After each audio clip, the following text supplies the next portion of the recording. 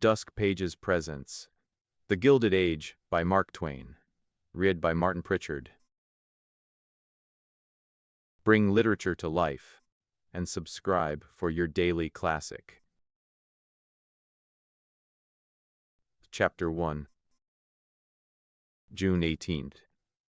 Squire Hawkins sat upon the pyramid of large blocks, called the Stile, in front of his house, contemplating the morning. The locality was Obedstown, East Tennessee. You would not know that Obedstown stood on the top of a mountain, for there was nothing about the landscape to indicate it, but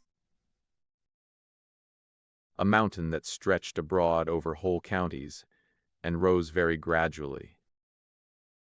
The district was called the Knobs of East Tennessee, and had a reputation like Nazareth, as far as turning out any good thing was concerned. Rubbish was scattered about the grassless yard. A bench stood near the door, with a tin wash basin on it, and a pail of water and a gourd. A cat had begun to drink from the pail, but the exertion was overtaxing her energies, and she had stopped to rest. There was an ash hopper by the fence, and an iron pot, for soft soap boiling, near it. This dwelling constituted 1/15 of Obedstown.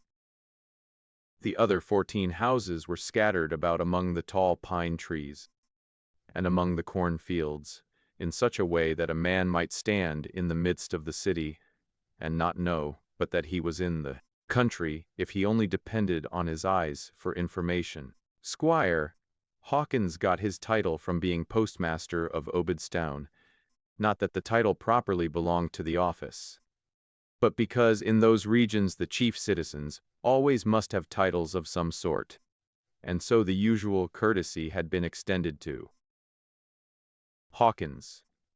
The mail was monthly, and sometimes amounted to as much as 3 or 4 letters at a single delivery. Even a rush like this did not fill up the postmaster's whole month, though, and therefore he kept store in the intervals. It was balmy and tranquil. The vagrant breezes were laden with the odor of flowers. The murmur of bees was in the air. There was everywhere that suggestion of repose that summer woodlands bring to the senses, and the vague, pleasurable melancholy that such a time and such surroundings inspire. Presently the United States mail arrived on horseback. There was but one letter, and it was for the postmaster. The long-legged youth who carried the mail tarried an hour to talk, for there was no hurry, and in a little while the male population of the village had assembled to help. Such coats and vests as did appear, however, were rather picturesque than otherwise, for they were made of tolerably fanciful patterns of calico, a fashion which prevails there to this day among those of the community who have tastes above the common. Every individual arrived with his hands in his pockets. A hand came out occasionally for a purpose, but it always went back again after service. And if it was the head that was served, just the cant that the dilapidated straw hat got by being uplifted and rooted under was retained until the next call altered the inclination. Many hats were present, but none were erect, and no two were canted just alike. We are speaking impartially of men, youths, and boys. Few of the men wore whiskers. None wore mustaches. Some had a thick jungle of hair under the chin and hiding the throat. The only pattern recognized there as being the correct thing in whiskers. But no part of any individual's face had seen a razor. For a week, these neighbors stood a few moments looking at the mail carrier reflectively while he talked. But fatigue soon began to show itself, and one after another they climbed up and occupied the top rail of the fence, hump-shouldered and grave, like a company of buzzards assembled for supper and listening for the death rattle. Old Dimrell said, "The hain't no news 'bout the jedge, hit ain't likely? Can't tell for sartin. Some thinks he's gwine to belong toreckly, and some thinks he hain't. Russ Mosley he told Ole Hanks he mought get to Obeds tomorrer next day, he reckoned. Well, I wished I knowed. I got a prime sow and pigs in the coat house, and I hain't got no place for to put him. If the jedge is a gwine to hold coat, I gotta rust him out, I reckon. But tomorrow'll do, I spect. The speaker bunched his thick lips together, like the stem end of a tomato, and shot a bumblebee dead that had lit on a weed 7 feet away. One after another, the several chewers expressed a charge of tobacco juice and delivered it at the deceased with steady aim and faultless accuracy. "What's a stirrin' down 'bout the forks?" continued old Dimrell. "Well, I dunno, scasely. Old Drake Higgins, he's been down to Shelby last week. His crap down, couldn't get shet o' the most of it. Hit wasn't no time for to sell, he say, so he fotch it back agin, lowin' to wait till fall. Talks 'bout goin' to Missouri lots, uvium's talkin' that away down thar. Ol' Higgins say, can't make a livin' here no mo', sich times as these. See, Higgins, he's been over to Kaintuck and married a high-toned gal thar, out in the fust families, and he's come back to the Forks with just a hell's mint o' whoop jamboree notions, folks says. He's tuck and fixed up the ol' house like they does in Kaintuck, he say, and there's been folks come clear from Turpentine for to see it. He's tuck and gommed it all over on the inside, with plasterin'. What's plasterin'? I dunno. Hit's what he calls it. Oly Ma'am Higgins, she told me. She say she wasn't gwine to hang out in no sich a dern hole like a hog. Says as it's mud or some sich kind o' nastiness that sticks and covers up everything. Plasterin', she calls it. This marvel was discussed at considerable length, and almost with animation, but presently there was a dogfight over in the neighborhood of the blacksmith shop, and the visitors slid off their perch like so many turtles and strode to the battlefield. With an interest bordering on eagerness, the squire remained and read his letter. Then he sighed and sat long in meditation. At intervals he said, Missouri, Missouri. Well, everything is so uncertain. At last he said, I believe I'll do it. A man will just rot here. My house, my yard, everything around me, in fact, shows that I am becoming one of these cattle, and I used to be thrifty in other times. He was not more than 35, but he had a worn look that made him seem older. His wife was there, constructing some dried apple pies. A slovenly urchin of 10 was dreaming over a rude weather vane of his own contriving. His small sister, close upon 4 years of age, was sopping cornbread in some gravy left in the bottom of a frying pan, and trying hard not to sop over a finger mark that divided the pan through the middle, for the other side belonged to the brother, whose musings made him forget his stomach for the moment. A Negro woman was busy cooking at a vast fireplace. Shiftlessness and poverty reigned in the place. Nancy, I've made up my mind. The world is done with me, and perhaps I ought to be done with it. But no matter, I can wait. I am going to Missouri. I won't stay in this dead country and decay with it. I've had it on my mind sometime. I'm going to sell out here for whatever I can get, and buy a wagon and team, and put you and the children in it, and start. Anywhere that suits you, suits me, see. And the children can't be any worse off in Missouri. They are here, I reckon. Motioning his wife to a private conference in their own room, Hawkins said, No, they'll be better off. I've looked out for them. Nancy, and his face lighted. Do you see these papers? Well, they are evidence that I have taken up 75,000 acres of land in this county. Think what an enormous fortune it will be some day. Why, Nancy, enormous don't express it. The word's too tame. I tell your Nancy. For goodness sake, say, wait, Nancy, wait, let me finish. I've been secretly bailing and fuming with this grand inspiration for weeks, and I must talk or I'll burst. Now all that is necessary to hold this land and keep it in the family is to pay the trifling taxes on it yearly, $5 or $10. The whole tract would not sell for over 1/3 of a cent an acre now, but some day people will be glad to get it for $20, $50, $100 an acre. What should you say to? Here, he dropped his to a whisper and looked anxiously around to see that there were no eavesdroppers. $1,000 an acre. Well, you may open your eyes and stare. But it's so. You and I may not see the day, but they'll see it. Mind, I tell you, they'll see it. Nancy, you've heard of steamboats, and maybe you believed in them. Of course you did. You've heard these cattle here scoff at them and call them lies and humbugs. But they're not lies and humbugs, they're a reality, and they're going to be a more wonderful thing someday than they are now. They're going to make a revolution in this world's affairs that will make men dizzy to contemplate. I've been watching while some people slept, and I know what's coming. Even you and I will see the day that steamboats will come up that little Turkey River to within 20 miles of this land of ours. And in high water they'll come right to it. And this is not all, Nancy. It isn't even half. There's a bigger wonder, the railroad. These worms here have never even heard of it, and when they do, they'll not believe in it. But it's another fact. Coaches that fly over the ground 20 miles an hour, heavens and earth. Think of that, Nancy.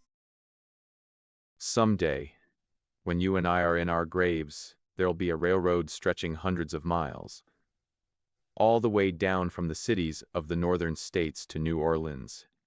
And it's got to run within 30 miles of this land, maybe even touch a corner of it. Well, do you know they've quit burning wood in some places in the eastern states? And what do you suppose they burn? He bent over and whispered again. There's worlds of it on this land. You know that black stuff that crops out of the bank of the branch? Well, that's it. You've taken it for rocks, so has everybody here. And they've built little dams and such things with it. One man was going to build a chimney out of it. Nancy, I expect, I turned as white as a sheet. Why, it might have caught fire and told everything. I showed him it was too crumbly. Then he was going to build it of copper, or splendid yellow 40%. Or there's fortunes upon fortunes of copper, ore on our land. It scared me to death. The idea of this fool starting a smelting furnace in his house without knowing it, and getting his dull eyes opened. And then he was going to build it of iron ore. There's mountains of iron ore here. Nancy, whole mountains of it. I wouldn't take any chances. I just stuck by him. I haunted him. I never let him alone till he built it of mud and sticks like all the rest of the chimneys in this dismal country. Pine forests, wheat land, corn land, copper, coal. Wait till the railroads come, and the steamboats will never see the day. Nancy, never in the world, never, never, never, child. We've got to drag along, and eat crusts in toil and poverty, all hopeless and forlorn. But they'll ride in coaches. Nancy, will they ever come back here, on the railroad and the steamboat, and say, this one little spot shall not be touched? It shall be sacred, for here our father and our mother suffered for us, thought for us, laid the foundations of our future as solid as the hills. You are a great, good, noble soul, C. Hawkins, and I am an honored woman to be the wife of such a man, and the tears stood in her eyes when she said it. We will go to Missouri. You are out of your place here, among these groping dumb creatures. We will find a higher place, where you can walk with your own kind, and be understood when you speak, not stared at as if you were talking some foreign tongue. I would go anywhere in the wide world with you.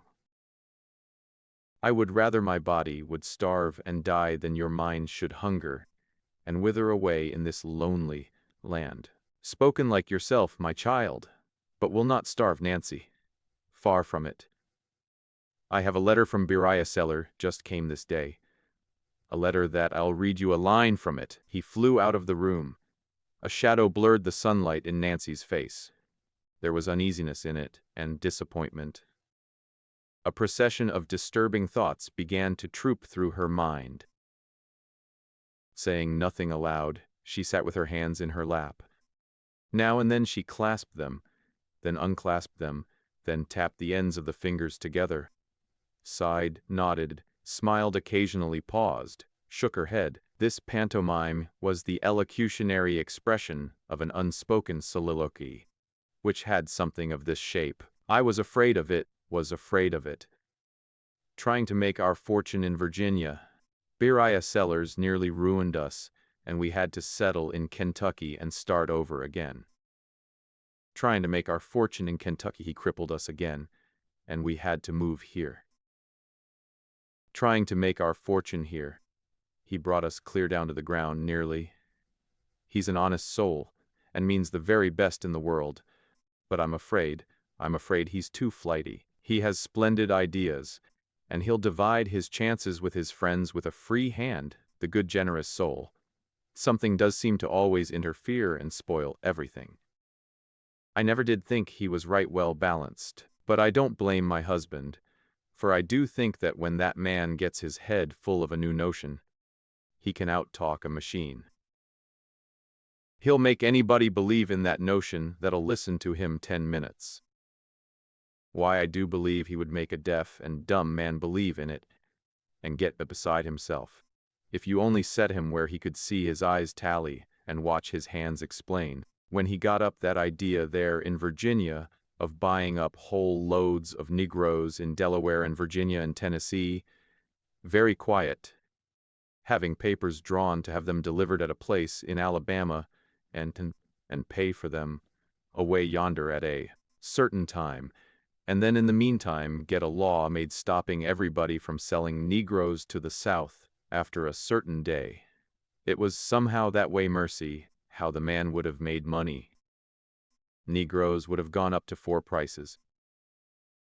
And there in Kentucky, when he raked up that old numbskull that had been inventing away at a perpetual motion machine for 22 years, and Beriah Sellers saw at a glance where just one more little cogwheel would settle the business. Why, I could see it as plain as day when he came in wild at midnight and hammered us out of bed and told the whole thing in a whisper, with the doors bolted and the candle in an empty barrel. Oceans of money, and anybody could see that. But it did cost a deal buy the old numbskull out. And then when they put the new cogwheel in, they'd overlooked something somewhere, and it wasn't any use. The troublesome thing wouldn't go. The man did honestly believe there was a fortune in that black gummy oil that stews out of the banks, he says, is coal. And he refined it himself till it was nearly, and it did burn. There's no 2 ways about that. And I reckon he'd have been all right in Cincinnati with his lamp that he got made. That time he got a house full of rich speculators to see him exhibit, only in the middle of his speech let go and almost blew the heads off the whole crowd. I haven't got over grieving for the money that cost yet. I am sorry enough Beriah Sellers is in Missouri now, but I was glad when he went. I wonder what his letter says. But of course it's cheerful. He's never downhearted, never had any trouble in his life, didn't know it if he had. It's always sunrise with that man, and fine and blazing. At that never ever gets noon, though leaves off and rises again. Nobody can help liking the creature, he means so well, but I do dread to come across him again. He's bound to set us all crazy, of course. Well, there goes old Widow Hopkins. It always takes her a week to buy a spool of thread and trade a hank of yarn. Maybe C can come with the letter now. He did. Widow Hopkins kept me.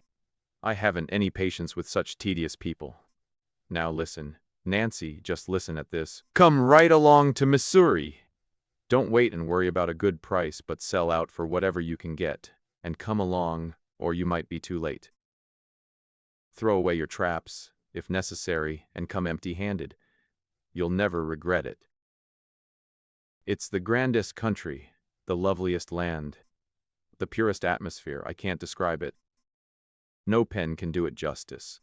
And it's filling up every day, people coming from everywhere. I've got the biggest scheme on earth, and I'll take you in.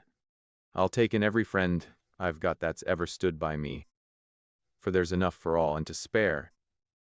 Mum's the word, don't whisper, keep yourself to yourself. You'll see, come! Rush! Hurry! Don't wait for anything. It's the same old boy, Nancy. Just the same old boy, ain't he? Yes, I think there's a little of the old sound about his voice yet. I suppose you'll still go see? Go! Well, I should think so, Nancy. It's all a chance, of course, and chances haven't been kind to us, I'll admit. But whatever comes, old wife, they're provided for. Thank God for that. Amen. Owen earnestly, and with an activity and a suddenness that bewildered Obedstown, and almost took its breath away. The Hawkinses hurried through with their arrangements in 4 short months, and flitted out into the great mysterious blank that lay beyond the knobs of Tennessee. Chapter 2. Toward the close of the 3rd day's journey, the wayfarers were just beginning to think of camping, when they came upon a log cabin in the woods. Hawkins drew rein and entered the yard. A boy about 10 years old was sitting in the cabin door with his face bowed in his hands. Hawkins approached, expecting his footfall to attract attention, but it did not. He halted it a moment, and then said, "Come, little chap, you mustn't be going to sleep before sundown." With a tired expression, the small face came up out of the hands. A face down which tears were flowing. "Ah, I'm sorry I spoke so, my boy. Tell me, is anything the matter?" The boy signified, with a scarcely perceptible gesture, that the trouble was in the house, and made room for Hawkins to pass. Then he put his face in his hands again, and rocked himself about, as one suffering a grief that is too deep to find in moan, or groan, or outcry. Hawkins stepped within. It was a poverty-stricken place.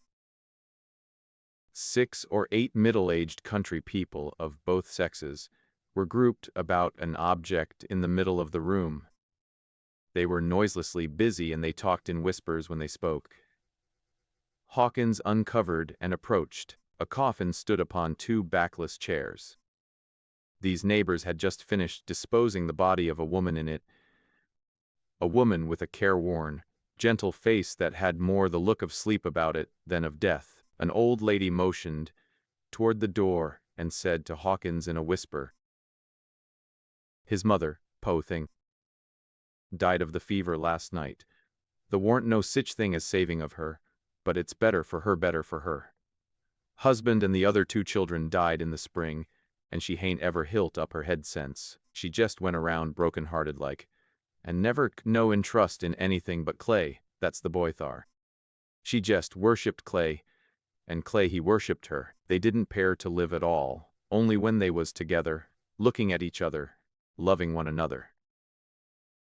She's been sick 3 weeks, and, if you believe me, that child has worked, and kept the run of the medicine, and the times of giving it, and sot up nights and nussed her, and tried to keep up her sperrits, the same as a grown-up person. But bimeby she roused up, like, and looked around wild, and then she see him, and she made a great cry and snatched him to her breast and hilt him close and kissed him over and over again. But it took the last strength she had, and so her eyelids began to close down, and her arms sort of drooped away, and then we see she was gone, po' creeter. And Clay, the po' motherless thing. Can't talk about it, I can't bear to talk about it." Clay had disappeared from the door, but he came in, now, and the neighbors reverently fell apart and made way for him. He leaned upon the open coffin and let his tears course silently. After a bit he brought his other hand up from behind him and laid 3 or 4 wild flowers upon the breast, bent over and kissed unresponsive lips time and time again, and then turned away and went out of the house without looking at any of the company. The old lady said to Hawkins, "She always loved that kind o' flowers. He fetched 'em for her every morning, and she always kissed him. They was from away north summers she kept school when she fust come. Goodness knows what's to become o' that po' boy. No father, no mother, no kinfolks of no kind. Nobody to go to, nobody that cares for him, and all of us is so put to it for to get along, and families so large." Hawkins understood. All eyes were turned inquiringly upon him.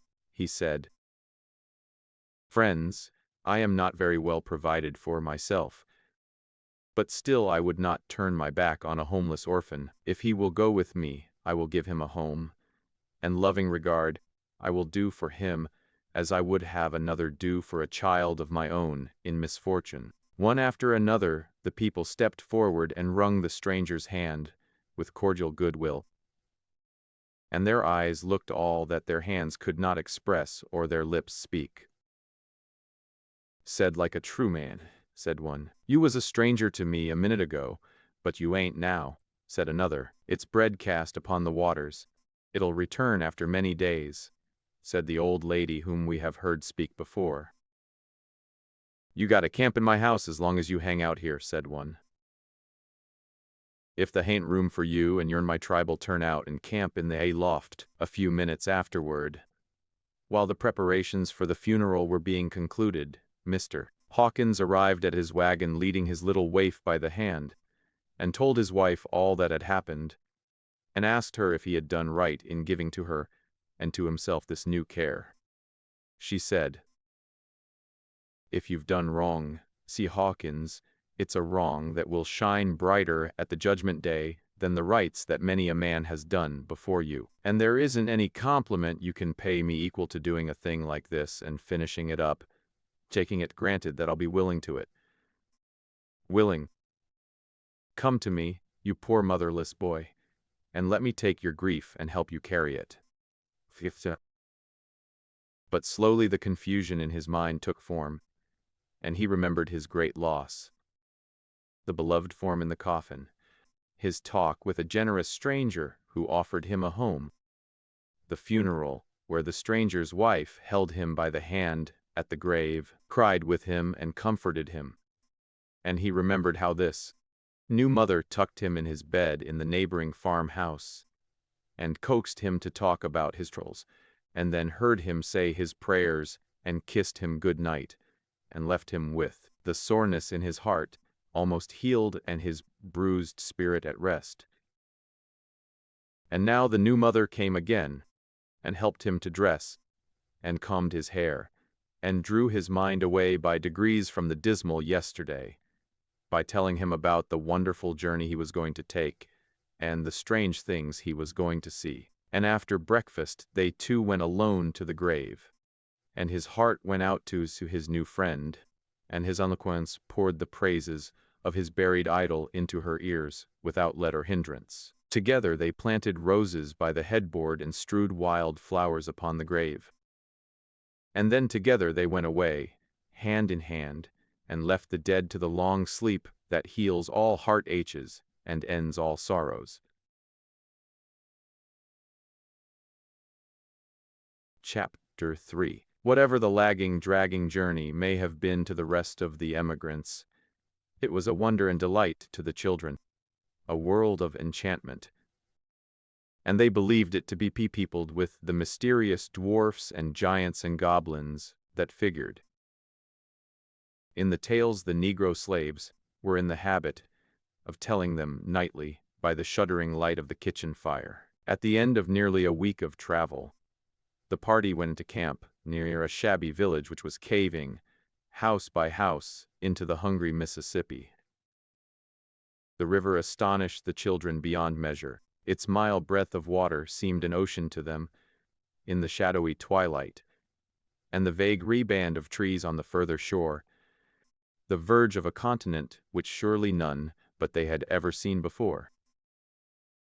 Uncle Dale, colored, aged 40, his wife, Aunt Jenny, aged 30, young Miss Emily Hawkins, young Mars Washington Hawkins, and young Mars Clay, the new member of the family, ranged themselves on a log after supper and contemplated the moon rose and sailed aloft through a maze of shredded cloud wreaths.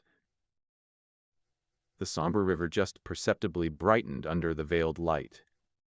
A deep silence pervaded the air and was emphasized, at intervals rather than broken, by the hooting of an owl, the baying of a dog, or the muffled crash of a carving bank in the distance. The little company assembled on the log were all children, at least in simplicity and broad and comprehensive ignorance, and the remarks they made about the river were in keeping with the character. And so awed were they by the grandeur and the solemnity of the scene before them, and by their belief that the air was filled with invisible spirits, and that the faint zephyrs were caused by their passing wings, that all their talk took to itself a tinge of the supernatural, and their voices were subdued to a low and reverent tone. Suddenly Uncle Daniel exclaimed, "Chillin', some fina common," all crowded close together, and every heart beat faster. Uncle Daniel pointed down the river with his bony finger.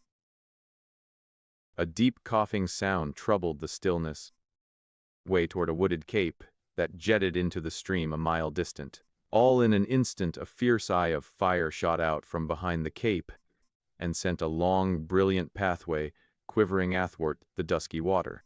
The coughing grew louder and louder. The glaring eye grew larger and still larger, glared wilder and still wilder. A huge shape developed itself out of the gloom, and from its tall duplicate horns dense volumes of smoke, starred and spangled with sparks, poured out and went tumbling away into the farther darkness. Nearer and nearer the thing came, till its long sides began to glow with spots of light, which mirrored themselves in the river, and attended the monster like a torchlight procession. "What is it? Oh, what is it, Uncle Daniel?" With deep solemnity, the answer came. "It's the Almighty. Get down on yo knees." It was not necessary to say it twice. They were all kneeling in a moment. And then, while the mysterious coughing rose stronger and stronger, and the threatening glare reached farther and wider, the Negro's voice lifted up its supplications. "O Lord, we's been mighty wicked, and we knows dat we 'serve to go to de bad place, but good Lord, de Lord, we ain't ready yit. We ain't ready let days po chillin' hab one mo chance. Jiz one mo chance. Take de ole nigga if you's got to hab somebody. Good Lord, good de Lord, we don't know wha you's a gwine to. We don't know who you's got yo eye on. We knows by de way you's a comin'. We knows by de way you's a tiltin' along in yo chariot o fia dat some po sinners a gwine to catch it. And dear Lord, good Lord, it ain't like yo mercy.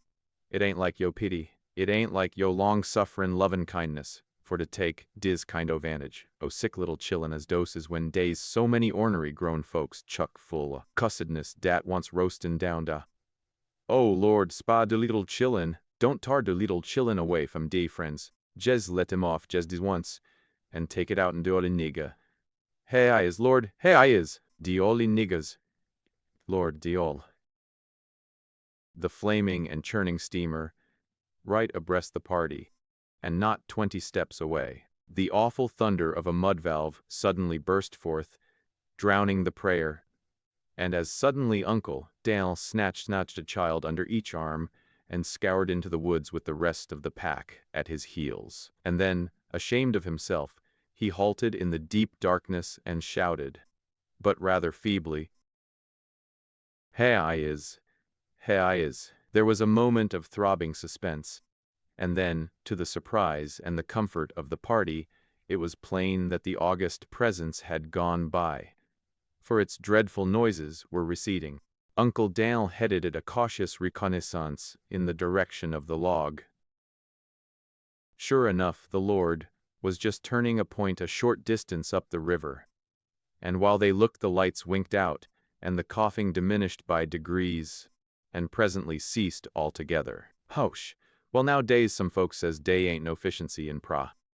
Dese Sheila would like to know wha we'd a been now if it warn't dat pra. Dat's it.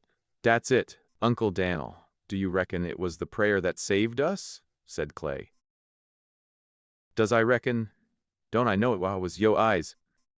Warn't de Lord jes a cumin chow, and a going on turrible, and a little do de Lord gat wait out days some don't suit him, and warn't he a lookin' right at dis gang hair, and warn't he jes a reachin' for 'em, and you spec he gwine to let him off doubt somebody asked him to do it? No indeedy. Do you reckon he saw us, Uncle Daniel? De law sakes, Chilo, didn't I see him a lookin' at us? Did you feel scared, Uncle Daniel? No, saw. When a man is gauged in pra, He ain't 'fraid o' nuffin' day, can't nuffin' tetch him. Well, what did you run for? Well, I Mars Clay. When a man is under the influence ob the spirit, he do know what he's 'bout, no sah. Dat man do know what he's 'bout. You mout take en Todd ye head offen dat man and he wouldn't scasely find it out. Dates de Hebrew chillun dat went fruv de fire. Dey was burnt considerable ob coast dey was. But dey didn't know nuffin 'bout it heal right up agin.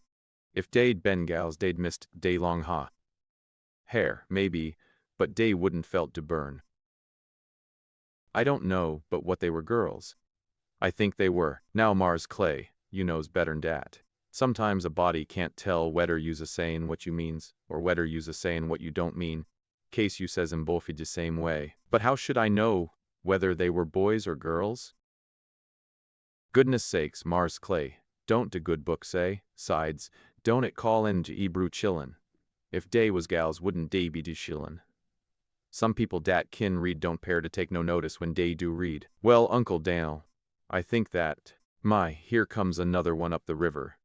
There can't be two. We gone dis time, we done gone dis time, show. Dey ain't two. Mars Clay dey de same one. De Lord kin pair in a second. Goodness, how do fire and de smoke do belch up? Dat mean business, honey.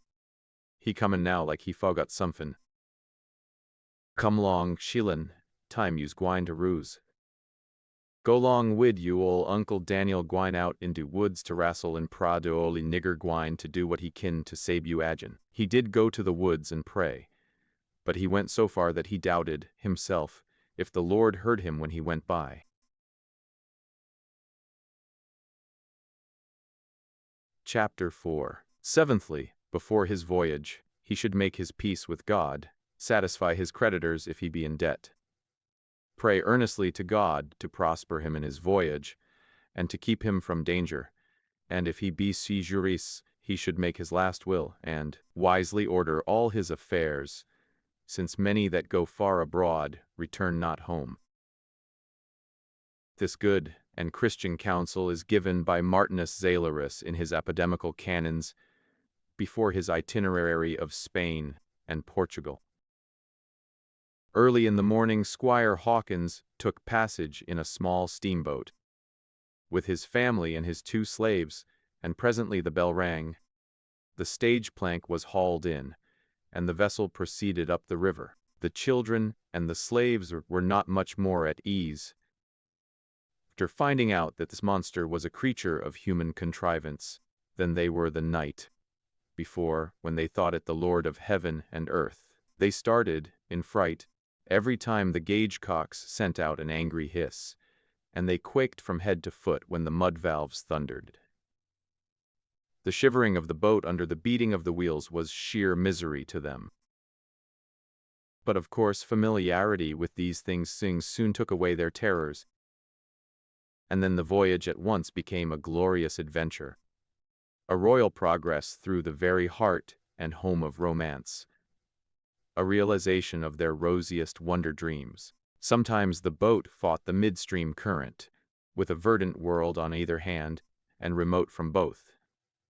Sometimes she closed in under a point, where the dead water and the helping eddies were, and shaved the bank so closely that the decks were swept by the jungle of overhanging willows and littered with a spoil of leaves.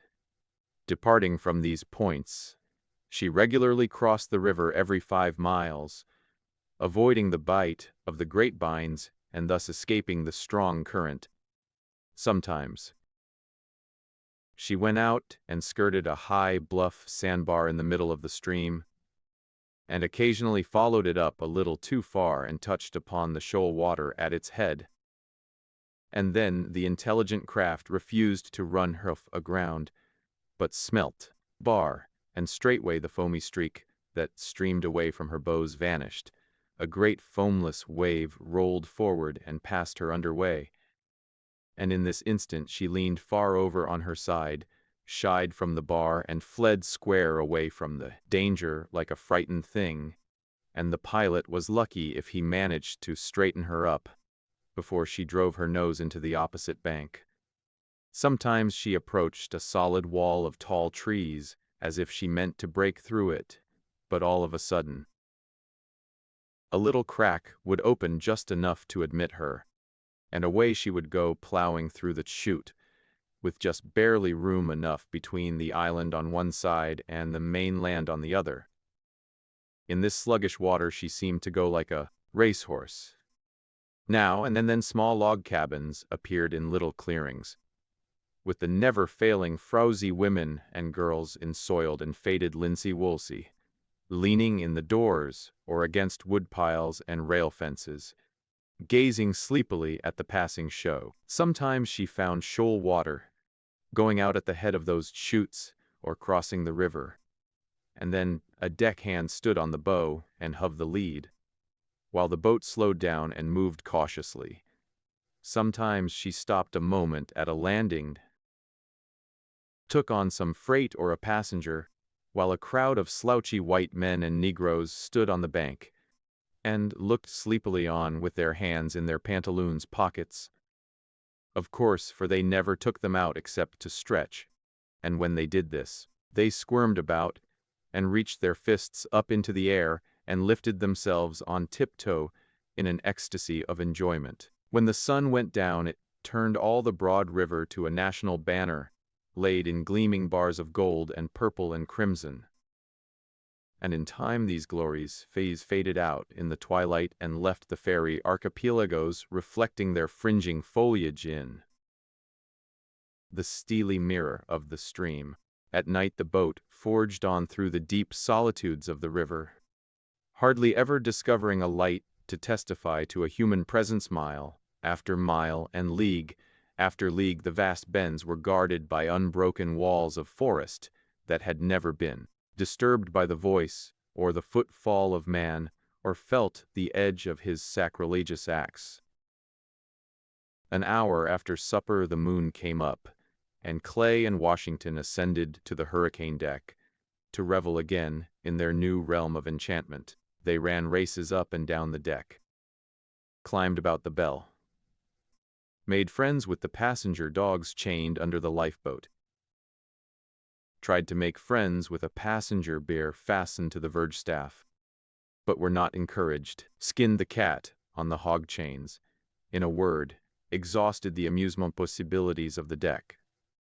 Then they looked wistfully up at the pilot house, and finally, little by little, Clay ventured up there, followed diffidently by Washington.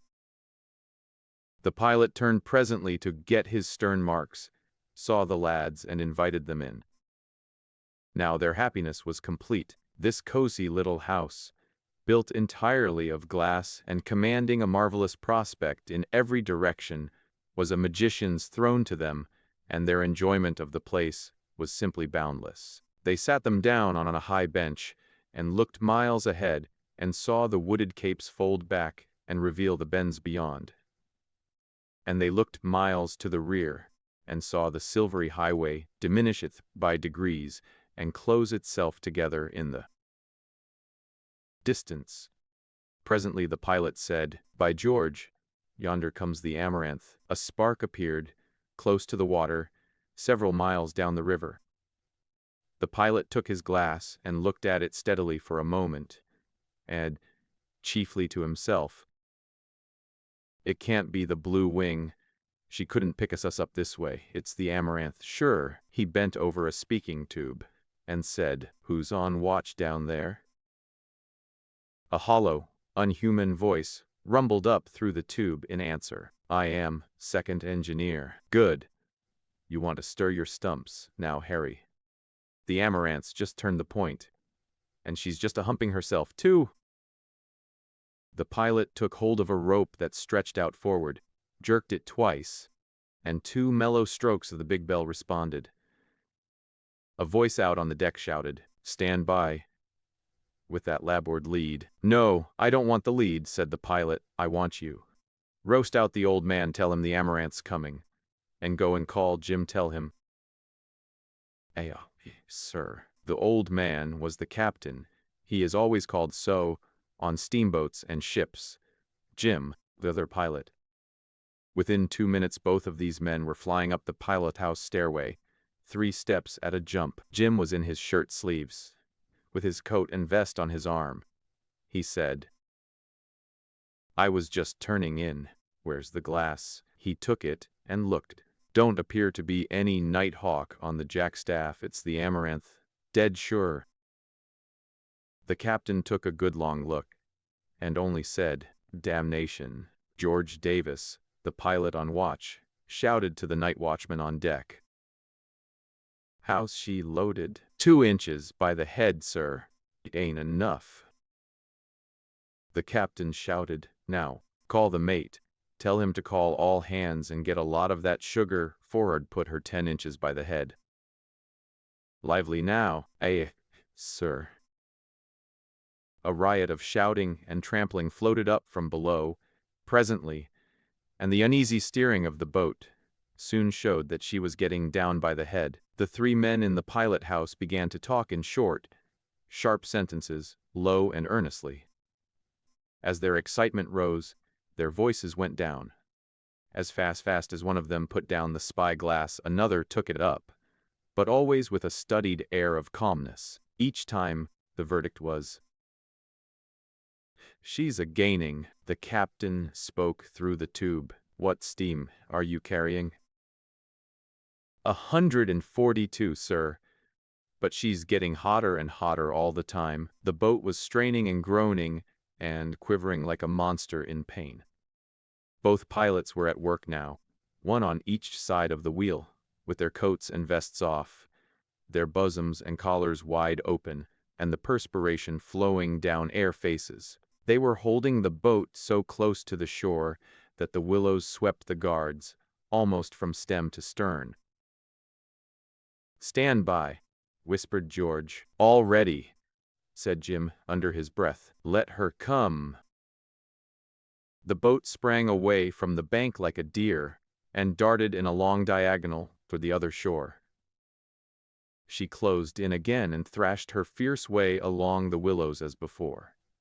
The captain put down the glass. "Lord, how she walks up on us. I do hate to be beat." "Jim," said George, looking straight ahead, watching the slightest yawing of the boat, and promptly meeting it with the wheel.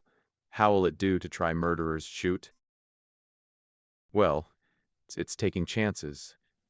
How was the cottonwood stump on the false point below Boardman's Island this morning? Water just touching the roots. Well, it's pretty close work. That gives 6 feet scant in the head of murderers shoot.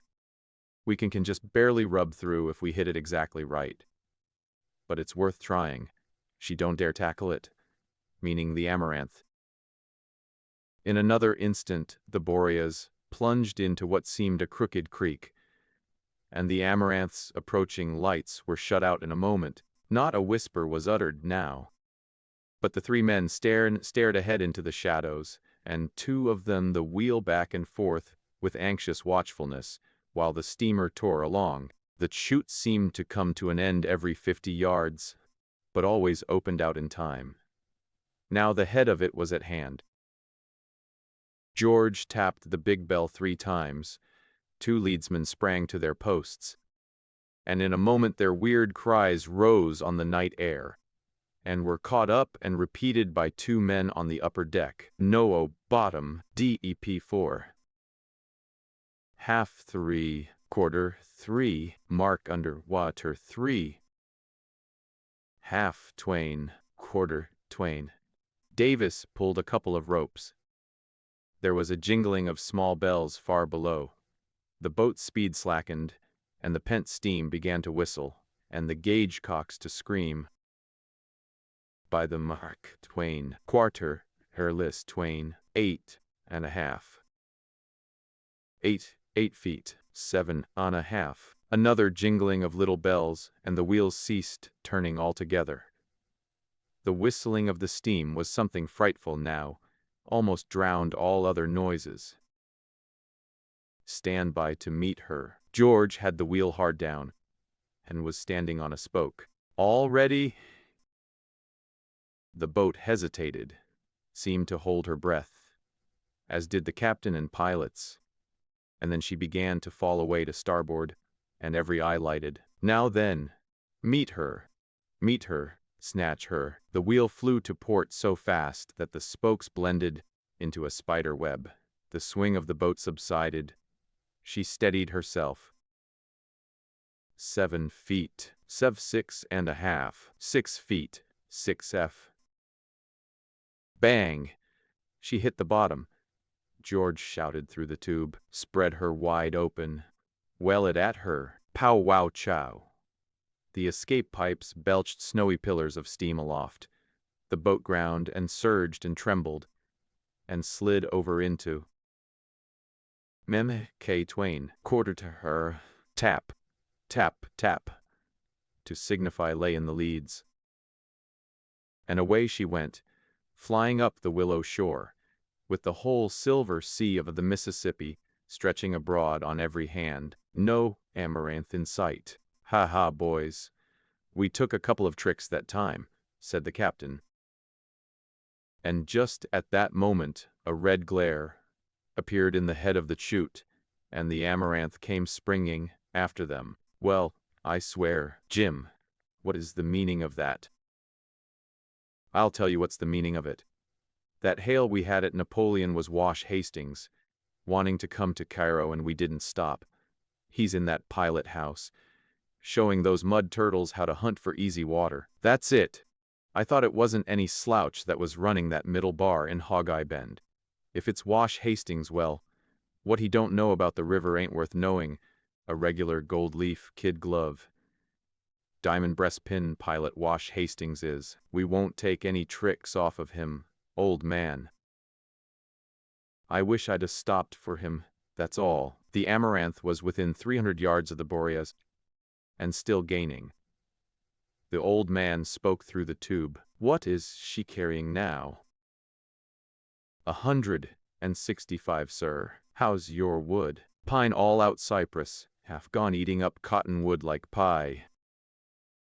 Break into that rosin on the main deck, pile it in. The boat can pay for it. Soon the boat was plunging and quivering and screaming more madly than ever. But the amaranth's head was almost abreast the Boreas's stern. How's your steam now, Harry? 182, sir. Break up the casks of bacon in the forward hold. Pile it in. Levy on that turpentine in the fantail drench, every stick of wood with it. The boat was a moving earthquake by this time.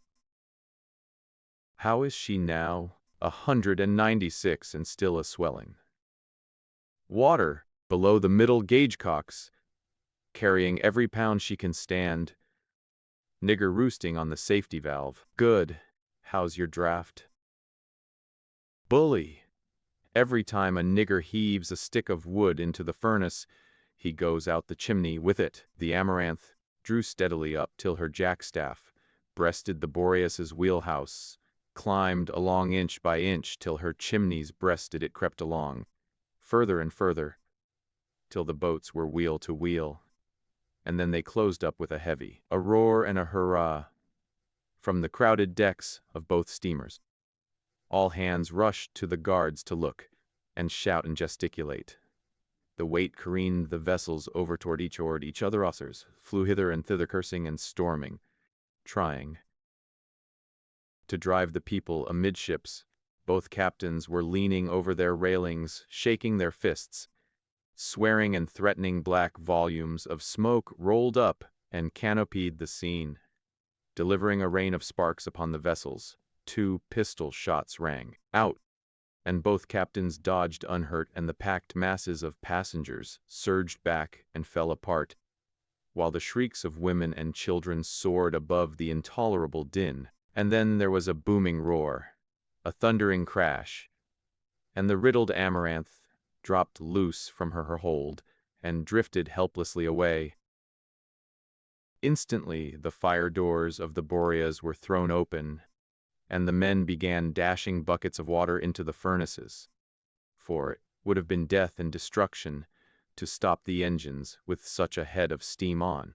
As soon as possible the Boreas dropped down to the floating wreck and took off the dead, the wounded and the unhurt, at least all that could be got at, for the whole forward half of the boat was a shapeless ruin, with the great chimneys lying crossed on top of it, and underneath were a dozen victims imprisoned alive and wailing for help. While men with axes worked with might and main to free these poor fellows, the Boreas's boats went about, picking up stragglers from the river. And now a new horror presented itself. The wreck took fire from the dismantled furnaces. Never did men work with a heartier will than did those stalwart braves with the axes. But it was of no use. The fire ate its way steadily, despising the bucket brigade that fought it. It scorched the clothes, it singed the hair of the axemen, it drove them back. Foot by foot, inch by inch, they wavered, struck a final blow in the teeth of the enemy, and surrendered. And as they fell back they heard prisoned voices saying, "Don't leave us, don't desert us, don't do it." And one poor fellow said, "I am Henry Worley, striker of the Amaranth. My mother lives in St. Louis. Tell her a lie for a poor devil's sake. Say I was killed in an instant, and never knew what hurt me, though God knows I've neither scratch nor bruise this moment. It's hard to burn up in a coop like this with the whole wide world so near. Goodbye, boys.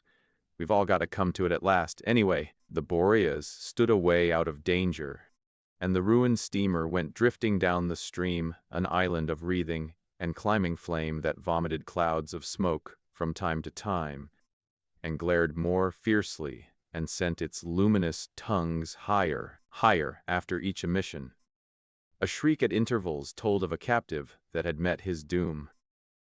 The wreck lodged upon a sandbar, and when the Boreas turned the next point on her upward journey, it was still burning with scarcely abated fury. 11 poor creatures lay dead, and 40 more lay moaning, or pleading or screaming, while good Samaritans moved among them doing what they could to relieve their sufferings, bathing their chinless faces and bodies with linseed oil and lime water, and covering the places with bulging masses of raw cotton that gave to every face and form a dreadful and unhuman aspect. A little wee French midshipman of 14 lay fearfully injured, but never uttered a sound till a physician of Memphis was about to dress his hurts. Then he said, "Can I get well? You need not be afraid to tell me." "No, I am afraid you cannot." "Then do not waste your time with me, those that can get well. But help those that can get well. It is not for me to be a girl. I carry the blood of 11 generations of soldiers in my veins." The physician himself, a man who had seen service in the Navy in his time, touched his hat to this little hero and passed on. The head engineer of the Amaranth, a grand specimen of physical manhood, struggled to his feet, a ghastly spectacle, and strode toward his brother, the second engineer, who was unhurt. He said, "You were on watch. You were boss. You would not listen to me when I begged you to reduce your steam. Take that. Take it to my wife and tell her it comes from me, by the hand of my murderer. Take it, and take my curse with it to blister your heart 100 years, and may you live so long." And he tore a ring from his finger, stripping flesh and skin with it, threw it down and fell dead. But these things must not be dwelt upon. The Boreas landed her dreadful cargo at the next large town, and delivered it over to a multitude of eager hands and warm southern hearts. A cargo amounting by this time to 39 wounded persons and 22 dead bodies. And with these she delivered a list of 96 missing persons that had drowned or otherwise perished at the scene of the disaster.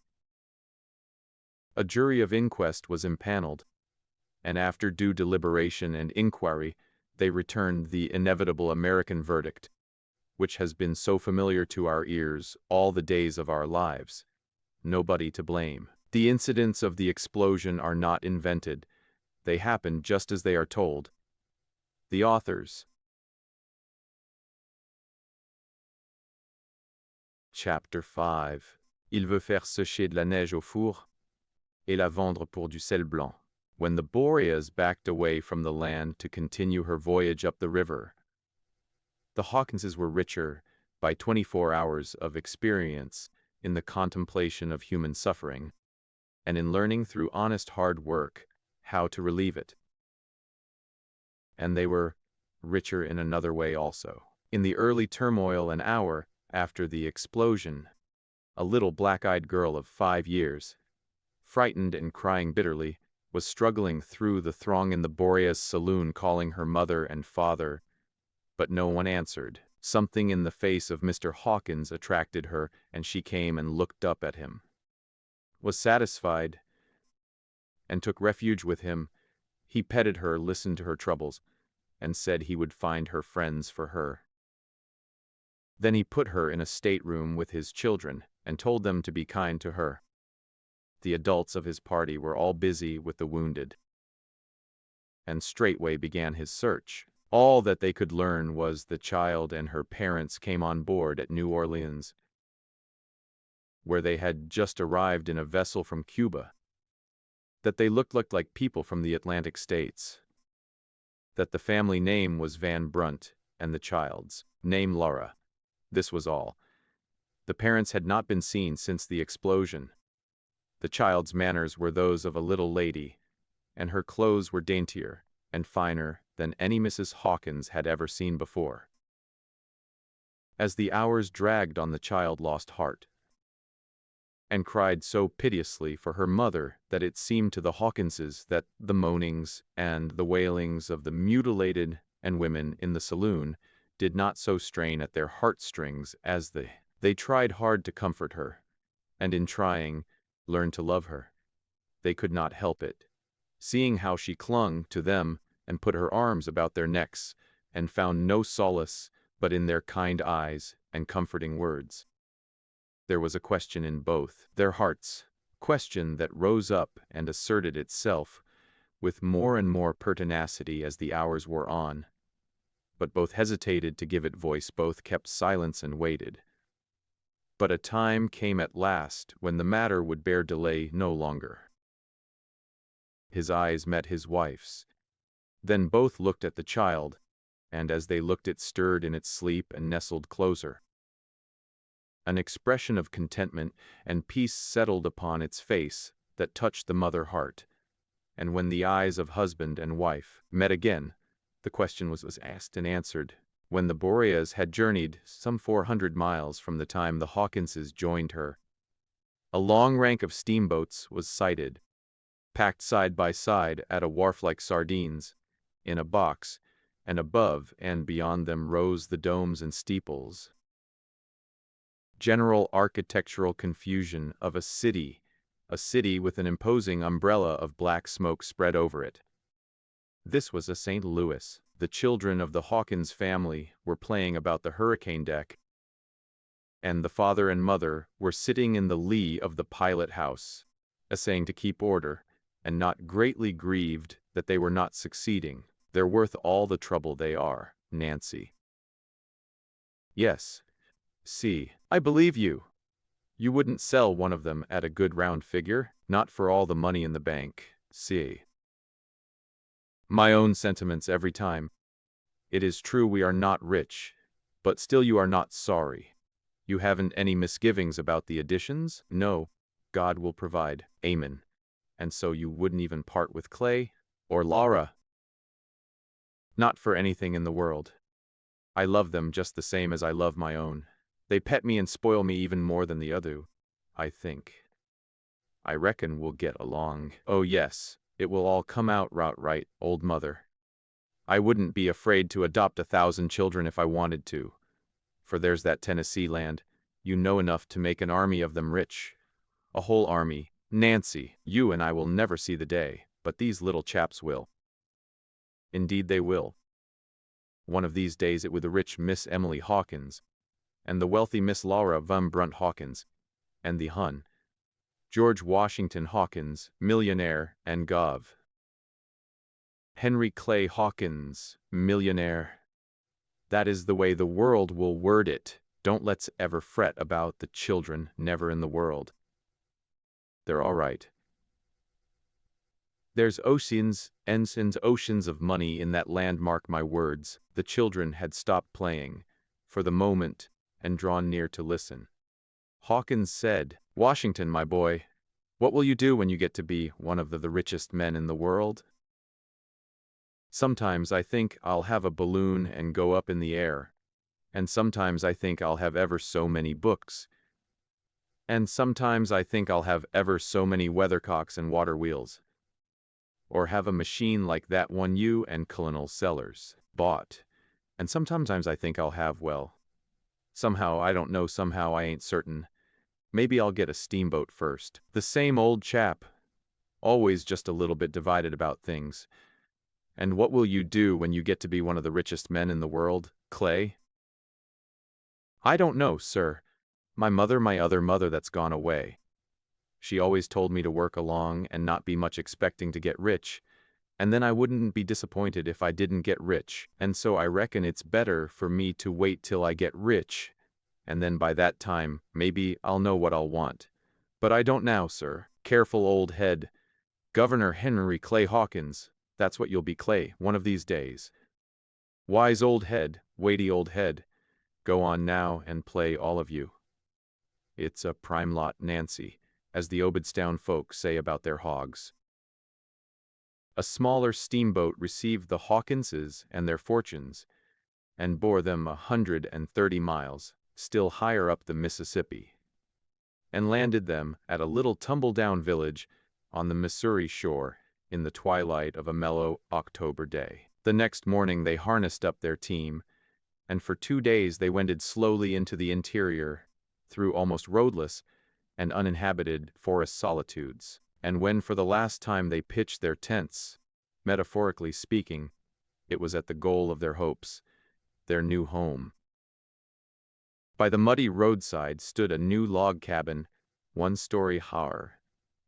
Clustered in the neighborhood were 10 or 12 more cabins, some new, some old. In the sad light of the departing day, the place looked homeless enough. 2 or 3 coatless young men sat in front of the store on a dry goods box, and whittled it with their knives, kicked it with their vast boots, and shot tobacco juice at various marks. Several ragged Negroes leaned comfortably against the posts of the awning, and contemplated the arrival of the wayfarers with lazy curiosity. All these people presently managed to drag themselves to the vicinity of the Hawkins wagon, and there they took up permanent positions, hands in pockets and resting on one leg. And thus anchored, they proceeded to look and enjoy. Vagrant dogs came wagging around and making inquiries of Hawkins's dog, which were not satisfactory, and they made war on him in concert. This would have interested the citizens, but it was too many on one to amount to anything as a fight, and so they commanded the peace, and the foreign dog coiled his tail and took sanctuary under the wagon. Slatternly Negro girls and women slouched along with pails, deftly balanced on their heads, and joined the group and stared. Little half-dressed white boys, and little Negro boys with nothing whatever on but tow linen shirts, with a fine southern exposure, came from extensions and stood with their hands locked together behind them, and aided in the inspection. The rest of the population were laying down their employments and getting ready to come, when a man burst through the assemblage and seized the newcomers by the hands in a frenzy of welcome, and exclaimed, indeed, almost shouted, "Well, who could have believed it? Now, is it you sure enough? Turn around. Hold up your heads. I want to look at you good. Well, well, well, it does seem most too good to be true, I declare. Lord, I'm so glad to see you. Does a body's whole soul good to look at you? Shake hand. Keep on shaking hands. Goodness gracious alive. What will my wife say? Oh yes, indeed. It's so. Married only last week, lovely. Perfectly lovely creature. The noblest woman that ever. You'll like her, Nancy. Like her. Lord bless me, you'll love her. You'll done her. You'll be twins. Well, well, well, let me look at you again. Same old. Why, bless my life, it was only just this very morning that my wife says, Colonel. She will call me Colonel spite of everything I can do. She says, Colonel. Something tells me somebody's coming, and sure enough here you are, the last people on earth a body could have expected. Why, she'll think she's a prophetess, and hanged if I don't think so too. And you know there ain't any country but what a prophet's an honor to, as the proverb says. Lord bless me, and here's the children, too. Washington, Emily, don't you know me? Come, give us a kiss. Won't I fix you, though? Pony.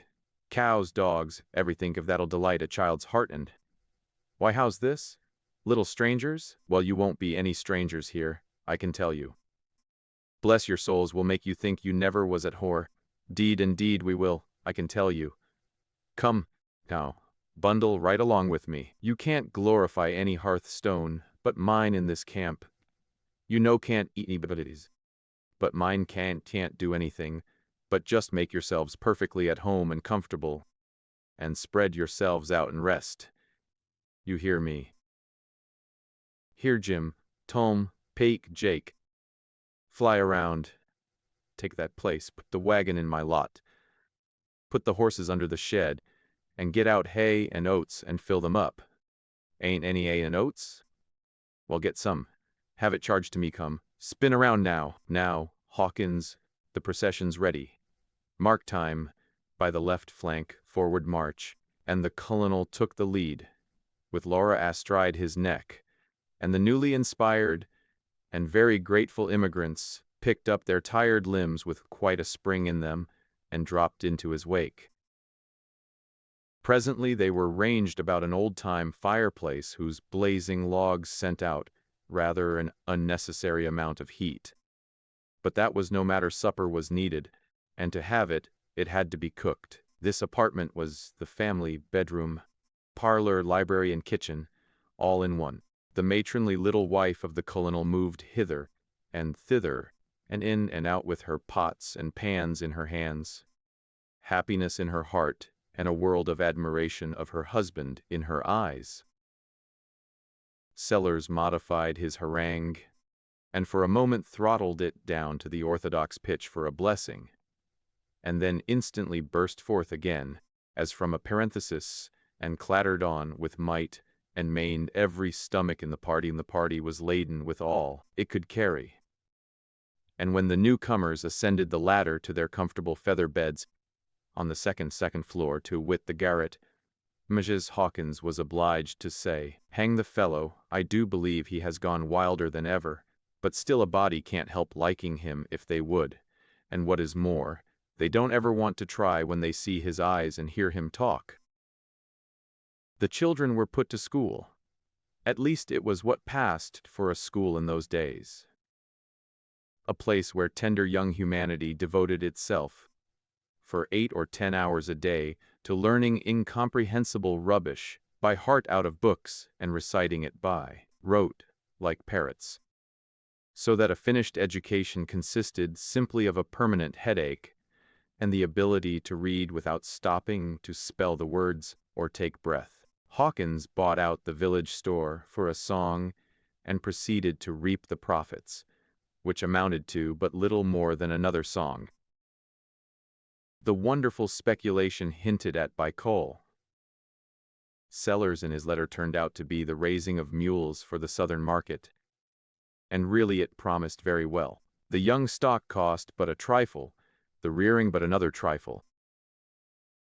And so Hawkins was easily persuaded to embark his slender means in the enterprise, and turn over the keep and care of the animals to Sellers and Uncle Dan'l. But they knew that the rod attracted the lightning, and so they gave the place a wide berth in a storm, for they were familiar with marksmanship, and doubted if the lightning could hit that small stick at a distance of 1.5 miles oftener than once in 150 times.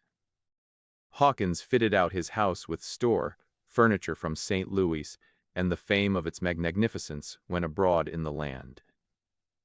Even the parlor carpet was from St. Louis, though the other rooms were clothed in the rag carpeting of the country. Hawkins put up the first paling fence that had ever adorned the village, and he did not stop there, but whitewashed it. His oilcloth window curtains had noble pictures on them of castles, such as had never been seen anywhere in the world, but on window curtains. Hawkins enjoyed the admiration these prodigies compelled, but he always smiled to think how poor and cheap they were, compared to what the Hawkins mansion would display in a future day, after the Tennessee land should have borne its minted fruit. Even Washington observed, once, that when the Tennessee land was sold, he would have a store carpet in his and Clay's room like the one in the parlor. This pleased Hawkins, but it troubled his wife. It did not seem wise to her to put one's entire earthly trust in the Tennessee land and never think of doing any work. Hawkins took a weekly Philadelphia newspaper and a semi-weekly St. Louis Journal, almost the only papers that came to the village, though Godey's Lady's Book found a good market there, and was regarded as the perfection of polite literature by some of the ablest critics in the place. Perhaps it is only fair to explain that we are writing a bygone age some 20 or 30 years ago. In the two newspapers referred to lay the secret of Hawkins's growing prosperity. They kept him informed of the condition of the crop south and east, and thus he knew which articles were likely to be in demand and which articles were likely to be unsalable, weeks and even months in advance of the simple folk about him. As the months went by, he came to be regarded as a wonderfully lucky man. It did not occur to the citizens that brains were at the bottom of his luck. His title of squire came into vogue again, but only for a season, for, as his wealth and popularity augmented, that title, by imperceptible stages, grew up into judge. Indeed, it bade fair to swell into general by and by. All strangers of consequence who visited the village gravitated to the Hawkins mansion and became guests of the judge. Hawkins had learned to like the people of his section very much. They were uncouth and not cultivated, and not particularly industrious. But they were honest and straightforward, and their virtuous ways commanded respect. Their patriotism was strong, their pride in the flag of the old-fashioned pattern, their love of country amounted to idolatry. Whoever dragged the national honor in the dirt won their deathless hatred. They still cursed Benedict Arnold, as if he were a personal friend who had broken faith. But a week gone by. Chapter 6. We skip 10 years, and this history finds certain changes to record. Judge Hawkins and Cull. Sellers have made and lost 2 or 3 moderate fortunes in the meantime and are now pinched by poverty. Sellers has 2 pairs of twins and 4 extras. In Hawkins's family are 6 children of his own and 2 adopted ones. From time to time, as fortune smiled, the elder children got the benefit of it, spending the lucky seasons at excellent schools in St. Louis, and the unlucky ones at home in the chafing discomfort of straitened circumstances. Neither the Hawkins children nor the world that knew them ever supposed that one of the girls was of alien blood and parentage. Such difference as existed between Laura and Emily is not uncommon in a family. The girls had grown up as sisters, and they were both too young at the time of the fearful accident on the Mississippi that it was that which had thrown their lives together. And yet anyone who had known the secret of Laura's birth and had seen her during these passing years, say at the happy age of 12 or 13, would have fancied that he knew the reason why she was more winsome than her school companion. Philosophers dispute whether it is the promise of what she will be in the careless schoolgirl that makes her attractive, the undeveloped maidenhood, or the mere natural, careless sweetness of childhood. If Laura at 12 was beginning to be a beauty, the thought of it had never entered her head. No, indeed. Her mind was filled with more important thoughts. To her simple schoolgirl dress, she was beginning to add those mysterious little adornments of ribbon knots and earrings, which were the subject of earnest consultations with her grown friends. When she tripped down the street on a summer's day with her dainty hands propped into the ribbon-broidered pockets of her apron, and elbows consequently more or less akimbo, with her wide leghorn hat flapping down, and hiding her face one moment, and blowing straight up against her forehead the next, and making its revealment of fresh young beauty, with all her girlish airs and graces in full play, and that sweet ignorance of care, and that atmosphere of innocence and purity all about her, that belonged to her gracious time of life. Indeed, she was a vision to warm the coldest heart and bless and cheer the saddest. Willful, generous, forgiving, imperious, affectionate, improvident, bewitching, in short was Laura at this period. Could she have remained there, this history would not need to be written, but Laura had grown to be almost a woman in these few years, to the end of which we have now years, which had seen Judge Hawkins pass through so many trials. When the judge's first bankruptcy came upon him, a homely human angel intruded upon him with an offer of often $500 for the Tennessee land. Mrs. Hawkins said, "Take it." It was a grievous temptation, but the judge withstood it. He said the land was for the children. He could not rob them of their future millions for so paltry a sum. When the second blight fell upon him, another angel appeared and offered $3,000 for the land. He was in such deep distress that he allowed his wife to persuade him to let the papers be drawn. But when his children came into his presence in their poor apparel, he felt like a traitor and refused to sign. But now he was down again, and deeper in the mire than ever. He paced the floor all day. He scarcely slept at night. He blushed even to acknowledge it to himself, but treason was in his mind. He was meditating, at last, the sale of the land. Mrs. Hawkins stepped into the room. He had not spoken a word, but he felt as guilty as if she had caught him in some shameful act. She said, "See, I do not know what we are going to do. The children are not fit to be seen. Their clothes are in such a state. But there's something more serious still. There is scarcely a bite in the house to eat. Why, Nancy, go to Johnson. He has hinted to our children that he would rather they wouldn't come about his yard to play with his children, which I can bear, and bear easy enough, for they're not a sort we want to associate with much. But what I can't bear with any quietness at all is his telling Frankie our bill was running pretty high this morning when I sent him for some meal. And that was all he said.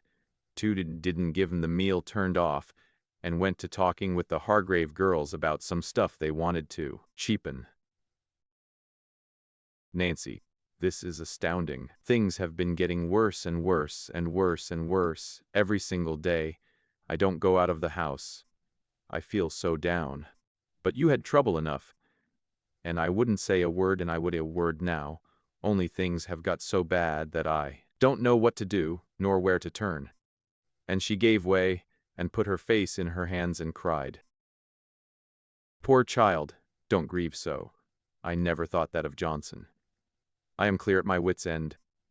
I don't know what in the world to do. Now if somebody would come along and offer 3,000 If somebody only would come along and offer $3,000 for that Tennessee land, you'd sell it, said Mrs. Hawkins excitedly. Try me. Mrs. Hawkins was out of the room in a moment. Within a minute she was back again with a business-looking stranger, whom she seated, and then she took her leave again.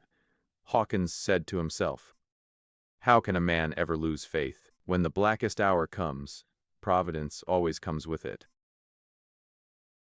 This is the very timeliest help that ever poor harried devil had. If this blessed man offers but 1,000, I'll embrace him like a brother." The stranger said, "I am aware that you own 75,000 acres of land in East Tennessee, and without sacrificing your time, I will come to the point at once. I am agent of an iron manufacturing company, and they empower me to offer you $10,000 for that land." Hawkins's heart bounded within him. His whole frame was racked and wrenched with fettered hurrahs. His first impulse was to shout "Done!" and "God bless the iron company, too!"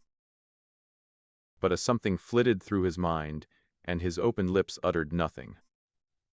The enthusiasm faded away from his eyes, and the look of a man who is thinking took its place. Presently, in a hesitating, undecided way, he said, "Well, it don't seem quite enough. That is a very valuable property, very valuable. It's brimful of iron ore, sir, brimful of it, and copper, coal, everything you can think of. Now I'll tell you what I'll do. I'll reserve everything except the iron, and I'll sell them the iron property for $15,000 cash. I to go in with them and own an undivided interest of 1/2 the concern, or the stock, as you may say. I'm out of business, and I'd just soon help run the thing as not. Now how does that strike you?" "Well, I am only an agent of these people, who are friends of mine, and I am not even paid for my services. To tell you the truth, I have tried to persuade them not to go into the thing, and I have come square out with their offer, without throwing out any feelers, and I did it in the hope that you would refuse. A man pretty much always refuses another man's first offer, no matter what it is. But I have performed my duty, and will take pleasure in telling them what you say." He was about to rise. Hawkins said, "Wait a bit."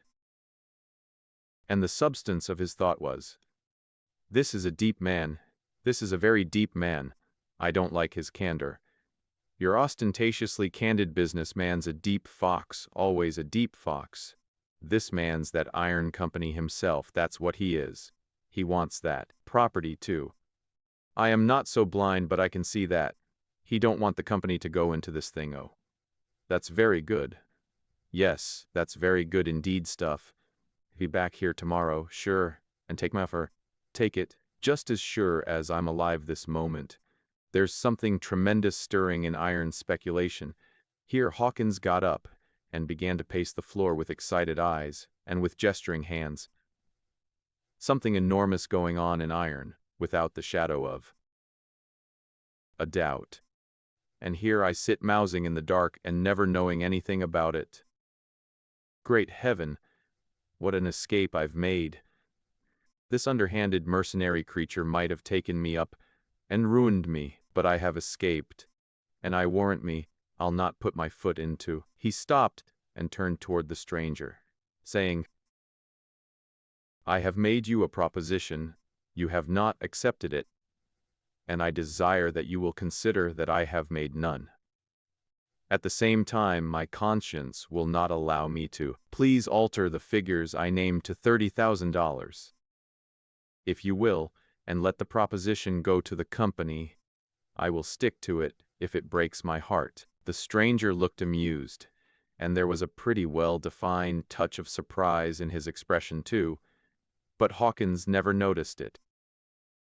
Indeed, he scarcely noticed anything or knew what he was about. The man left.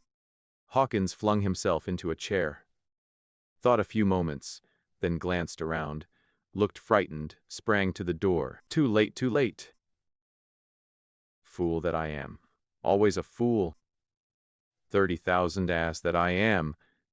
Oh, why didn't I say 50,000? He plunged his hands into his hair, and leaned his elbows on his knees, and fell to rocking himself back and forth in anguish. Mrs. Hawkins sprang in, beaming. "Well, see? Oh, confound it, Nancy. I've gone and done it now." "Done what, see, for mercy's sake?" "Done everything. Ruined everything. Tell me, don't keep a body in such suspense. Didn't he buy after all? Didn't he make an offer?" "Offer? He offered $10,000 for our land, and—" "Thank the good Providence from the very bottom of my heart of hearts. What sort of ruin do you call that? See, Nancy, do you suppose I listened to such a preposterous proposition? No. Thank fortune I'm not a simpleton. I saw through the pretty scheme in a second. It's a vast iron speculation. Millions upon millions in it, but fool as I am, I told him he could have half the iron property for 30,000. And if I only had him back here, he couldn't touch it for a cent less than $250,000. Mrs. Hawkins looked up white and despairing. You threw away this chance, you let this man go. And we in this awful trouble? You don't mean it, you can't mean it. Throw it away? Catch me at it. Why, woman, do you suppose that man don't know what he is about? Bless you, he'll be back fast enough tomorrow. Never, never, never. He never will come back. I don't know what is to become of us. I don't know what in the world is to become of us. A shade of uneasiness came into Hawkins's face. He said, Why, Nancy, you can't believe what you are saying. Believe it, indeed? I know it, sigh.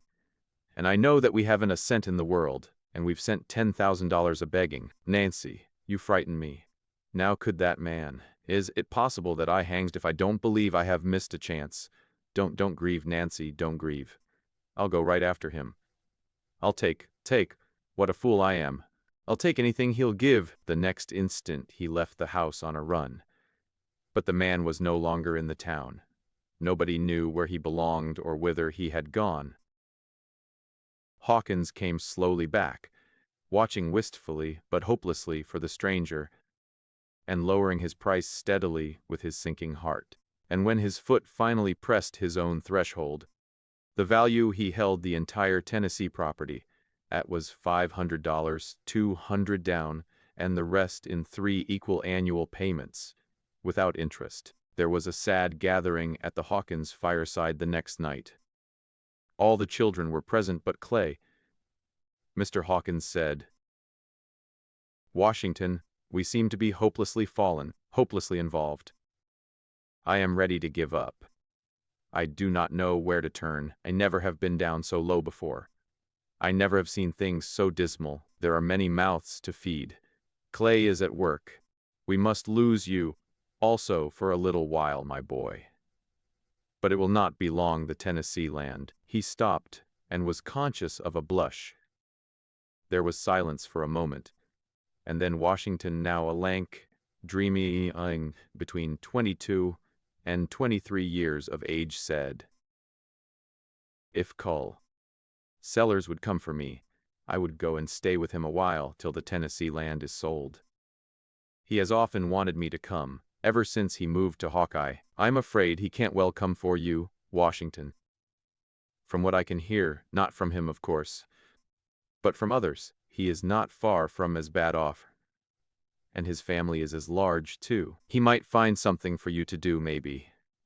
But you'd better try to get to him yourself. Washington, it's only 30 miles. But how can I, Father? There's no stage or anything. And if there were, stages require money. A stage goes from Swansea, 5 miles from here, but it would be cheaper to walk. Father, they must know you there, and no doubt they would credit you in a moment for a little stage ride like that. Couldn't you write and ask them? Couldn't you, Washington, seeing it's you that wants the ride? And what do you think you'll do, Washington, when you get to Hawkeye? Finish your invention for making window glass opaque? No, sir, I have given that up. I almost knew I could do it, but it was so tedious and troublesome I quit it. I was afraid of it, my boy. Then I suppose you'll finish your plan of coloring hen's eggs by feeding a peculiar diet to the hen? No, sir. I believe I have found out the stuff that will do it, but it kills the hen. So I have dropped that for the present, though I can take it up again some day, when I learn how to manage the mixture better. Well, what have you got on hand, anything? Yes, sir, 3 or 4 things. I think they are all good, and can all be done. But they are tiresome, and besides they require money. But as soon as the land is sold— Emily, were you about to say something? Said Hawkins. Yes, sir. If you are willing, I will go to St. Louis. That will make another mouth less to feed. Mrs. Buckner has always wanted me to come, but the money, child. Why, I think she would send it, if you would write her, and I know she would wait for her pay till. Come, Laura, let's hear from you, my girl. Emily and Laura were about the same age, between 17 and 18. Emily was fair and pretty, girlish and diffident blue eyes and light hair. Laura had a proud bearing and a somewhat mature look. She had fine, clean-cut features. Her complexion was pure white and contrasted vividly with her black hair and eyes. She was not what one calls pretty. She was beautiful. She said, "I will go to St. Louis too, sir. I will find a way to get there. I will make a way. And I will find a way to help myself along, and do what I can to help the rest too." She spoke it like a princess. Mrs. Hawkins proudly and kissed her, saying in a tone of fond reproof, "So one of my girls is going to turn out and work for her living. It's like your pluck and spirit, child, but we will hope that we haven't got quite down to that yet." The girl's eyes beamed affection under her mother's caress. Then she straightened up, folded her white hands in her lap, and became a splendid iceberg. Clay's dog put up his brown nose for a little attention, and got it. He retired under the table with an apologetic yelp, which did not affect the iceberg. Judge Hawkins had written and asked Clay to return home and consult with him upon family affairs. He arrived the evening after this conversation, and the whole household gave him a rapturous welcome. He brought sadly needed help with him, consisting of the savings of a year and a half, work nearly $200 in money. It was a ray of sunshine which, to this easy household, was the earnest of a clearing sky. Bright and early in the morning the family were astir, and all were busy preparing Washington for his journey. At least all but Washington himself, who sat apart, steeped in a reverie. In the most matter-of-course way they'd borne the burden of getting him ready for his trip, never seeming to think of his helping in the matter. In the same matter-of-course way Clay had hired a horse and cart. And now that the goodbyes were ended, he bundled Washington's baggage in and drove away with the exile. At Swansea, Clay paid his stage fare, stowed him away in the vehicle, and saw him off. Then he returned home and reported progress, like a committee of the whole. He found a change in that quarter which was distressing. Years of fluctuating fortune had done their work. Each reverse had weakened the father's spirit and impaired his energies.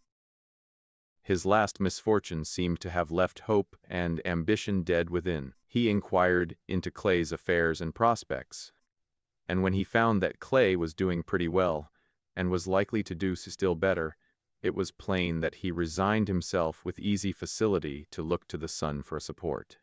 And he said, "Keep yourself informed of poor Washington's condition and movements, and help him along all you can, Clay." The younger children, also, seemed relieved of all fears and distresses, and very ready and willing to look to Clay for a livelihood. Within 3 days a general tranquility and satisfaction reigned in the household. Clay's $180 or $90 had worked a wonder. The family were as contented now, and as free from care as they could have been with a fortune. It was well that Mrs. Hawkins held the purse, otherwise treasure would have lasted but a very little while. It took but a trifle to pay Hawkins's outstanding obligations, for he had always had a horror of debt. When Clay bade his home good-bye, and set out to return to the field of his labors, he was conscious that henceforth he was to have his father's family on his hands as pensioners. But he did not allow himself to chafe the thought, for he reasoned that his father had dealt by him with a free hand and a loving one all his life, and now that hard fortune had broken his spirit, ought to be a pleasure, not a pain, to work for him.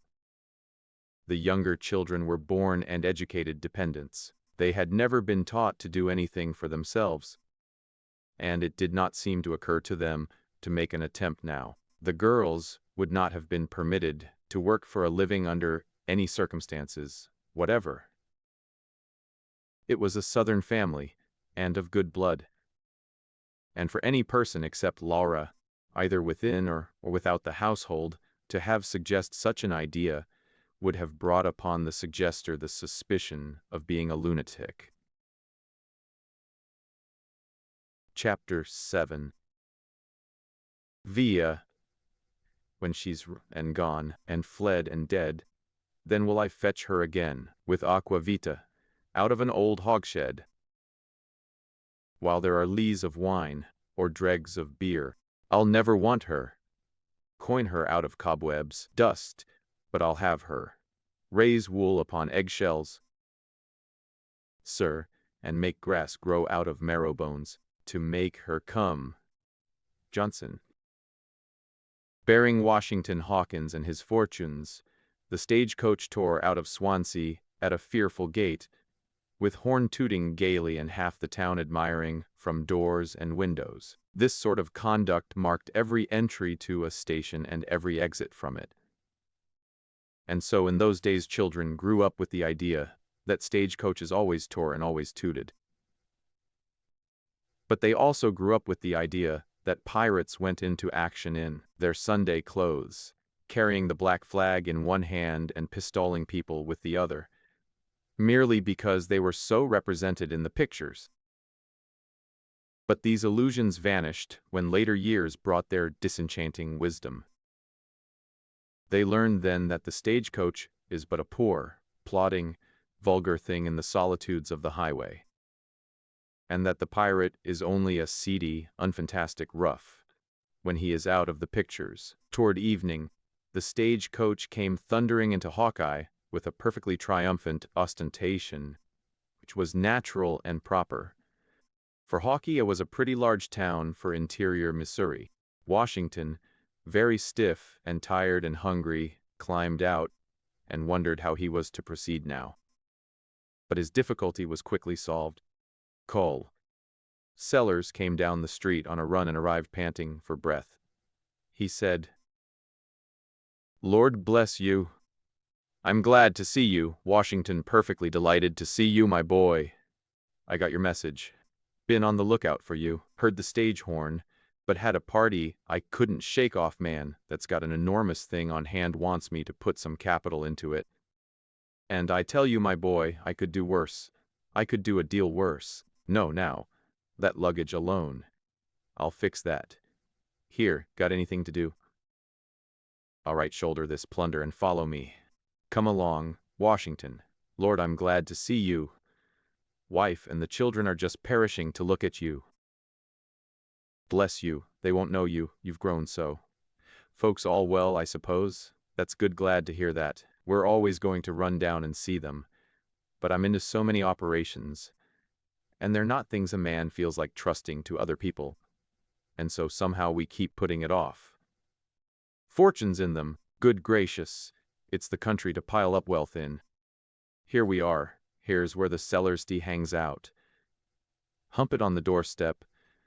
The blackest Negro in the state, Washington, but got a good heart, mighty likely boy is Jerry. And now I suppose you've got to have 10 cents, Jerry. That's all right when a man works for me. When a man in the other pocket, I reckon. When a man, why, where the mischief as that portemonnaie? When a well, now that's odd, oh. Now I remember, must have left it at the bank. And George left my checkbook, too. Polly says I ought to have a nurse. Well, no matter. Let me have a dime, Washington, if you've got. Thanks. Now clear out, Jerry. Your complexion has brought on the twilight half an hour ahead of time. Pretty fair joke, pretty fair. Here he is, Polly. Washington's come, children. Come now, don't eat him up, finish him in the house. Welcome, my boy, to a mansion that is proud to shelter the son of the best man that walks on the ground. C. Hawkins has been a good friend to me, and I believe I can say that whenever I've had a chance to put him into a good thing, I've done it. and done it pretty cheerfully too. I put him into that sugar speculation. What a grand that was, if we hadn't held on too long. True enough, but holding on too long had utterly ruined both of them. And the saddest part of it was that they never had had so much money to lose before. For Sellers's sale of their mule crop that year in New Orleans had been a great financial. As it was, he managed to kill two birds with one stone. That is to say, he killed the sugar speculation by holding for high rates till he had to sell at the bottom figure. And that calamity killed the mule that laid the golden eggs. The sale of the Hawkins property by the sheriff had followed, and the Hawkins' heart's been torn to see Uncle Dan'l and his wife pass from the auction block into the hands of a Negro trader and depart for the remote South to be seen no more by the family. It had seemed like seeing their own flesh and blood sold into banishment. Washington was greatly pleased with the Sellers mansion. It was a 2.5-story brick, and much more stylish than any of its neighbors. He was borne to the family sitting room in triumph by the swarm of little Sellerses, the parents following with their arms about each other's waists. The whole family were poorly and cheaply dressed, and the clothing, although neat and clean, showed many evidences of having seen long service. The colonel's stovepipe hat was napeless and shiny with much polishing, but nevertheless it had an almost convincing expression about it of having been just purchased new. The rest of his clothing was napeless and shiny too, but it had the air of being entirely satisfied with itself and blandly sorry for other people's clothes. It was growing rather dark in the house, and the evening air was chilly too. Sellers said, "Lay off your overcoat, Washington, to the stove and make yourself at home. Just consider yourself under your own shingles, my boy. I'll have a fire going in a jiffy. Light the lamp, Polly dear, and let's have things cheerful. Just as glad to see you, Washington, as if you'd been lost a century, and we'd found you again." By this time the colonel was conveying a lighted match into a poor little stove. Then he propped the stove door to its place by leaning the poker against it, for the hinges had retired from business. This door framed a small square of isinglass, which now warmed up with a faint glow. Mrs. Sellers lit a cheap, showy lamp, which dissipated a good deal of the gloom, and then everybody gathered into the light, and took the stove into close companionship. Out from this tugging, laughing, chattering disguise of legs and arms and little faces, the colonel's voice worked its way, and his tireless tongue ran blithely on without interruption. And the purring little wife, diligent with her knitting, sat near at hand and looked happy and proud and grateful. And she listened as one who listens to oracles and gospels, and whose grateful soul is being refreshed with the bread of life. By and by the children quieted down to listen, clustered about their father, and resting their elbows on his legs, they hung upon his words as if he were uttering the music of the spheres. A dreary old haircloth sofa against the wall, a few damaged chairs, the small table the lamp stood on, the crippled stove, these things constituted the furniture of the room. There were no mantel ornaments, unless one might bring himself to regard as an ornament a clock, which never came within 15 strokes of striking the right time, and whose hands always hitched together at 22 minutes past anything, traveled in company the rest of the way home. "Remarkable clock," said Sellers, and got up and wound it. "I've been offered, well, I wouldn't expect you to believe what I've been offered for that clock. Old Gov. Hadger never sees me, but he says, 'Come, now, Colonel, name your price, he must have that clock.' But my goodness, I'd as soon think of selling my wife. As I was saying to Silence in the court. Now, she's begun to strike. You can't talk against her. You have to just be patient and hold up till she's said her say.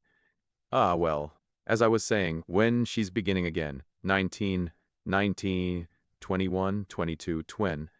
Ah, that's all. Yes, as I was saying to old Judge. Go it, old girl, don't mind me. Now how is that? Isn't that a good, spirited tone? She can wake the dead. Sleep? Why, you might as well try to sleep in a thunder factory. Now just listen at that. She'll strike 150. With LC. There ain't another clock like that in Christendom. Washington hoped that this might be true, for the din was distracting, though the family, one and all, seemed filled with joy. And the more the clock buckled down to her work, as the colonel expressed it, and the more insupportable the clatter became, the more enchanted they all appeared to be. When there was silence, Mrs. Sellers lit upon Washington a face that beamed with a childlike pride, and said, "It belonged to his grandmother." The look and the tone were a plain call for admiring surprise, and therefore Washington said it was the only thing that offered itself at the moment. "Indeed!" "Yes, it did, didn't it, father?" exclaimed one of the twins. "She was my great-grandmother, and George's too. Wasn't she, father? You never saw her when Sis was a baby, didn't you, Sis? Sis has seen her most 100 times. She was awful deef. She's dead now. Ain't she, father?" All the children chimed in, now with one general babel of information about deceased, nobody offering to read the riot act, or seeming to discountenance the insurrection, or disapprove of it in any way. But the head twin drowned all the turmoil and held his own against the field. "It's our clock, now, and it's got wheels inside of it, and a thing that flutters every time she strikes, don't it, father? Great-grandmother died before hardly any of us was born. She was an old-school Baptist and had warts all over her. You ask father if she didn't. She had an uncle once that was bald-headed and used to have fits. He wasn't our uncle. I don't know what he was to us, some kin or another. I reckon father's seen him 1,000 times. Hain't you, father? We used to have a calf that ate apples and just chawed up dish rags like nothing. And if you stay here, you'll see lots of funerals, won't he, sis? Did you ever see a house afire? I have, once, me and Jim Terry." He began to tell about an enormous speculation he was thinking of embarking some capital in, a speculation which some London bankers had been over to consult with him about. And soon he was building glittering pyramids of coin, and Washington was presently growing opulent under the magic of his eloquence. But at the same time Washington was not able to ignore the cold entirely. He was nearly as close to the stove as he could get, and yet he could not persuade himself that he felt the slightest heat, notwithstanding the isinglass door was still gently and serenely glowing. He tried to get a trifle closer to the stove, and the consequence was he tripped the supporting poker and the stove door tumbled to the floor. And then there was a revelation. There was nothing in the stove but a lighted tallow candle. The poor youth blushed and felt as if he must die with shame. But the colonel was only disconcerted for a moment. He straightway found his voice again. "A little idea of my own. Washington, one of the greatest things in the world. You must write and tell your father about it, don't forget that now. Well, I saw that the Academy of France been testing the properties of heat, and they came to the conclusion that it was a non-conductor or something like that.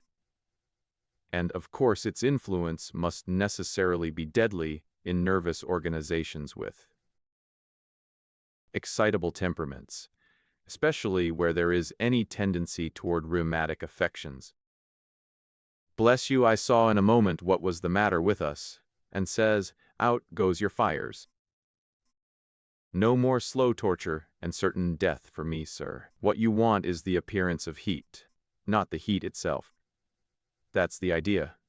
Well, how to do it was the next thing. I just put head to work, pegged away a couple of days, and here you are. Rheumatism? Why, a man can't any more start a case of rheumatism in this house than he can shake an opinion out of a mummy. Stove with a candle in it and a transparent door.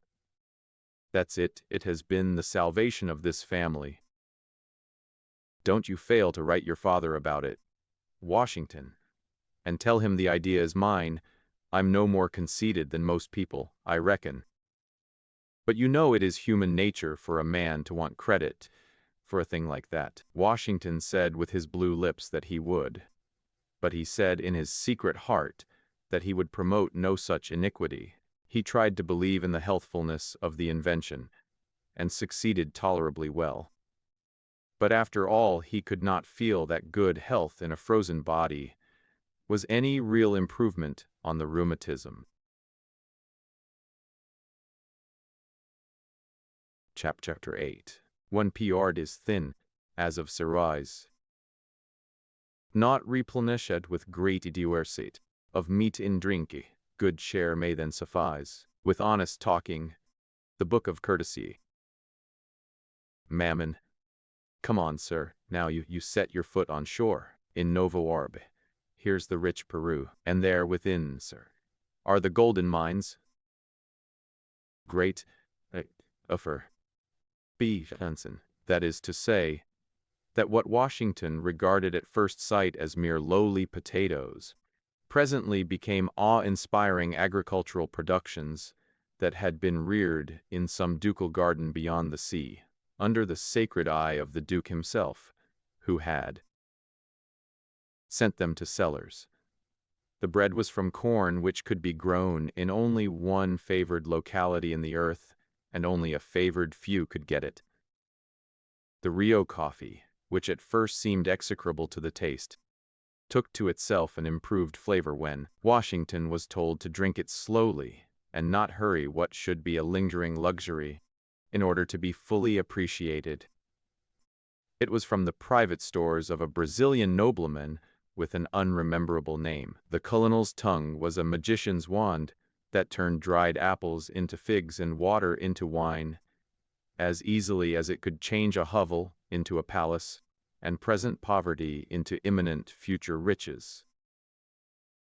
Washington slept in a cold bed in a carpetless room, and woke up in a palace.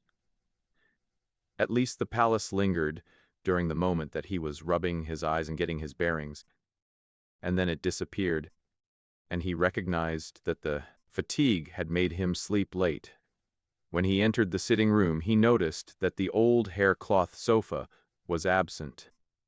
When he sat down to breakfast, the colonel tossed $6 or $7 in bills on the table, counted them over, said he was a little short and must call upon his banker, then returned the bills to his wallet with the indifferent air of a man who is used to money. The breakfast was not an improvement upon the supper, but the colonel talked it up and transformed it into an oriental feast. By and by, he said, I intend to look out for you, Washington, my boy. I hunted up a place for you yesterday, but I am not referring to that. Now, that is a mere livelihood, mere bread and butter. But when I say I mean to look out for you, I mean something very different. I mean to put things in your way that will make a mere livelihood a trifling thing. I'll put you in a way to make more money that you'll ever know what to do with. You'll be right here, where I can put my hand on you when anything turns up. I've got some prodigious operations on foot, but I'm keeping quiet. Mum's the word.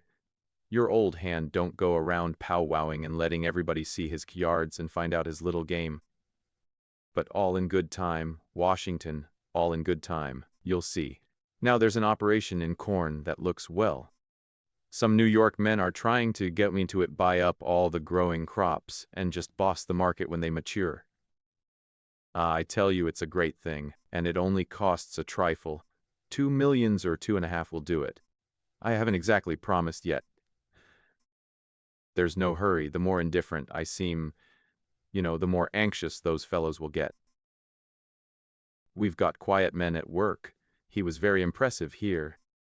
mousing around to get propositions out of all the farmers in the whole West and Northwest for the hog crop, and other agents quietly getting propositions and terms out of all the.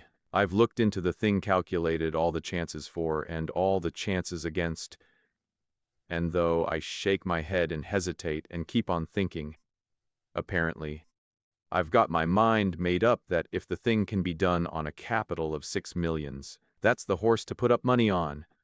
Why Washington? But what's the use of talking about it?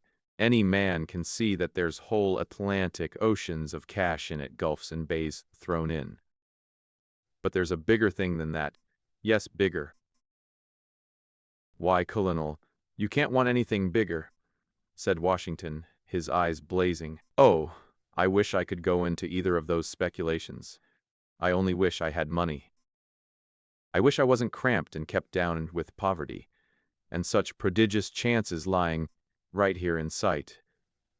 Oh, it is a fearful thing to be poor, but don't throw away those things. They are so splendid, and I can see how sure they are. Don't throw them away for something still better and maybe fail in it. I wouldn't, Colonel. I would stick to these. I wish Father were here and were his old self again. Oh, he never in his life had such chances as these are. Colonel, you can't improve on these. No man can improve on them. A sweet, compassionate smile played about the Colonel's features, and he leaned over the table with the air of a man who is going to show you, and do it without the least trouble. They're well enough to while away an idle hour with, or furnish a bit of employment that will give a trifle of idle capital a chance to earn its bread while it is waiting for something to do. But now, just listen a moment, just let me give you an idea of what we old veterans of commerce call business. Here's the Rothschild's proposition. This is between you and me. You understand? Washington nodded 3 or 4 times impatiently, and his glowing eyes said, Yes, hurry, I understand. They want me to go in with them on the sly. Agent was here, 2 weeks ago, about it. Go in on the sly, voice down to an impressive whisper, and buy up 113 wildcat banks in Ohio, Indiana, Kentucky, Illinois, and Missouri. Notes of these banks are at all sorts of discount now. Average discount of the 113 is 44%. Buy them all up, you see, and then all of a sudden let the cat out of the bag. Whiz, the stock of every one of those wildcats would spin up to a tremendous premium before you could turn fring profit on the speculation, not a dollar less than 40 millions. An eloquent pause, while the marvelous vision settled into W.'s focus. Where's your hogs now? Why, my dear innocent boy, we would just sit down on the front doorsteps and peddle banks like lucifer matches. Washington finally got his breath and said, Oh, it is perfectly wonderful. Why couldn't these things have happened in Father's day? And it's of no use. They simply lie before my face and mock me. There is nothing for me but to stand helpless and see other people reap the astonishing harvest.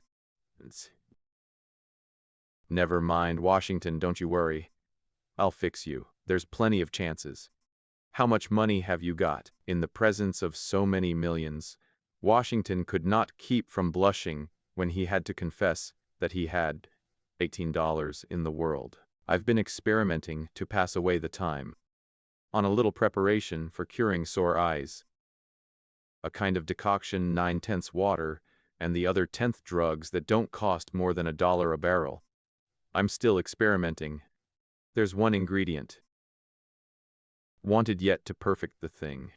And somehow I can't just manage to hit upon the thing that's necessary. And I don't dare talk with a chemist, of course, but I'm progressing.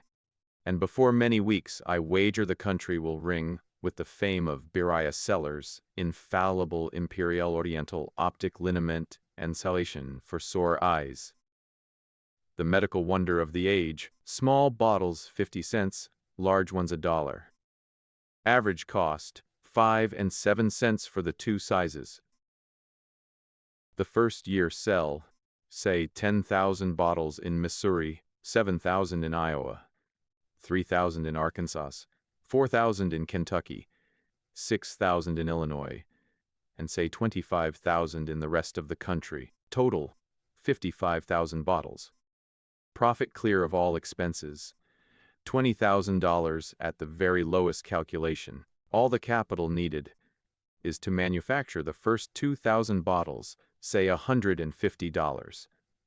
Then the money would begin to flow in. The second year, sales would reach 200,000 bottles clear profit, say $75,000, and in the meantime the great factory would be building in St. Louis, to cost, say, $100,000. The third year we could easily sell 1 million bottles in the United States. And, "Oh, splendid," said Washington. "Let's commence right away, let's." 1 million bottles in the Unites profit, at least $350,000. And then it would begin to be time to turn our attention toward the real idea of the business. The real idea of it. Ain't $350,000 a year a pretty real stuff? Why, what an infant you are. Washington, what a guileless, short-sighted, easily contented innocent you are. My poor little country bred know nothing. Would I go to all that trouble and bother for the poor crumbs a body might pick up in this country? Now do I look like a man who...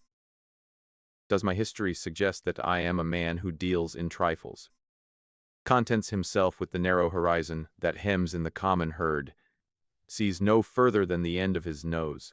Now you know that that is not me, couldn't be me. You ought to know that if I throw my time and abilities into a patent medicine whose field of operations is the solid earth, its clients the swarming nations that inhabit it. Why, what is the Republic of America for an eye-water country? Bless you, it is nothing but a barren highway that you've got to cross to get to the true eye-water market. Why, Washington, in the Oriental countries people orm like the sands of the desert. Every square mile of ground upholds its thousands upon thousands of struggling human creatures. And every separate and individual devil of them's got the ophthalmia. It's as natural to them as noses are, and sin. It's born of them. It stays with them. It's all that some of them have left when they die. 3 years of introductory trade in the Orient, and what will be the result? Why, our headquarters would be in Constantinople, and our hindquarters in further India. Factories and warehouses in Cairo, Isfahan, Damascus, Jerusalem, Yedo, Peking, Bangkok, Delhi, Bombay, and Calcutta. Annual income, well, God only knows how many millions and millions apiece. Washington was so dazed, so bewildered, his heart and his eyes had wandered so far away among the strange lands beyond the seas, and such avalanches of coin and currency had fluttered and jingled confusedly down before him, that he was now as one who has been whirling round and round for a time, and, stopping all at once, finds his surroundings still whirling and all objects a dancing chaos. However, little by little the Sellers family cooled down and crystallized into shape, and the poor room lost its glitter and resumed its poverty. Then the youth found his voice and begged Sellers to drop everything and hurry up the eye water. And he got his $18 and tried to force it upon the colonel, pleaded with him to take it, implored him to do it. But the colonel would not, said he would not need the capital. In his native magnificent way, he called that $18 capital. Till the eye water was an accomplished fact, he made Washington easy in his mind by promising that he would call for it just as soon as the invention was finished. And he added the glad tidings, nobody but they too should be admitted to a share in the speculation. The colonel was ready to take him around and introduce him to the employment he had found for him, but Washington begged for a few moments in which to write home. With his kind of people, to ride today's new interest to death and put off yesterday's till another time, is nature itself. He ran upstairs and wrote glowingly, enthusiastically, to his mother about the hogs and the corn, the banks and the eye water, and added a few inconsequential millions to each project. And he said that people little dreamed what a man Cull Sellers was, and that the world would open its eyes when it found out. And he closed his letter thus: "So make yourself perfectly easy, mother, in a little while you shall have everything you want, and more. I am not likely to stint you in anything, I fancy.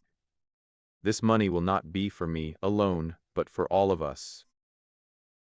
Break it to father cautiously, you understand the need of that, break it to him cautiously.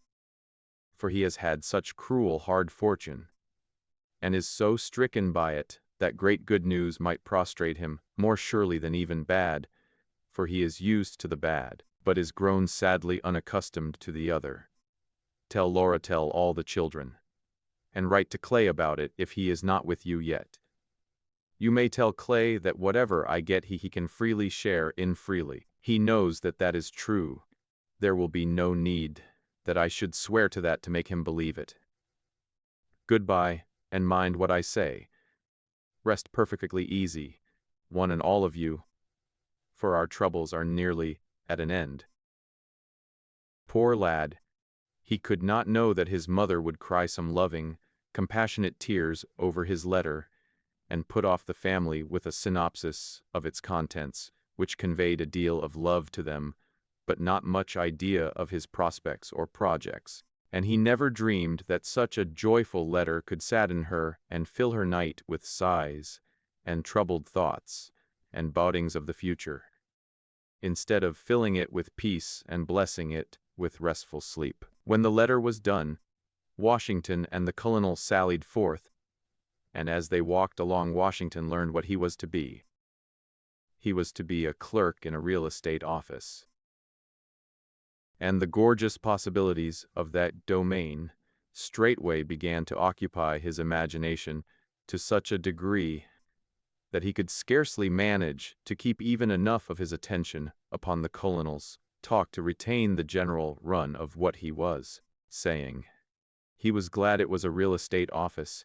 He was a made man now, sure. The colonel said that General Boswell was a rich man and had a good and growing business, and that Washington's work would be light, and he would get $40 a month, and be boarded and lodged in the general's family.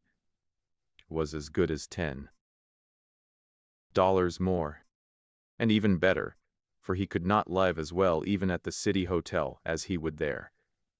And yet the hotel charged $15 a month, where a man had a good room. General Boswell was in his office, a comfortable-looking place, with plenty of outline maps hanging about the walls and in the windows, and a spectacled man was marking out another one on a long table.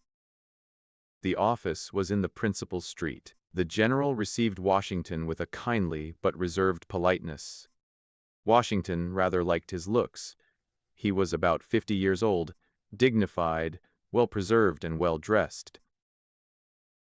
After the colonel took his leave, the general talked a while with Washington, his talk consisting chiefly of instructions about the clerical duties of the place. By dinner time came, and the two walked to the general's house. And now Washington noticed an instinct in himself that moved him to keep not in the general's rear, exactly, but yet not at his side. Somehow the old gentleman's dignity and reserve did not inspire familiarity. Chapter 9. Washington dreamed his way along the street, his fancy flitting from grain to hogs, from hogs to banks, from banks to eye water, from eye water to Tennessee land, and lingering but a feverish moment upon each of these fascinations. He was conscious of but one outward thing, to wit, the general, and he was really not vividly conscious of him. Arrived at the finest dwelling, and they entered it and were at home. Washington was introduced to Mrs. Boswell, and his imagination was on the point of flitting into the vapory realms of speculation again, when a lovely girl of 16 or 17 came in. This vision swept Washington's mind clear of its chaos of glittering rubbish in an instant. Beauty had fascinated him before. Many times he had been in love, even for weeks at a time, with the same object, but his heart had never suffered so sudden and so fierce an assault as this. Within his recollection, Louise Boswell occupied his mind and drifted among his multiplication tables all the afternoon. He was constantly catching himself in a reveries made up of recalling how she looked when she first burst upon him, how her voice thrilled him when she first spoke, how charmed the very air seemed by her presence. Blissful as the afternoon was, delivered up to such a revel as this, it seemed an eternity, so impatient was he to see the girl again. Other afternoons like it followed. His attentions to her troubled her father and mother a little, and they warned Louise, without stating particulars or making allusions to any special person, that a girl was sure to make a mistake who allowed herself to marry anybody but a man who could support her well. Some instinct taught Washington that his present lack of money would be an obstruction, though possibly not a bar, to his hopes, and straightway his poverty became a torture to him which cast all his former sufferings under that held into the shade. He longed for riches now as he had never longed for them before. Sellers, and had been discouraged to note that the colonel's bill of fare was falling off both in quantity and quality, a sign, he feared, that the lacking ingredient in the eye water still remained undiscovered, though sellers always explained that. These changes in the family diet had been ordered by the doctor, or suggested by some new scientific work the colonel had stumbled upon, but it always turned out that the lacking ingredient was still lacking, though it always appeared, at the same time, that the colonel was right on its heels. Every time the colonel came into the real estate office, Washington's heart bounded, and his eyes lighted with hope. But it always turned out that the colonel was merely on the scent of some vast, undefined landed speculation, although he was customarily able to say that he was nearer to the all-necessary ingredient than ever, and could almost name the hour when success would dawn. And then Washington's heart would sink again, and a sigh would tell when it touched bottom. About this time a letter came, saying that Judge Hawkins had been ailing for a fortnight, and was now considered to be seriously ill. It was thought best that Washington should come home. There was balm in this. But when Louise him goodbye, and shook his hand and said, "Don't be cast down, it will all come out right. I know it will all come out right," it seemed a blessed thing to be in misfortune, and the tears that welled up too. His eyes were the messengers of an adoring and a grateful heart. And when the girl saw them and answering tears came into her own eyes, Washington could hardly contain the excess of happiness that poured into the cavities of his breast that were so lately stored to the roof with grief. He pictured himself as she must be picturing him, a noble, struggling young spirit persecuted by misfortune, but bravely and patiently waiting in the shadow of a dread calamity, and preparing to meet the blow as became one who was all too used to hard fortune and the pitiless buffetings of fate. These thoughts made him weep, and weep more broken-heartedly than ever, and he wished that she could see his sufferings now. But there was something significant in the fact that she scratched the word out every time she wrote it, examined the erasure critically to see if anybody could guess at what the word had been, then buried it under a maze of obliterating lines, and, finally, as if still unsatisfied, burned the paper. When Washington reached home, he recognized at once how serious his father's case was. The darkened room, the labored breathing and occasional moanings of the patient, The tiptoeing of the attendants and their whispered consultations were full of sad meaning. For 3 or 4 nights Mrs. Hawkins and Laura had been watching by the bedside. Clay had arrived, preceding Washington by 1 day, and he was now added to the corps of watchers. Mr. Hawkins would have none but these 3, though neighborly assistance was offered by old friends. From this time forth 3-hour watches were instituted, and day and night the watchers kept their vigils. He ventured once to let the midnight hour pass without calling Laura, but he ventured no more. There was that about her rebuke when he tried to explain, that taught him that to let her sleep when she might be ministering to her father's needs was to rob her of moments that were priceless in her eyes. He perceived that she regarded it as a privilege to watch, not a burden. And he had noticed, also, when midnight struck, the patient turned his eyes toward the door, with an expectancy in them which presently grew into a longing, but brightened into contentment as soon as the door opened and Laura appeared. And he did not need Laura's rebuke when he heard his father say, "Clay is good, and you are tired, poor child, but I wanted you so." "Clay is not good, father. He did not call me. I would not have treated him so. How could you do it, Clay?" Clay begged forgiveness and promised not to break faith again, and as he betook him to his bed, he said to himself, "It's a steadfast little soul. Whoever thinks he is doing the Duchess a kindness by intimating that she is not sufficient for any undertaking she puts her hand to, makes a mistake. And if I did not know it before, I know now that there are surer ways of pleasing her than by trying to lighten her labor when that labor consists in wearing herself out for the sake of a person she loves." A week drifted by, and all the while the patient sank lower and lower. The night drew on that was to end all suspense. It was a wintry one. The doctor had paid his last visit and gone away, that dismal remark to the nearest friend of the family that he believed there was nothing more that he could do. A remark which is always overheard by someone it is not meant for and strikes a lingering half-conscious hope dead with a withering shock.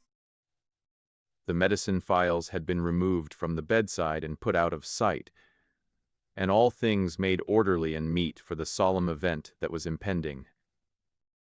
Patient, with closed eyes, lay, scarcely breathing.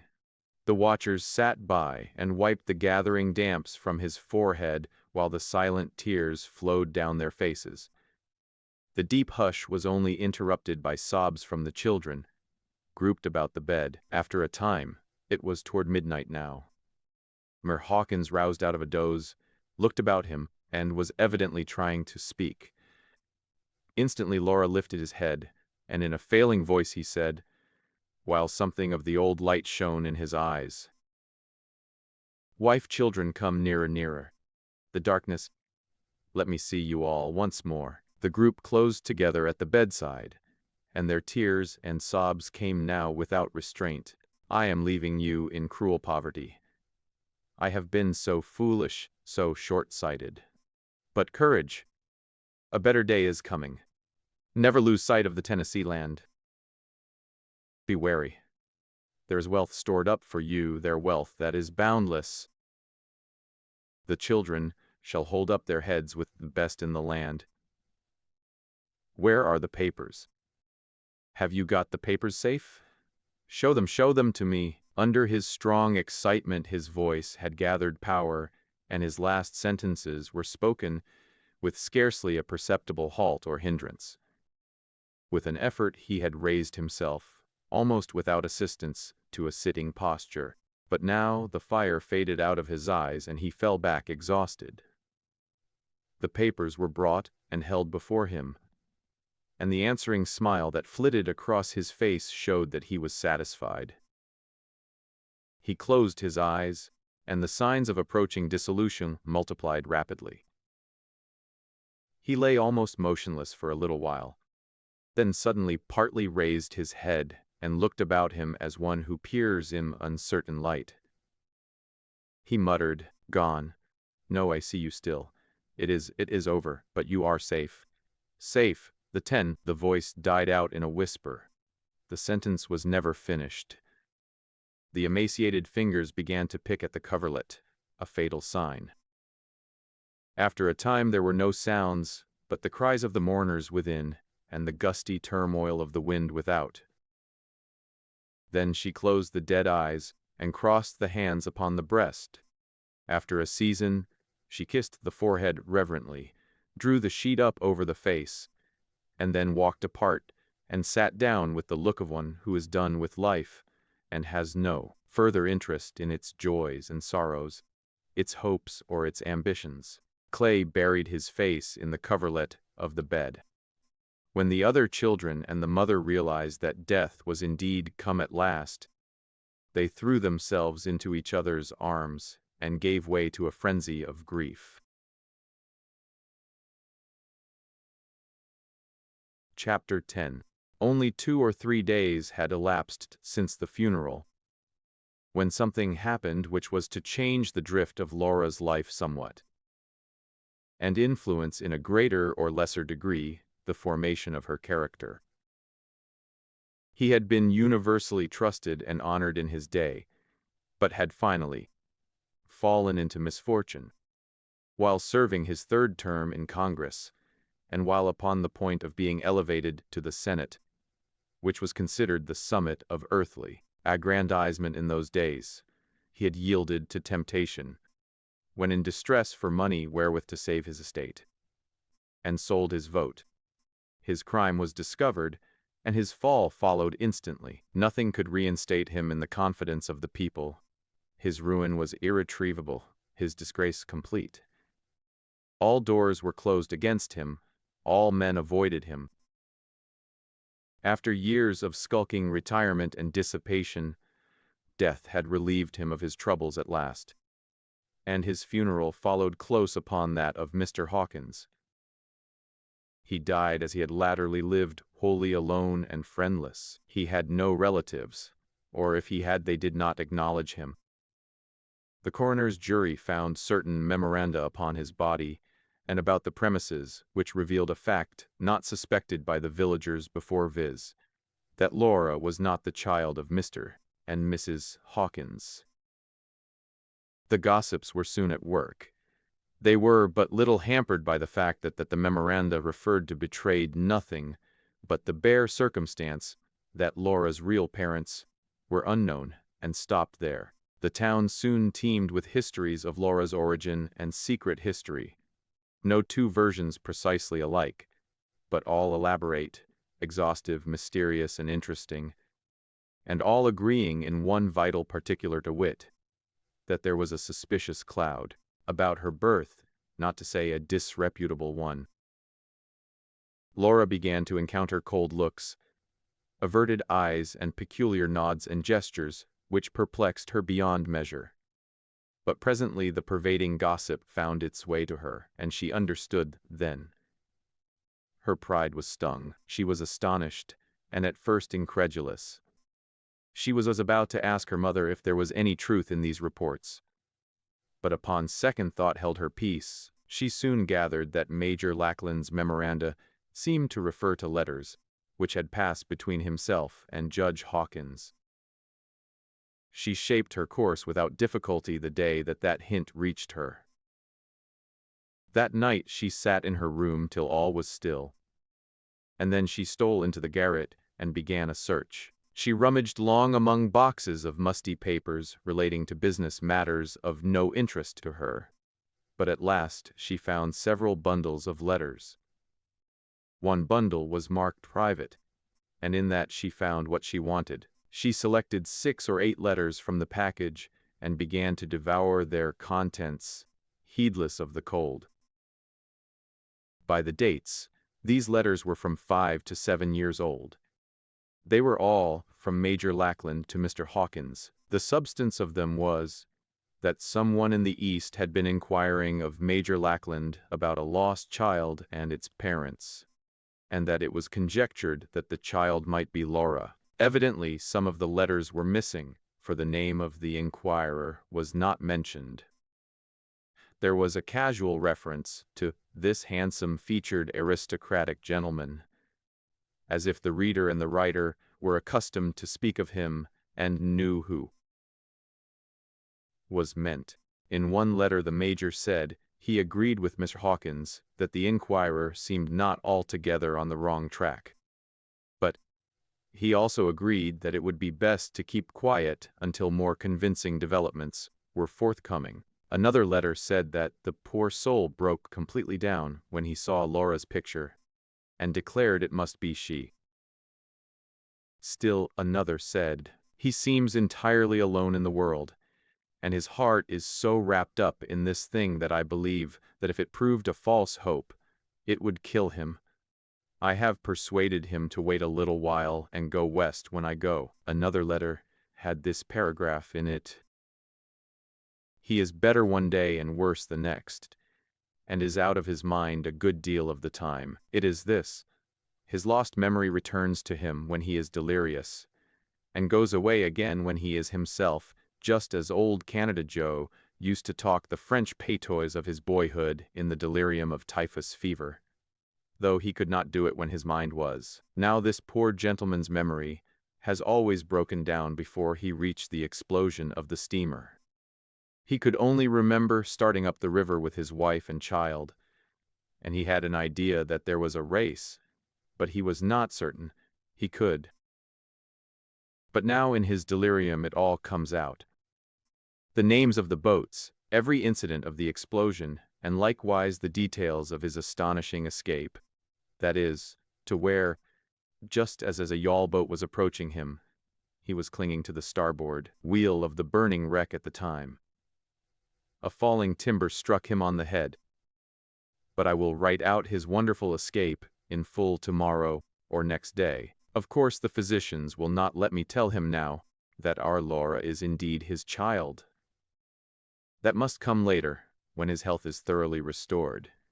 His case is not considered dangerous at all. He will recover presently, the doctors say. But they insist that he must travel a little when he gets well. They recommend a short sea voyage, and they say he can be persuaded to try it if we continue to keep him in ignorance and promise to let him see L as soon as he returns. The letter that bore the latest date of all contained this clause: it is the most unaccountable thing in the world. The mystery remains as impenetrable as ever. I have hunted high and low for him, and inquired of everybody, but in vain. All trace of him ends at that hotel in New York. I never have seen or heard of him since, up to this day. He could hardly have sailed, for his name does not appear upon the books of any shipping office in New York, or Boston, or Baltimore. How fortunate it seems that we kept this thing to ourselves.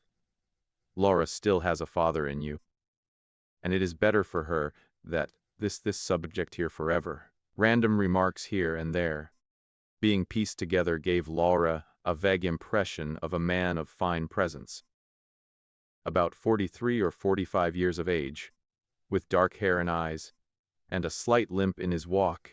It was not stated which leg was defective, and this indistinct shadow represented her father.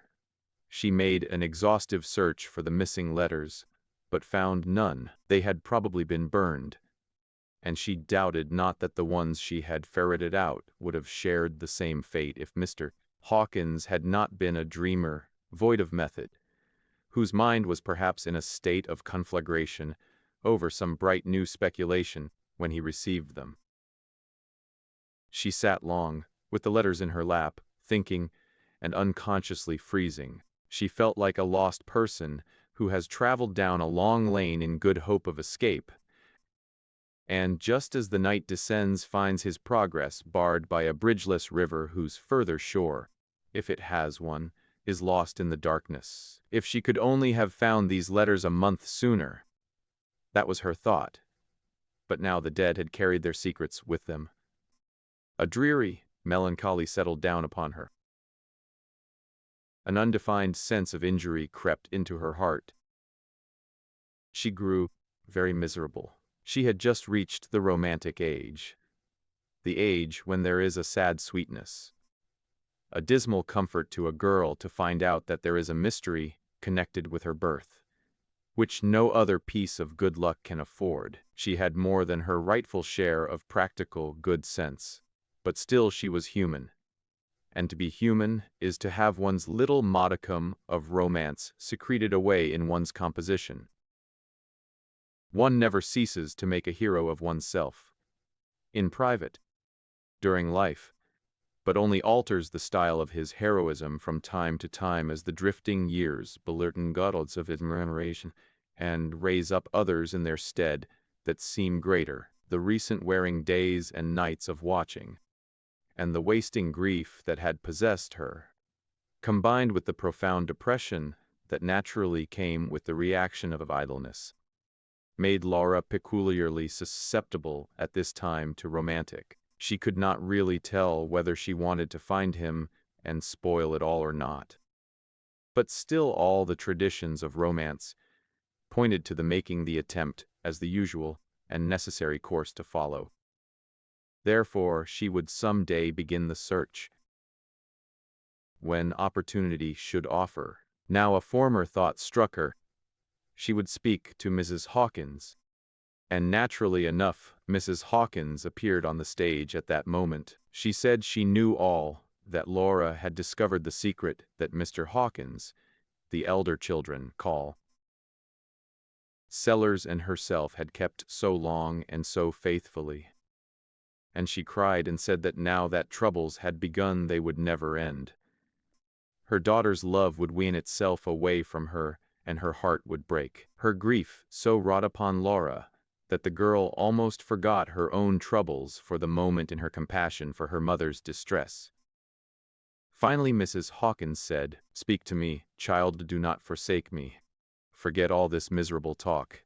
Say, I am your mother. I have loved you so long, and there is no other. I am your mother, in the sight of God, and nothing shall ever take you from me." All barriers fell before this appeal. Laura put her arms about her mother's neck and said, "You are my mother and always shall be.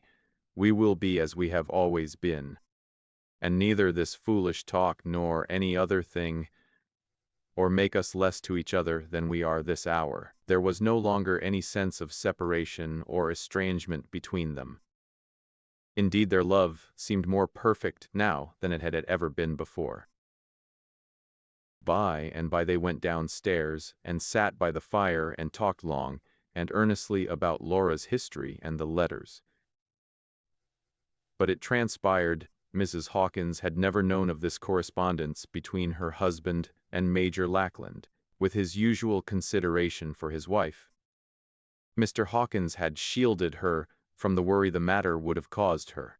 Laura went to bed at last with a mind that had gained largely in tranquility and had lost correspondingly in morbid romantic exultation. She was pensive the next day and subdued. But that was not matter for remark, for she did not differ from the mournful friends about her in that respect. Clay and Washington were the same loving and admiring brothers now that they had always been. The great secret was new to some of the younger children, but their love suffered no change under the wonderful revelation. It is barely possible that things might have presently settled down into their old rut, and the mystery have lost the bulk of its romantic sublimity in Laura's eyes, if the village gossips could have quieted down. But they could not quiet down, and they did not. Day after day they called at the house, ostensibly upon visits of condolence, and they pumped away at the mother and the children without seeming to know that their questionings were in bad taste. They meant no harm, they only wanted to know. Villagers always want to know. The family fought shy of the questionings, and of course that was high testimony. If the Duchess was respectably born, why didn't they come out and prove it? Why did they stick to that poor thin story about picking her up out of a steamboat explosion? Under this ceaseless persecution, Laura's morbid self-communing was renewed. At night the day's contribution of detraction, innuendo and malicious conjecture would be canvassed in her mind, and then she would drift into a course of thinking. As her thoughts ran on, the indignant tears would spring to her eyes, and she would spit out fierce little ejaculations at intervals. But finally she would grow calmer and say some comforting, disdainful things, something like this. But who are they? Animals. What are their opinions to me? Let them talk, I will not stoop to be affected by it. I could hate. Nonsense, nobody I care for, or in any way respect, is changed toward me.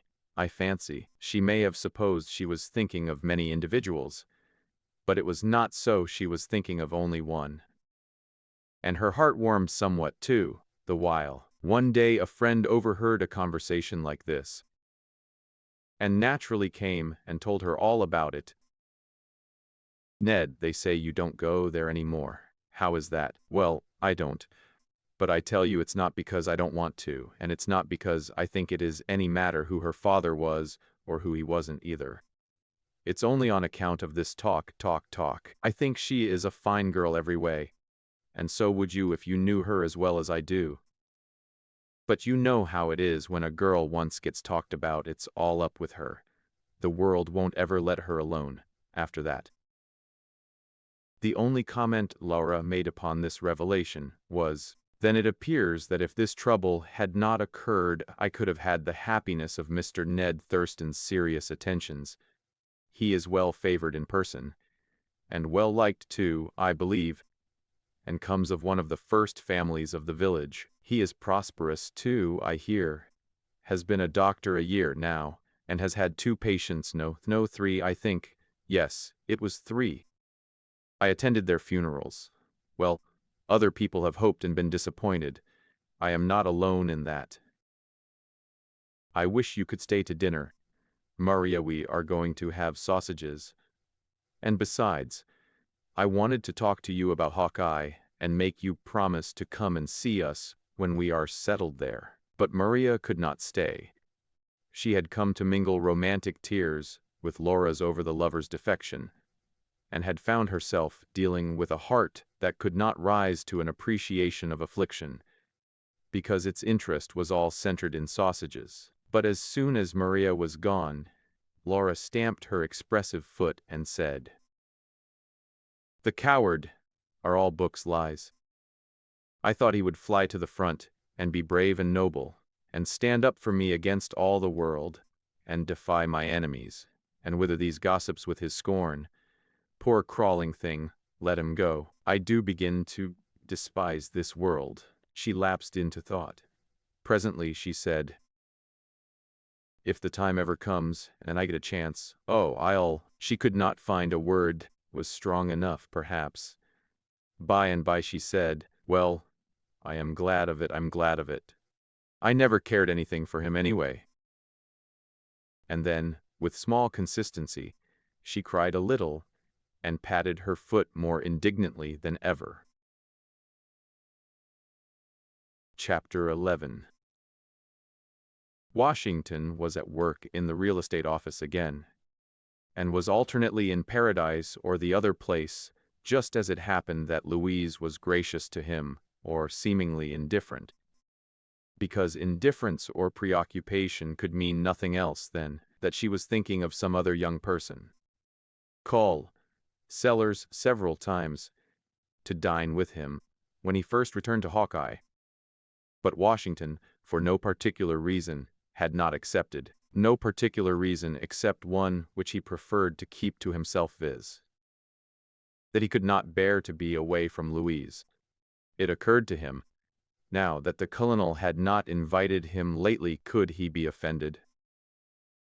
He resolved to go that very day, and give the colonel a pleasant surprise. It was a good idea, especially as Louise had absented herself from breakfast that morning and torn his heart. He would tear hers now, and let her see how it felt. The Sellers family were just starting to dinner when Washington burst upon them with his surprise. For an instant the colonel looked nonplussed, and just a bit uncomfortable, and Mrs. Sellers looked actually distressed. But the next moment the head of the house was himself again, and exclaimed, "All right. All right, always glad to see you. Always glad to hear your voice and take you by the hand. Don't wait for special invitations, that's all nonsense among friends. Just come whenever you can, and come as often as you can, the oftener the better. You can't please us any better than that, Washington. The little woman will tell you so herself. We don't pretend to style. Plain folks, you know plain folks. Run along, children, run along. Lafayette.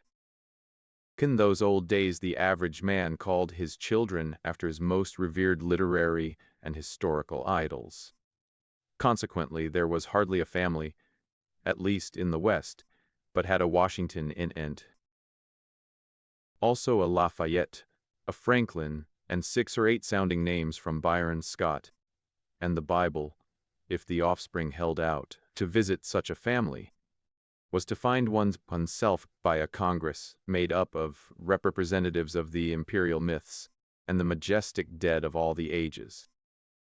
There was something thrilling about it to a stranger, not to say awe-inspiring. Stand off the cat's tail, child. Can't you see what you're doing?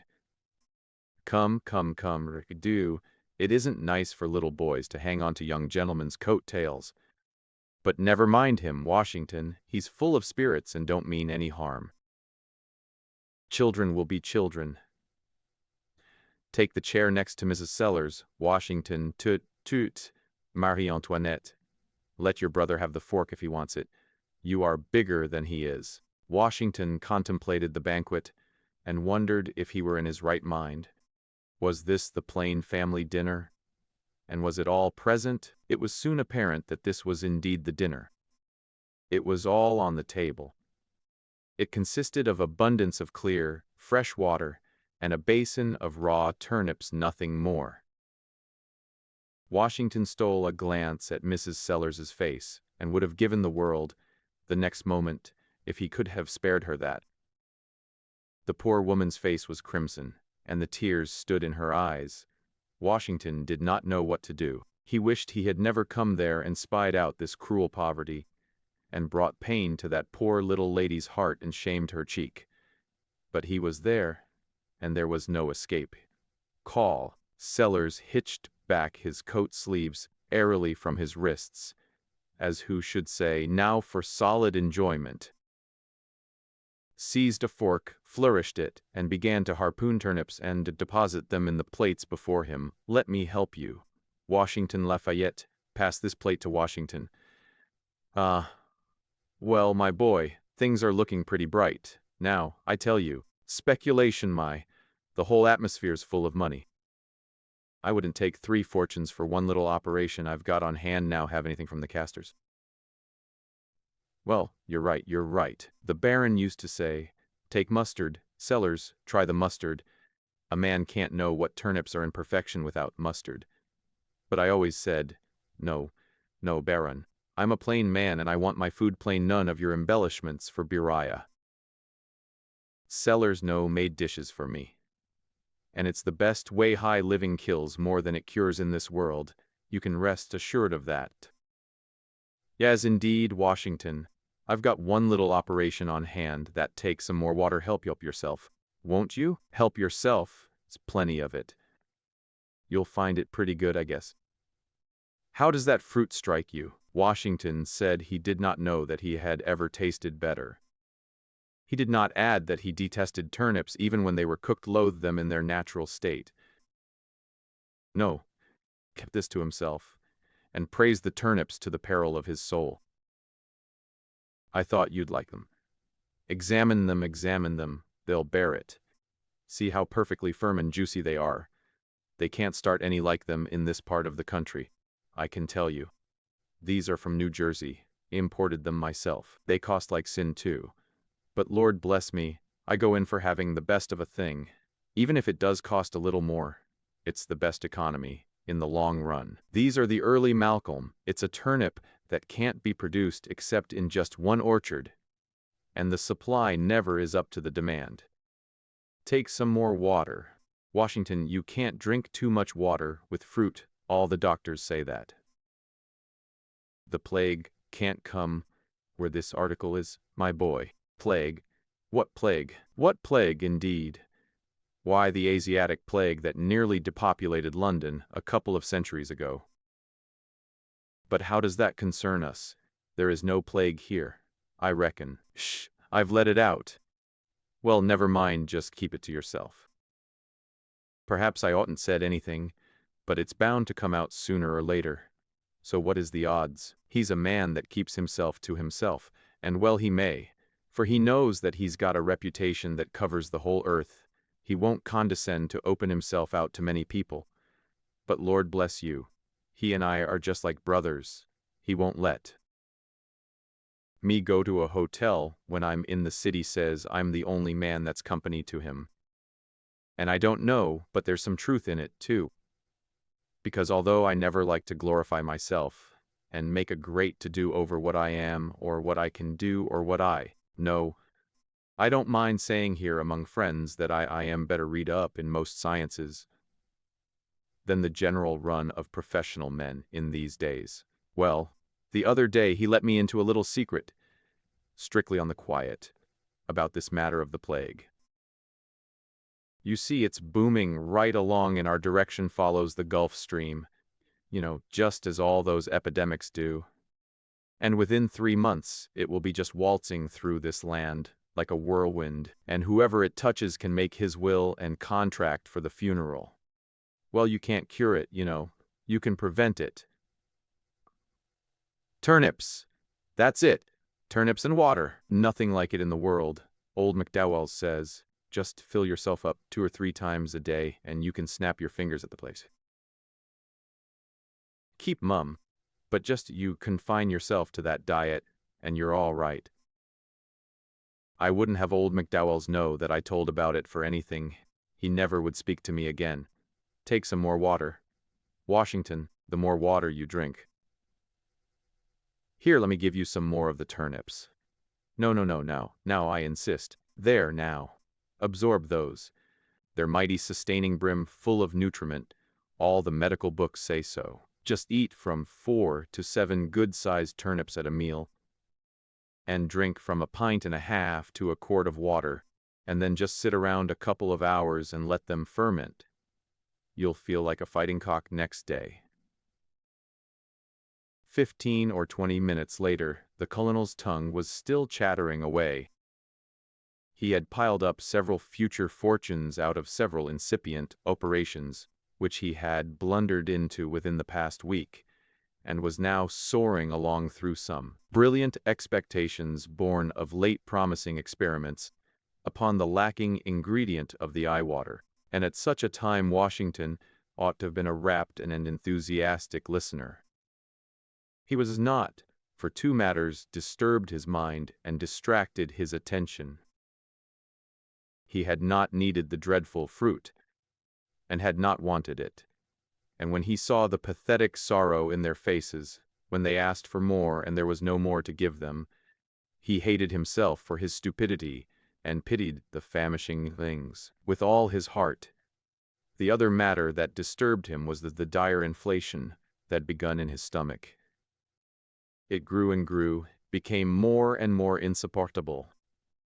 Evidently the turnips were fermenting. He forced himself to sit still as long as he could, but his anguish conquered him at last. The colonel followed him to the door, promising over and over again that he would use his influence to get some of the early Malcolms for him, and insisting that he should not be such a stranger, but come and take potluck with him every chance he got. Washington was glad enough to get away and feel free again. He immediately bent his steps toward home. Weak and languid, he made shift to turn himself about and seek rest and sleep. And as his soul hovered upon the brink of unconsciousness, he heaved a long, deep sigh, and said to himself that in his heart he had cursed the colonel's preventive of rheumatism before, and now let the plague come if it must. He was done with preventives. If ever any man beguiled him with turnips and water again, let him die the death. If he dreamed at all that night, no gossiping spirit disturbed his visions to whisper in his ear of certain matters, just then in bud in the east, more than 1,000 miles away, that after the lapse of a few years would develop influences which would profoundly affect the fate and fortunes of the Hawkins family. Chapter 12. "Oh, it's easy enough to make a fortune," Henry said. "It seems to be easier than it is, I begin to think," replied Philip. "Well, why don't you go into something? You'll never dig it out of the Astor Library. If there be any place and time in the world where, and when it seems easy to go into something, it is in Broadway on a spring morning, when one is walking cityward, and has before him the long lines of palace shops, with an occasional spire seen through the soft haze that lies over the lower town, and hears the roar and hum of its multitudinous traffic. To the young American, here or elsewhere, the paths to fortune are innumerable and all open. There is invitation in the air and success in all his wide horizon. He is embarrassed which to choose, and is not unlikely to waste years in dallying with his chances, before giving himself to the serious tug and strain of a single object. He has no traditions to bind him or guide him, and his impulse is to break away from the occupation his father has followed, and make a new way for himself. Philip Sterling used to say that if he should seriously set himself for 10 years, any one of the dozen projects that were in his brain, he felt that he could be a rich man. He wanted to be rich. He had a sincere desire for a fortune. But for some unaccountable reason he hesitated about addressing himself to the narrow work of getting it. He never walked Broadway, a part of its tide of abundant shifting life, without feeling something of the flush of wealth, and unconsciously taking the elastic step of one well-to-do in this prosperous world. Especially at night in the crowded theater, Philip was too young to remember the old Chambers Street box, where the serious Burton led his hilarious and pagan crew in the intervals of the screaming comedy, when the orchestra scraped and grunted and tooted its dissolute tunes. The world seemed full of opportunities to Philip, and his heart exulted with a conscious ability to take any of its prizes he chose to pluck. Perhaps it was the swimming ease of the acting on the stage, where virtue had its reward in 3 easy acts. Perhaps it was the excessive light of the house, or the music, or the buzz of the excited talk between acts. Perhaps it was youth which believed everything. But for some reason, while Philip was at the theater, he had the utmost confidence in life, and his ready victory in it. Delightful illusion of paint and tinsel and silk attire, of cheap sentiment and mighty dialogue. Will there not always be rosin enough for the squeaking fiddle bow? Do we not all like the maudlin hero, who is sneaking round the right entrance, in wait to steal the pretty wife of his rich and tyrannical neighbor from the pasteboard cottage at the left entrance, and when he advances down to the footlights and defiantly informs the audience that he who lays his hand on a woman except in the way of kindness, do we not all applaud so as to drown the rest of the sentence? Philip never was fortunate enough to hear what would become of a man who should lay his hand on a woman with the exception named. But he learned afterwards that the woman who lays her hand on a man, without any exception whatsoever, is always acquitted by the jury. The fact was, though Philip Sterling did not know it, that he wanted several other things quite as much as he wanted wealth. The modest fellow would have liked fame thrust upon him for some worthy achievement. It might be for a book, or for the skillful management of some great newspaper, or for some daring expedition like that of Ulty, Strain, or Dr. Kane. Sometimes he thought he would like to stand in a conspicuous pulpit and humbly preach the gospel of repentance. And it even crossed his mind that it would be noble to give himself to a missionary life to some benighted region, where the date palm grows, and the nightingale's voice is in tune, and the bulbul sings on the off nights. If he were good enough, he would attach himself to that company of young men in the theological seminary, who were seeing New York life in preparation for the ministry. A very good use of the English language and considerable knowledge of its literature was one of them. He could sing a song very well, not in time to be sure, but with enthusiasm. He could make a magnetic speech at a moment's notice in the classroom, the debating society, or upon any fence or dry goods box that was convenient. He could lift himself by one arm and do the giant swing in the gymnasium. He could strike out from his left shoulder. He could handle an oar like a professional and pull stroke in a winning race. Philip had a good appetite, a sunny temper, and a clear, hearty laugh. He had brown hair, hazel eyes set wide apart, a broad, not high forehead, and a fresh, winning face. He was 6 feet high, with broad shoulders, long legs, and a swinging gait. One of those loose-jointed, capable fellows who saunter into the world with a free air and usually make a stir in whatever company they enter. Law seemed to him well enough as a science, but he never could discover a practical case where it appeared to him worth while to go to law. And all the clients who stopped with new clerk in the anteroom of the law office where he was writing, Philip invariably advised to settle, no matter how. But settle greatly to the disgust of his employer, who knew that justice between man and man could only be attained by the recognized processes, with the attendant fees.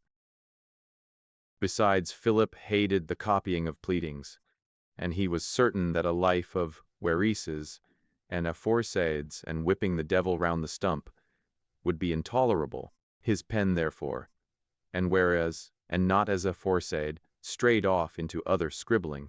In an unfortunate hour, he had 2 or 3 papers accepted by first-class magazines at $3 the printed page, and, behold, his vocation was open to him. He would make his mark in literature. Life has no moment so sweet in which a young man believes himself called into the immortal ranks of the masters of literature. It is such a noble ambition that it is a pity it has usually such a shallow foundation. With his talent, he thought he should have little difficulty in getting an editorial position upon a metropolitan newspaper. Not that he knew anything about newspaper work, or had the least idea of journalism. He knew he was not fitted for the technicalities of the subordinate departments, but he could write leaders with perfect ease, he was sure. The drudgery of the newspaper office was too distasteful, and besides it would be beneath the dignity of a graduate and a successful magazine writer. He wanted to begin at the top of the ladder. To his surprise, he found that every situation in the editorial department of the journals was full. Always had been full, was always likely to be full. It seemed to him that the newspaper managers didn't want genius, but mere plodding and grubbing. Philip therefore read diligently in the Astor Library, planned literary works that should compel attention, and nursed his genius. He had no friend wise enough to tell him to step into the Dorking convention. Then, in session, make a sketch of the men and women on the platform, and take it to the editor of the Daily Grapevine, and see what he could get a line for it. One day he had an offer from some country friends who believed in him to take charge of a provincial daily newspaper, and he went to consult Mr. Gringo, who years ago managed the Atlas, about taking the situation. "Take it, of course," says Gringo. "Take anything that offers, why not? But they want me at an opposition paper." "Well, make it that. That party is going to succeed. It's going to elect the next president." "I don't believe it," said Philip, stoutly. "It's wrong in principle, and it ought not to succeed. But I don't see how I can go for a thing I don't believe in." "Oh, very well," said Gringo, turning away with a shade of contempt.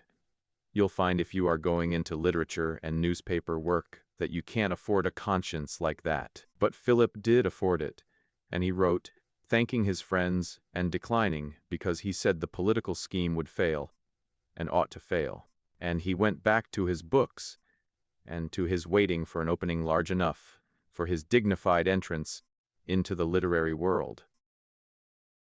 It was in this time of rather impatient waiting that Philip was one morning walking down Broadway with Henry Brierly. He frequently accompanied Henry part way downtown to what the latter called his office in Broad Street, to which he went, or pretended to go, with regularity every day. It was evident to the most casual acquaintance that he was a man of affairs, and that his time was engrossed in the largest sort of operations, of which there was a mysterious air. His liability to be suddenly summoned to Washington, or Boston, or Montreal, or even to Liverpool, was always imminent. He never was so summoned, but none of his acquaintances would have been surprised to hear any day that he had gone to Panama or Peoria, or to hear from him that he had bought the Bank of Commerce. The two were intimate at that time. They had been classmates, and saw a great deal of each other. Indeed, they lived together in 9th Street, in a boarding house there, which had the honor of lodging and partially feeding several other young fellows of like kidney, who have since gone their several ways into fame or into obscurity. It was during the morning walk to which reference has been made that Henry Brierly suddenly said, "Philip, how would you like to go to St. Joe?" "I think I should like it of all things," replied Philip with some hesitation. "But what for?" "Oh, it's a big operation. We are going, a lot of us, railroad men, engineers, contractors. You know my uncle is a great railroad man. I've no doubt I can get you a chance to go if you'll go." "But in what capacity would I go?" "Well, I'm going as an engineer. You can go as one." "I don't know an engine from a coal cart. Field engineer, civil engineer. You can begin by carrying a rod and putting down the figures. It's easy enough. I'll show you about that. We'll get Trotwine and some of those books." "Yes, but what is it for? What is it all about?" "Why, don't you see? We lay out a line, spot the good land, enter it up, know where the stations are to be, spot them, buy lots. There's heaps of money in it. We wouldn't engineer long." "When do you go?" was Philip's next question, after some moments of silence. "Tomorrow. Is that too soon?" "No, it's not too soon. I've been ready to go anywhere for 6 months. The fact is that I'm about tired of trying to force myself into things, and am quite willing to try floating with the stream for a while, and see where I will land. This seems like a providential call. It's sudden enough." The two young men, who were by this time full of the adventure, went down to the Wall Street office of Henry's uncle, and had a talk with that wily operator.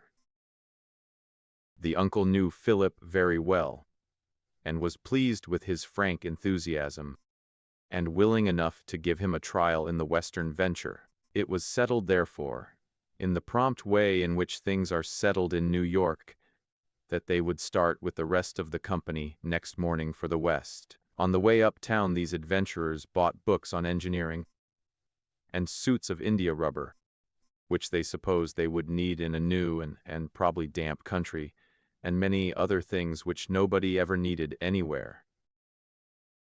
The night was spent in packing up and writing letters, for Philip would not take such an important step without informing his friends. If they disapprove, thought he, I've done my duty by letting them know. Happy youth, that is ready to pack its valise, and start for Cathay on an hour's notice. "By the way," calls out Philip from his bedroom to Henry, "where is St. Joe?" "Why, it's in Missouri somewhere, on the frontier, I think. We'll get a map." "Never mind the map. We will find the place itself. I was afraid it was nearer home." Philip wrote a long letter, first of all, to his mother, full of love and glowing anticipations of his new opening. He wouldn't bother her with business details, but he hoped that the day was not far off when she would see him return, with a moderate fortune, and something to add to the comfort of her advancing years. To his uncle, he said that he had made an arrangement with some New York capitalists to go to Missouri in a land and railroad operation, which would at least give him a knowledge of the world, and not unlikely offer him a business opening. He knew his uncle would be glad to hear that he had at last turned his thoughts to a practical matter. It was to Ruth Bolton that Philip wrote last. He might never see her again. He went to seek his fortune. He well knew the perils of the frontier, the savage state of society, the lurking Indians, and the dangers of fever. But there was no real danger to a person who took care of himself. Might he write to her often and tell her of his life? If he returned with a fortune, perhaps and perhaps. If he was unsuccessful, or if he never returned, perhaps it would be as well. No time or distance, however, would ever lessen his interest in her. He would say good night, but not goodbye. In the soft beginning of a spring morning, long before New York had breakfasted, while yet the air of expectation hung about the wharves of the metropolis, our young adventurers made their way to the Jersey City railway station of the Erie Road to begin the long, swinging, crooked journey over what a writer of a former day called a causeway of cracked rails and cows to the west. Chapter 13. Whatever to say betoke in his intente, his language was so fair and pertinente. It seemeth unto many's, harrying not only the word, but verily the thing. Caxton's Book of Courtesy. In the party of which our travelers found themselves members was Duff Brown, the great railroad contractor, and subsequently a well-known member of Congress, a bluff, jovial Boston man, thick-set, close-shaven, with a heavy jaw and a low forehead, a very pleasant man if you were not in his way. He had government contracts, custom houses and dry docks, from Portland to New Orleans, and managed to get out of Congress, in appropriations, about weight for weight of gold for the stone furnished. Associated with him, and also of this party, was Rodney Scheik, a sleek New York broker, a man as prominent in the church as in the stock exchange, dainty in his dress, smooth of speech, the necessary complement of Duff Brown in any enterprise that needed assurance, adroitness. It would be difficult to find a pleasanter traveling party, one that shook off more readily the artificial restraints of puritanic strictness, and took the world with good-natured allowance. Money was plenty for every attainable luxury, and there seemed to be no doubt that its supply would continue, and that fortunes were about to be made without a great deal of toil. Even Philip soon caught the prevailing spirit. Barry did not need any inoculation. He always talked in six figures. It was as natural for the dear boy to be rich as it is for most people to be poor. It must have been by a lucky premonition of this, that they all had brandy flasks with which to qualify the water of the country, and it was no doubt from an uneasy feeling of the danger of being poisoned that they kept experimenting, mixing a little of the dangerous and changing fluid as they passed along, with the contents of the flasks, thus saving their lives hour by hour. Philip learned afterwards that temperance and the strict observance of Sunday, and a certain gravity of deportment are geographical habits, which people do not usually carry with them away from home. Our travelers stopped in Chicago long enough to see that they could make their fortunes there in 2 weeks' time. But it did not seem worthwhile. The West was more attractive. The further one went, the wider the opportunities opened. They took railroad to Alton and the steamboat from there to St. Louis, for the change and to have a glimpse of the river. "Isn't this jolly?" cried Henry, dancing out of the barber's room, and coming down the deck with a 1, 2, 3-step shaven, curled and perfumed after his usual exquisite fashion. "What's jolly?" asked Philip, looking out upon the dreary and monotonous waste through which the shaking steamboat was coughing its way. "Why, the whole thing. It's immense, I can tell you. I wouldn't give that to be guaranteed 100,000 cold cash in a year's time." "Where's Mr. Brown?" "He is in the saloon, playing poker with Strike and that long-haired party with the striped trousers, who scrambled aboard when the stage plank was half hauled in. And the big delegate to Congress from out west. That's a fine-looking fellow, that delegate, with his glossy black whiskers. Looks like a Washington man. I shouldn't think he'd be at poker." "Oh, it's only 5 cents ante, just to make it interesting," the delegate said. "But I shouldn't think a representative in Congress would play poker anyway in a public steamboat." "Nonsense, you've got to pass the time. I try to hand myself, but those old fellows are too many for me. The delegate knows all the points. I'd bet $100 he will ant his way right into the United States Senate when his territory comes in. He's got the cheek for it. He has the grave and thoughtful manner of expectoration of a public man, for one thing," added Philip. "Harry," said Philip, after a pause, "what have you got on those big boots for? Do you expect to wade ashore?" "I'm breaking him in." The fact was, Harry had got himself up in what he thought a proper costume for a new country, and was in appearance a sort of compromise between a dandy of Broadway and a backwoodsman. He wore this morning a soft hat, a short cutaway coat, an open vest displaying immaculate linen, a leathern belt round his waist, and top boots of soft leather, well polished, that came above his knees and required a string attached to his belt to keep them up. The light-hearted fellow gloried in these shining encasements of his well-shaped legs, and told Philip that they were a perfect protection against prairie rattlesnakes, which never strike above the knee. The landscape still wore an almost wintry appearance when our travelers left Chicago. It was a genial spring day when they landed at St. Louis. The birds were singing. The blossoms of peach trees in city garden plots made the air sweet, and in the roar and tumult on the long river levee they found an excitement that accorded with their own hopeful anticipations. The party went to the Southern Hotel, where the great Duff Brown was very well known, and indeed was a man of so much importance that even the office clerk was respectful to him. He might have respected in him also a certain vulgar swagger and insolence of money, which the clerk greatly admired. The young fellows liked the house and liked the city. It seemed to them a mighty free and hospitable town. Coming from the east, they were struck with many peculiarities.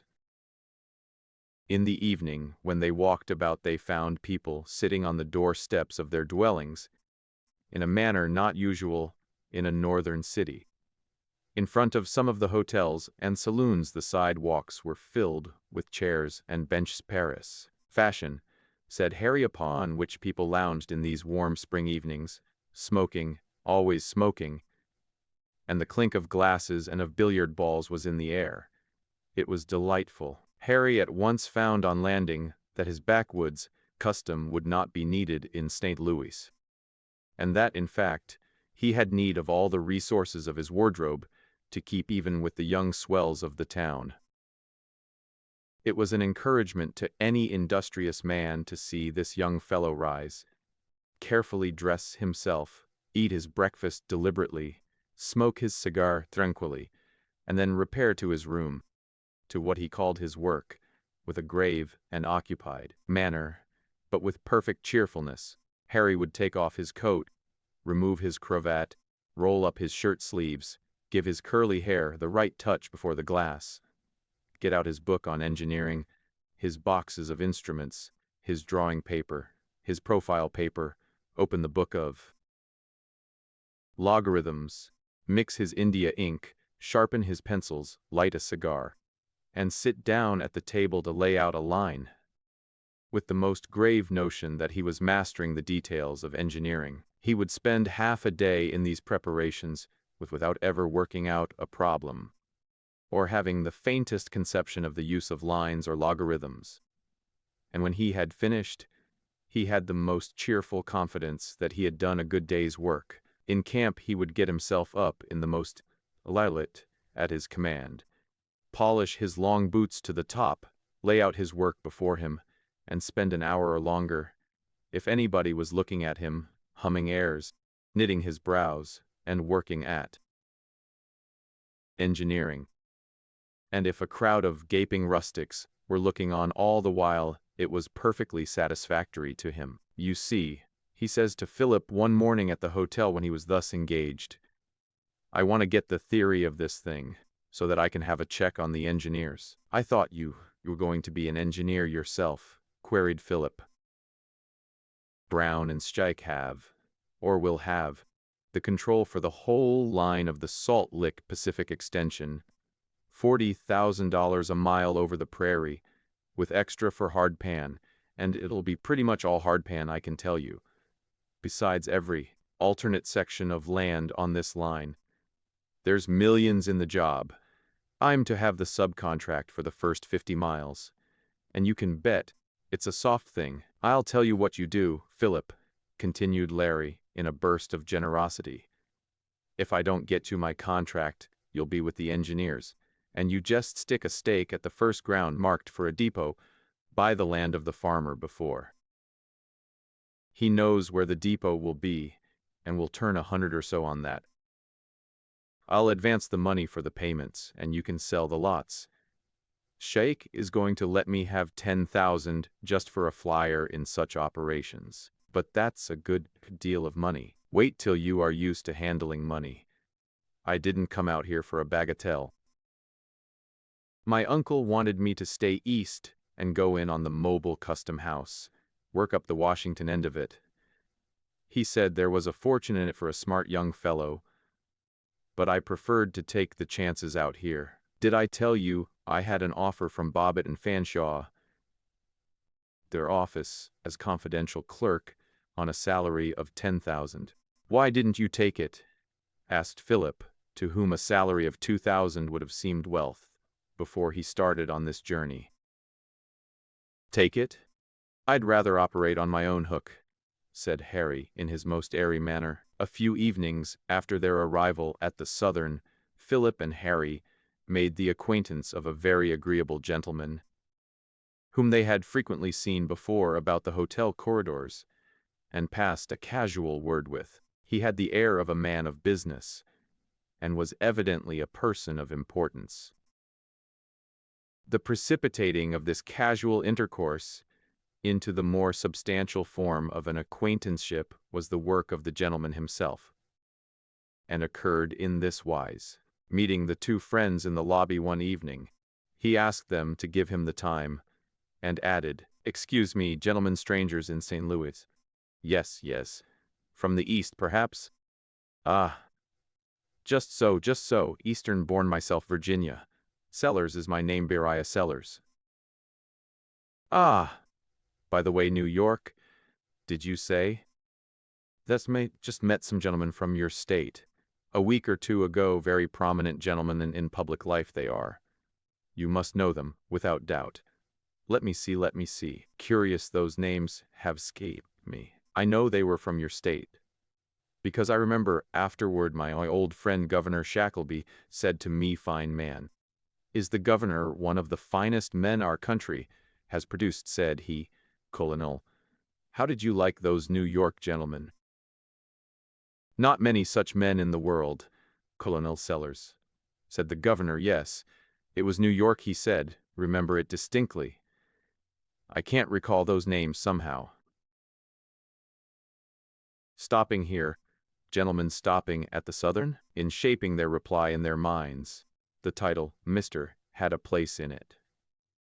But when their turn had arrived to speak, the title Colonel came from their lips instead. They said yes, they were abiding at the Southern, and thought it a very good house. Yes, the Southern is fair. I myself go to the Planters' old aristocratic house. We Southern gentlemen don't change our ways, you know. I always make it my home there. When I run down from Hawkeye, my plantation is in Hawkeye, a little up in the country. You should know the planters. Philip and Harry both said they should like to see a hotel that'd been so famous in its day. A cheerful hostelry. Philip said it must have been where duels were fought there across the dining room table. You may believe it, sir, an uncommonly pleasant lodging. Shall we walk? And the three strolled along the streets, the colonel talking all the way in the most liberal and friendly manner, and with a frank open-heartedness that inspired confidence. Yes, born East myself, raised all along, know the West. A great country, gentlemen. The place for a young fellow of spirit to pick up a fortune. Simply pick it up. It's lying round loose here. Not a day that I don't put aside an opportunity. Too busy to look into it. Management of my own property takes my time. First visit? Looking for an opening? Yes. Looking around, replied Harry. Ah, here we are. You'd rather sit here in front than go to my apartments. So had I. An opening, eh? The colonel's eyes twinkled. Ah, just so. The country is opening up. All we want is capital to develop it. Slap down the rails and bring the land into market.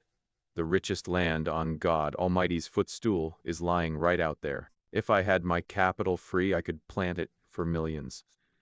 I suppose your capital is largely in your plantation? Asked Philip. Well, partly, sir, partly. I'm down here now with reference to a little operation, a little side thing merely. By the way, gentlemen, excuse the liberty, but it's about my usual time. The colonel paused, but as no movement of his acquaintances followed this plain remark, he added, in an explanatory manner, I'm rather particular about the exact time have to be in this climate. Even this open declaration of his hospitable intention not being understood, the colonel politely said, Gentlemen, will you take something? Call. Sellers led the way to a saloon on 4th Street under the hotel, and the young gentleman fell into the custom of the country. Not that, said the colonel to the barkeeper, who shoved along the counter a bottle of apparently corn whiskey, as if he had done it before on the same order.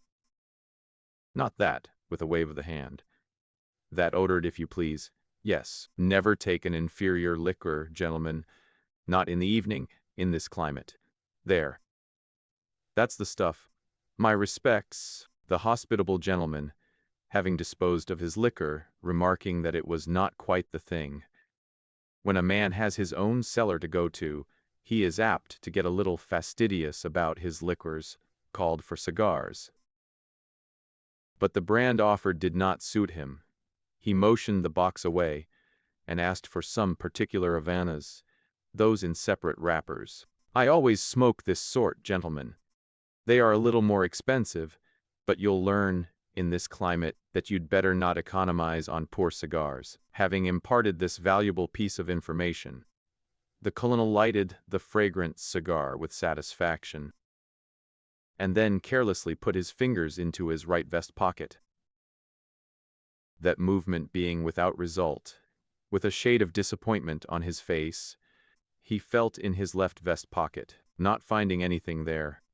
He looked up with a serious and annoyed air, anxiously slapped his right pantaloons pocket, and then his left, and exclaimed, By George, that's annoying.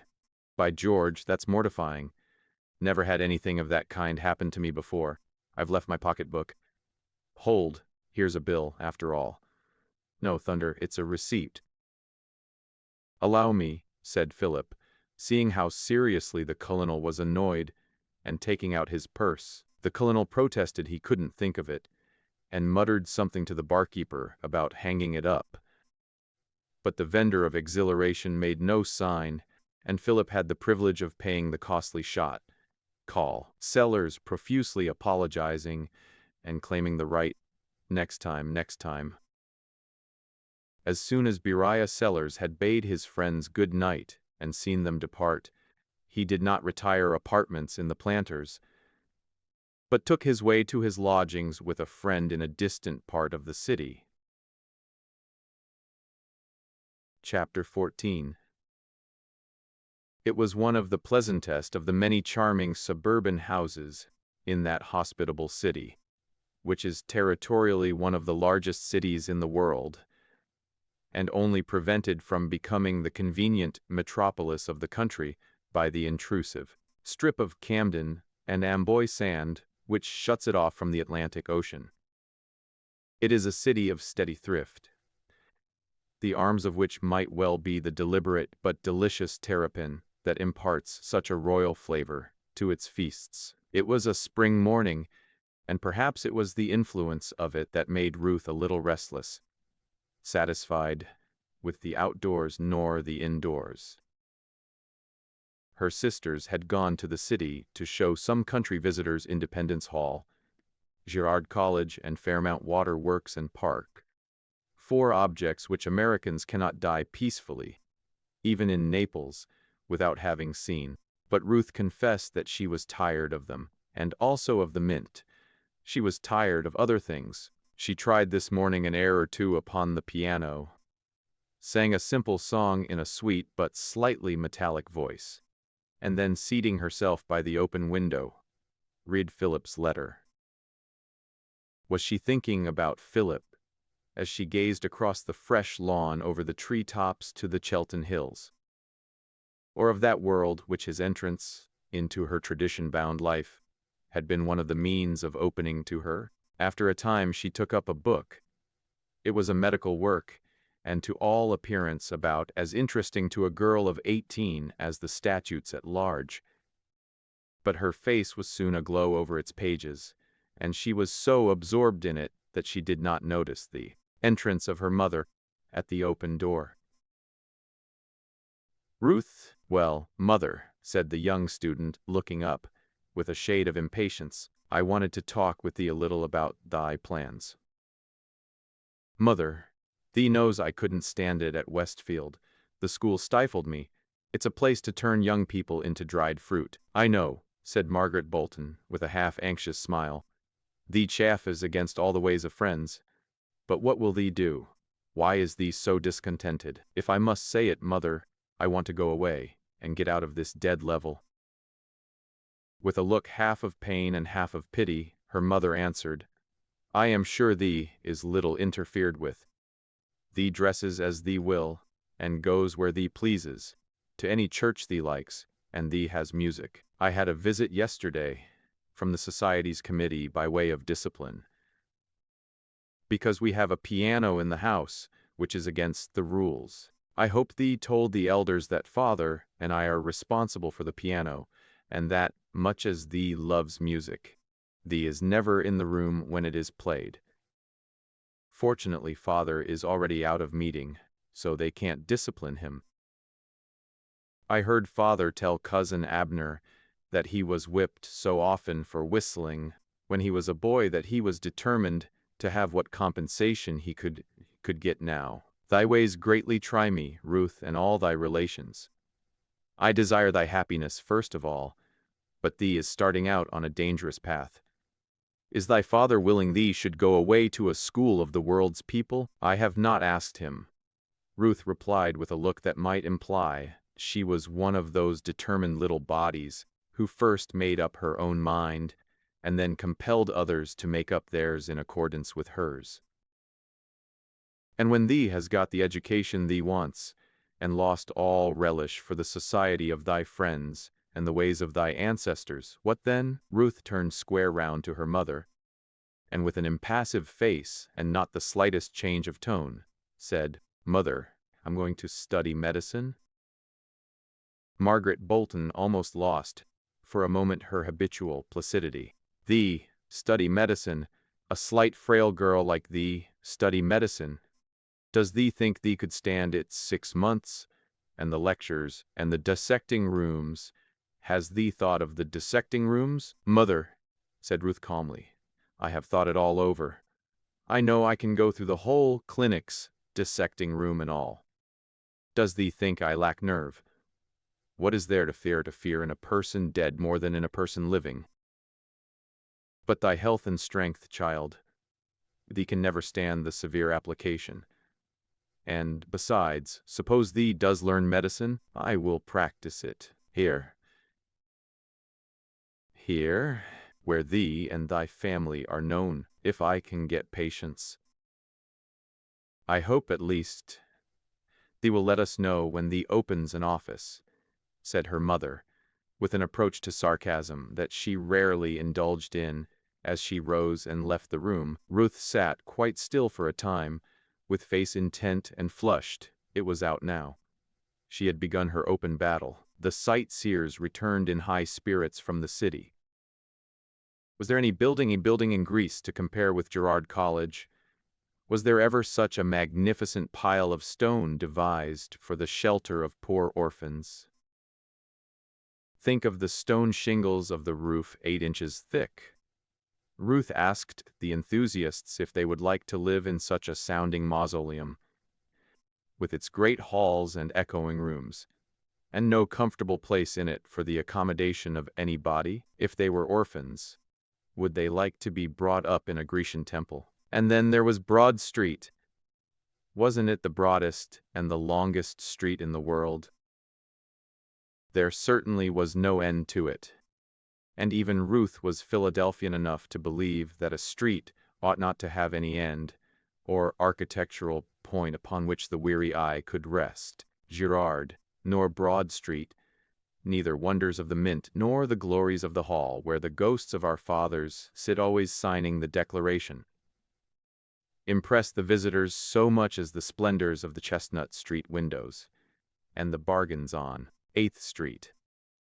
The truth is that the country cousins had come to town to attend the yearly meeting, and the amount of shopping that preceded that religious event was scarcely exceeded by the preparations for the opera in more worldly circles. "Is thee going to the yearly meeting, Ruth?" asked one of the girls. "I have nothing to wear," replied that demure person. "If thee wants to see new bonnets, orthodox to a shade and conform to the letter of the true form, thee must go to the Arch Street meeting. Any departure from either color or shape would be instantly taken note of. It has occupied mother a long time to find at the shops the exact shade for her new bonnet. Oh, thee must go by all means. But thee won't see there a sweeter woman than mother. And thee won't go? Why should I? I've been again and again. If I go at all, I like best to sit in the quiet old house in Germantown, where the windows are all open and I can see the trees and hear the stir of the leaves. It's such a crush at the yearly meeting at Arch Street, and then there's the row of sleek-looking young men who line the curbstone and stare at us as we come out. No, I don't feel at home there." That evening Ruth and her father sat late by the drawing-room fire, as they were quite apt to do at night. It was always a time of confidences. "Thee has another letter from young Sterling," said Ely Bolton. "Yes, Philip has gone to the far west." "How far?" "He doesn't say, but it's on the frontier, and on the map everything beyond it is marked to Indians and desert, and looks as desolate as a Wednesday meeting." Humph! It was time for him to do something. Is he going to start a daily newspaper among the Kickapoos? "Father, thee's unjust to Philip. He's going into business." "What sort of business can a young man go into without capital?" "He doesn't say exactly what it is," said Ruth a little dubiously. "But it's something about land and railroads, and thee knows, father, that fortunes are made nobody knows exactly how in a new country." "I should think so, you innocent puss, and in an old one too. But Philip is honest, and he has talent enough, if he will stop scribbling, to make his way. But thee may as well take care of theeself, Ruth, and not go dawdling along with a young man in his adventures, until thy own mind is a little more settled what thee wants." This excellent advice did not seem to impress Ruth greatly, for she was looking away with that abstraction of vision which often came into her gray eyes, and at length she exclaimed, with a sort of impatience, "I wish I could go west or south or somewhere. What a box women are put into, measured for it, and put in young. If we go anywhere, it's in a box, veiled and pinioned and shut in by disabilities. Father, I should like to break things and get loose. What a sweet-voiced little innocent it was, to be sure. Thee will no doubt break things enough when thy time comes, child. Women always have. But what does thee want now that thee hasn't? I want to be something, to make myself something, to do something. Why should I rust, and be stupid, and sit in inaction because I am a girl? What would happen to me if thee should lose thy property and die? What one useful thing I do for a living, for the support of mother and the children? And if I had a fortune, would thee want me to lead a useless life? Has thy mother led a useless life? Somewhat that depends upon whether her children amount to anything, retorted the sharp little disputant. What's the good of a series of human beings who don't advance any? Friend Ely, who had long ago laid aside the Quaker dress, and was out of meeting, and who in fact after a youth of doubt could not yet define his belief, nevertheless looked with some wonder at this fierce young eagle of his, hatched in a friend's dovecote. But he only said, Has thee consulted thy mother about a career? I suppose it is a career thee wants. She also had a history, possibly, and had sometime her young wings against the cage of custom, and indulged in dreams of a new social order, and had passed through that fiery period when it seems possible for one mind, which has not yet tried its limits, to break up and rearrange the world. Ruth replied to Philip's letter in due time, and in the most cordial and unsentimental manner. Philip liked the letter, as he did everything she did, but he had a dim notion that there was more about herself in the letter than about him. He took it with him from the Southern Hotel, when he went to walk, and read it over and again in an unfrequented street as he stumbled along. The rather commonplace and unformed handwriting seemed to him peculiar and characteristic, different from that of any other woman. Ruth was glad to hear that Philip had made a push into the world, and she was sure that his talent and courage would make a way for him. She should pray for his success at any rate, and especially that the Indians, in St. Louis, would not take his scalp.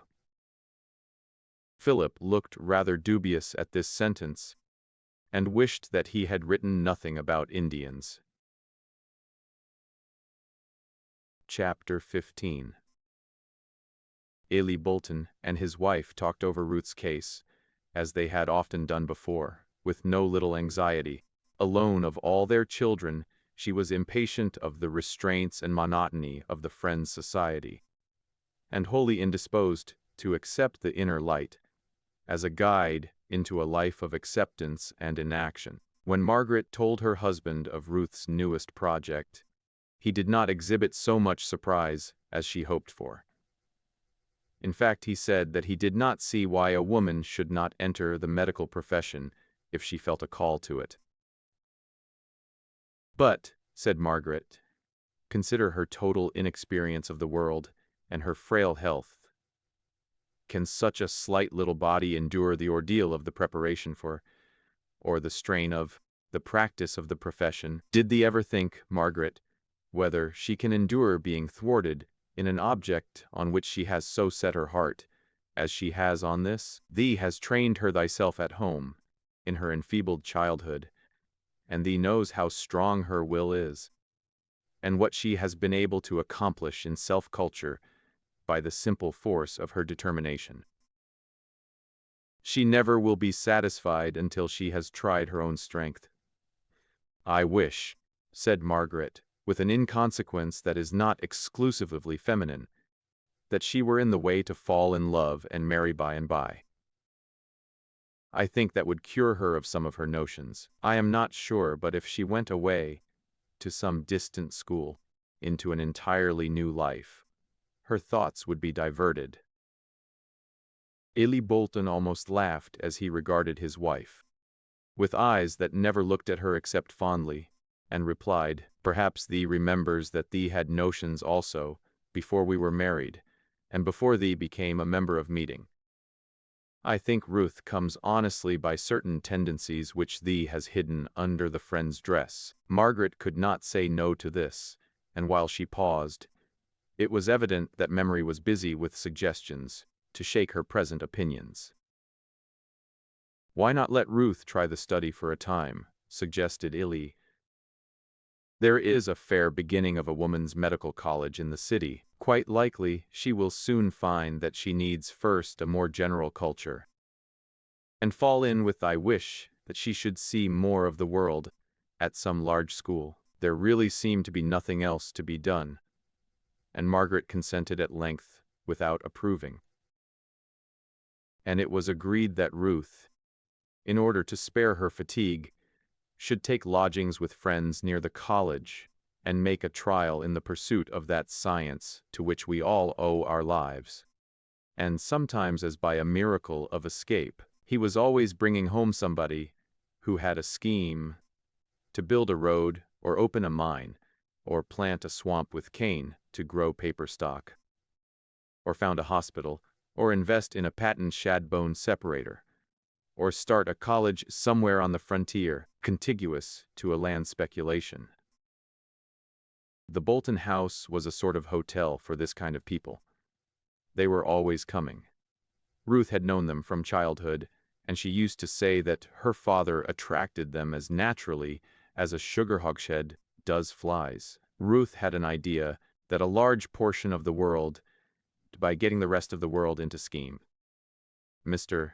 Bolton never could say no to any of them. Not even, said Ruth again, to the Society for Stamping Oyster Shells with scripture texts before they were sold at retail. Bigler's plan this time, about which he talked loudly, with his mouth full, all dinner time, was the building of the Tunkhannock, Rattlesnake and Young Woman's Town Railroad, which would not only be a great highway to the west, but would open to market inexhaustible coal fields, untold millions of lumber. The plan of operations was very simple. We'll buy the lands, explained he, on long time, backed by the notes of good men, and then mortgage them for money enough to get the road well on. Then get the towns on the line to issue their bonds for stock, and sell their bonds for enough to complete the road, and partly stock it. Especially if we mortgage each section as we complete it, we can then sell the rest of the stock on the prospect of the business of the road through an improved country, and also sell the lands at a big advance on the strength of the road. All we want, continued Mr. Bigler in his frank manner, is a few $1,000s to start the surveys and arrange things in the legislature. There is some parties will have to be seen who might make us trouble.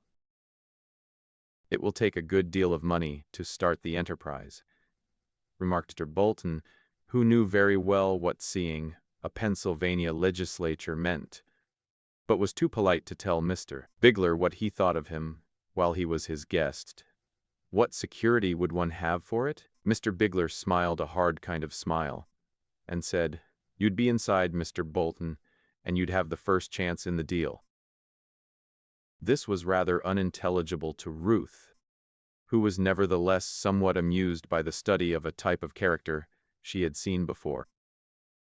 At length, she interrupted the conversation by asking, you'd sell the stock, I suppose, Mr. Bigler, to anybody who was attracted by the prospectus. Oh, certainly, serve all alike, said Mr. Bigler, now noticing Ruth for the first time, and a little puzzled by the serene, intelligent face that was turned towards him.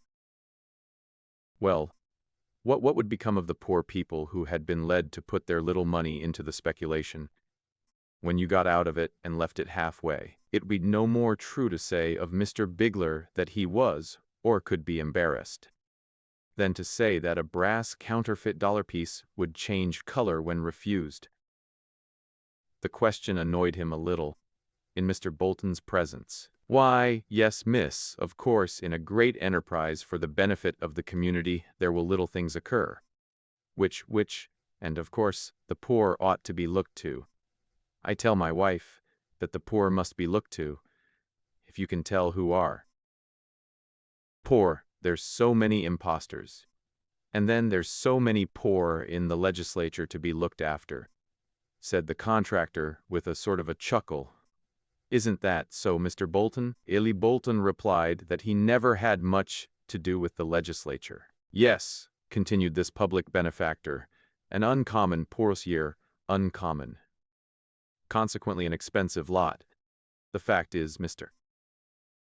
Bolton, that the price is raised so high on United States Senator now that it affects the whole market. You can't get any public improvement through on reasonable terms. Simony is what I call it, simony, repeated Mr. Bigler, as if he had said a good thing. Bigler went on and gave some very interesting details of the intimate connection between railroads and politics, and thoroughly entertained himself all dinner time, and as much disgusted Ruth, who asked no more questions, and her father, who replied in monosyllables. I wish, said Ruth to her father after the guest had gone, that you wouldn't bring home any more such horrid men. Do all men who wear big diamond breastpins, flourish their knives at table, and use bad grammar, and cheat? Oh, child, thee mustn't be too observing. Mr. Bigler is one of the most important men in the state.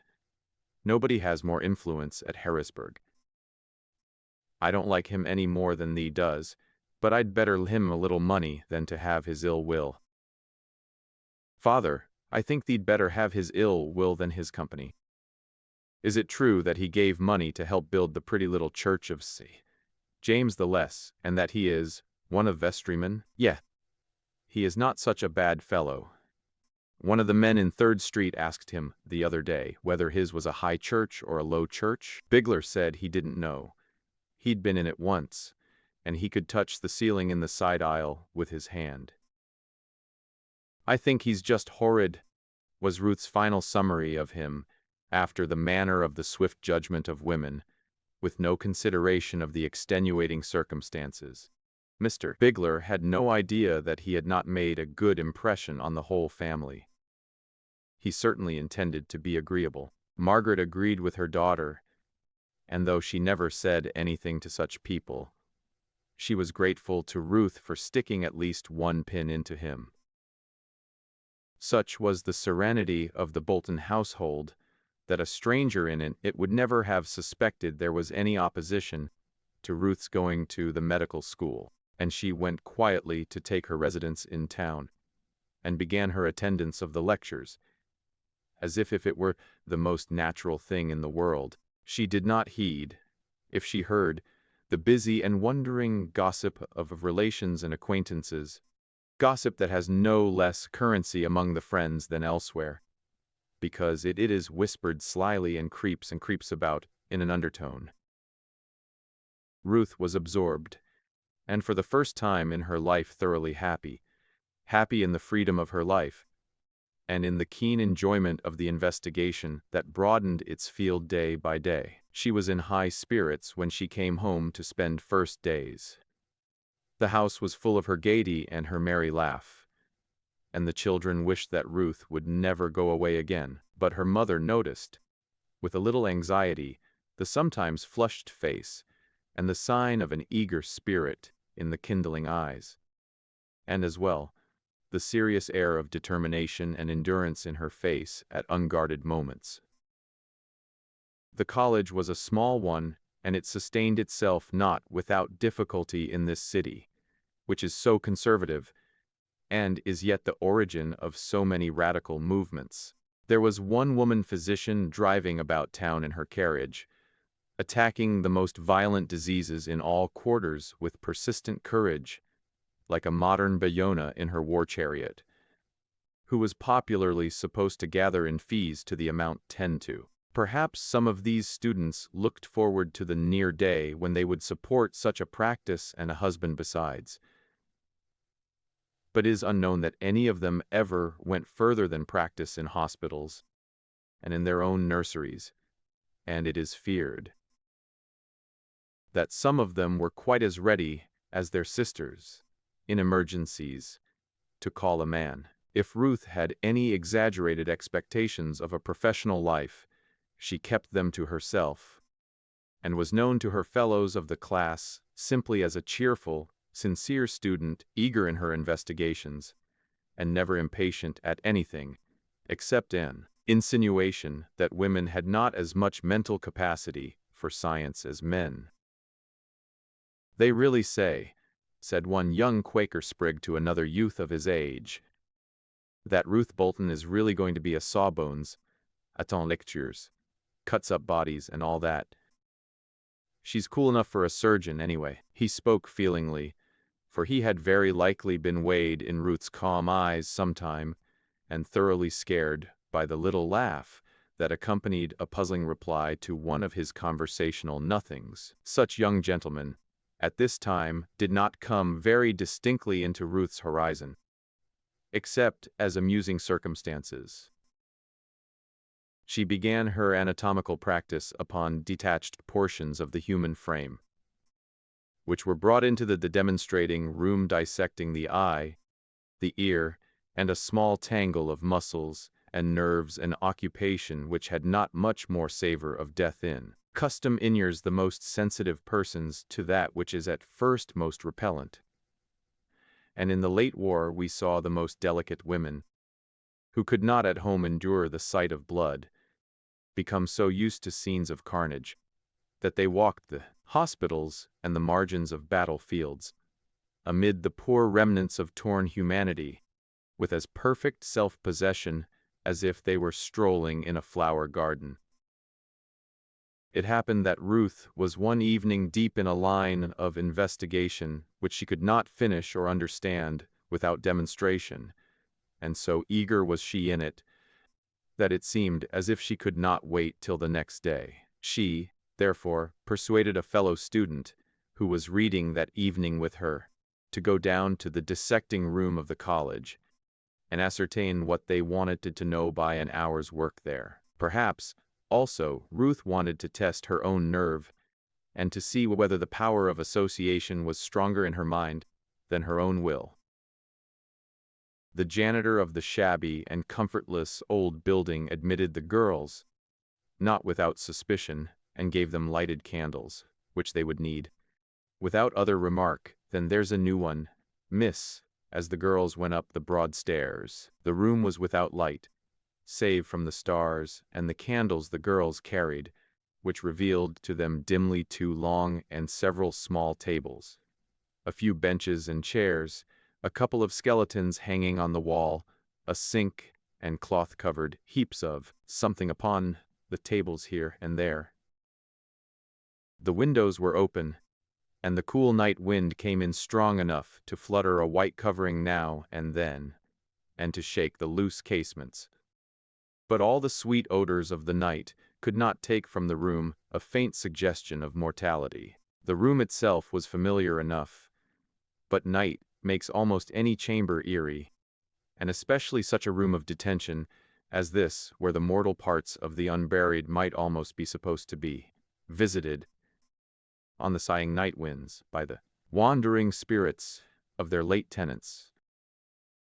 Opposite, and at some distance across the roofs of lower buildings, the girls saw a tall edifice, the long upper story of which seemed to be a dancing hall. The windows of that were also open, and through them they heard the scream of the jiggered and tortured violin, and the pump of the oboe, and saw the moving shapes of men and women in quick transition, and heard the prompter's drawl.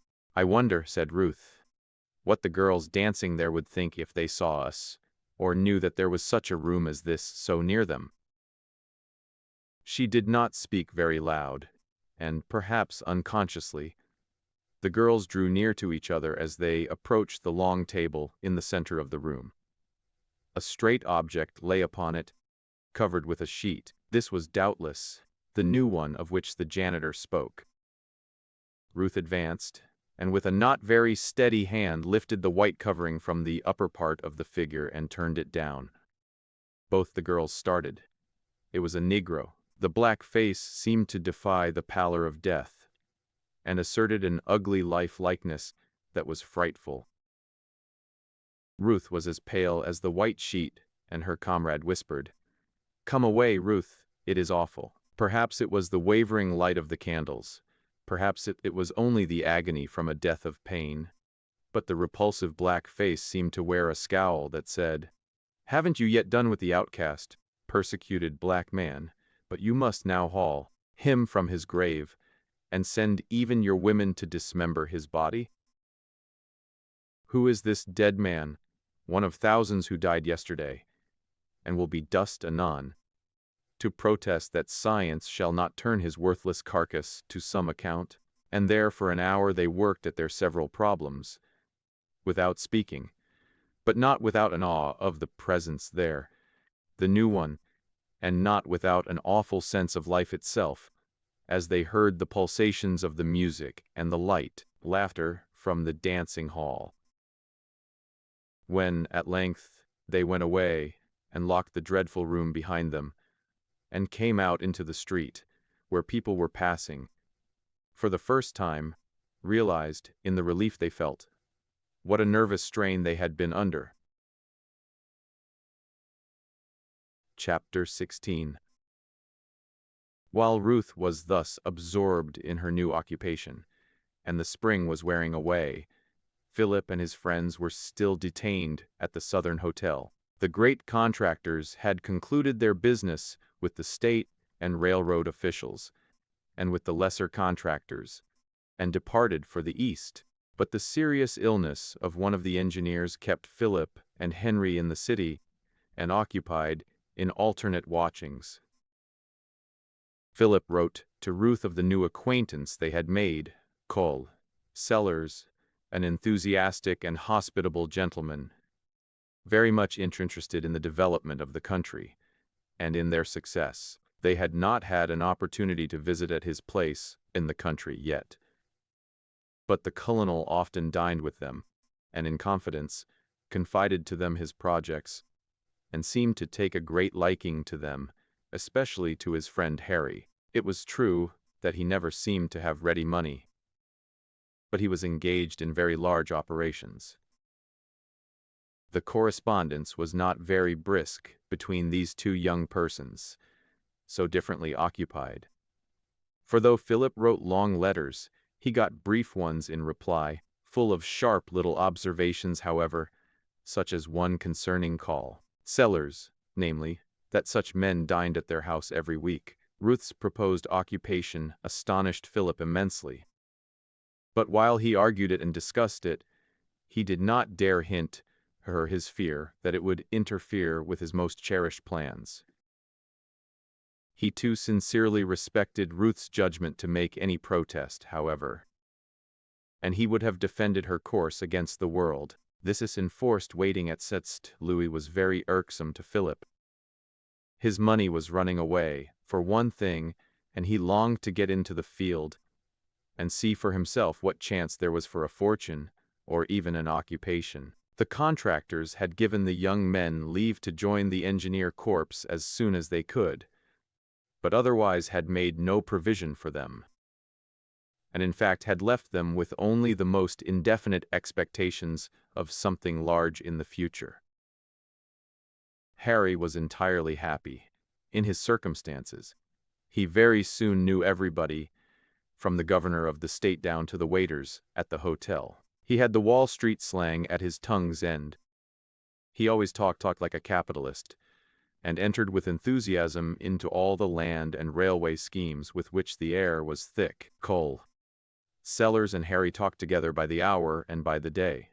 Harry informed his new friend that he was going out with the engineer corps of the Salt Lick Pacific Extension. That wasn't his real business.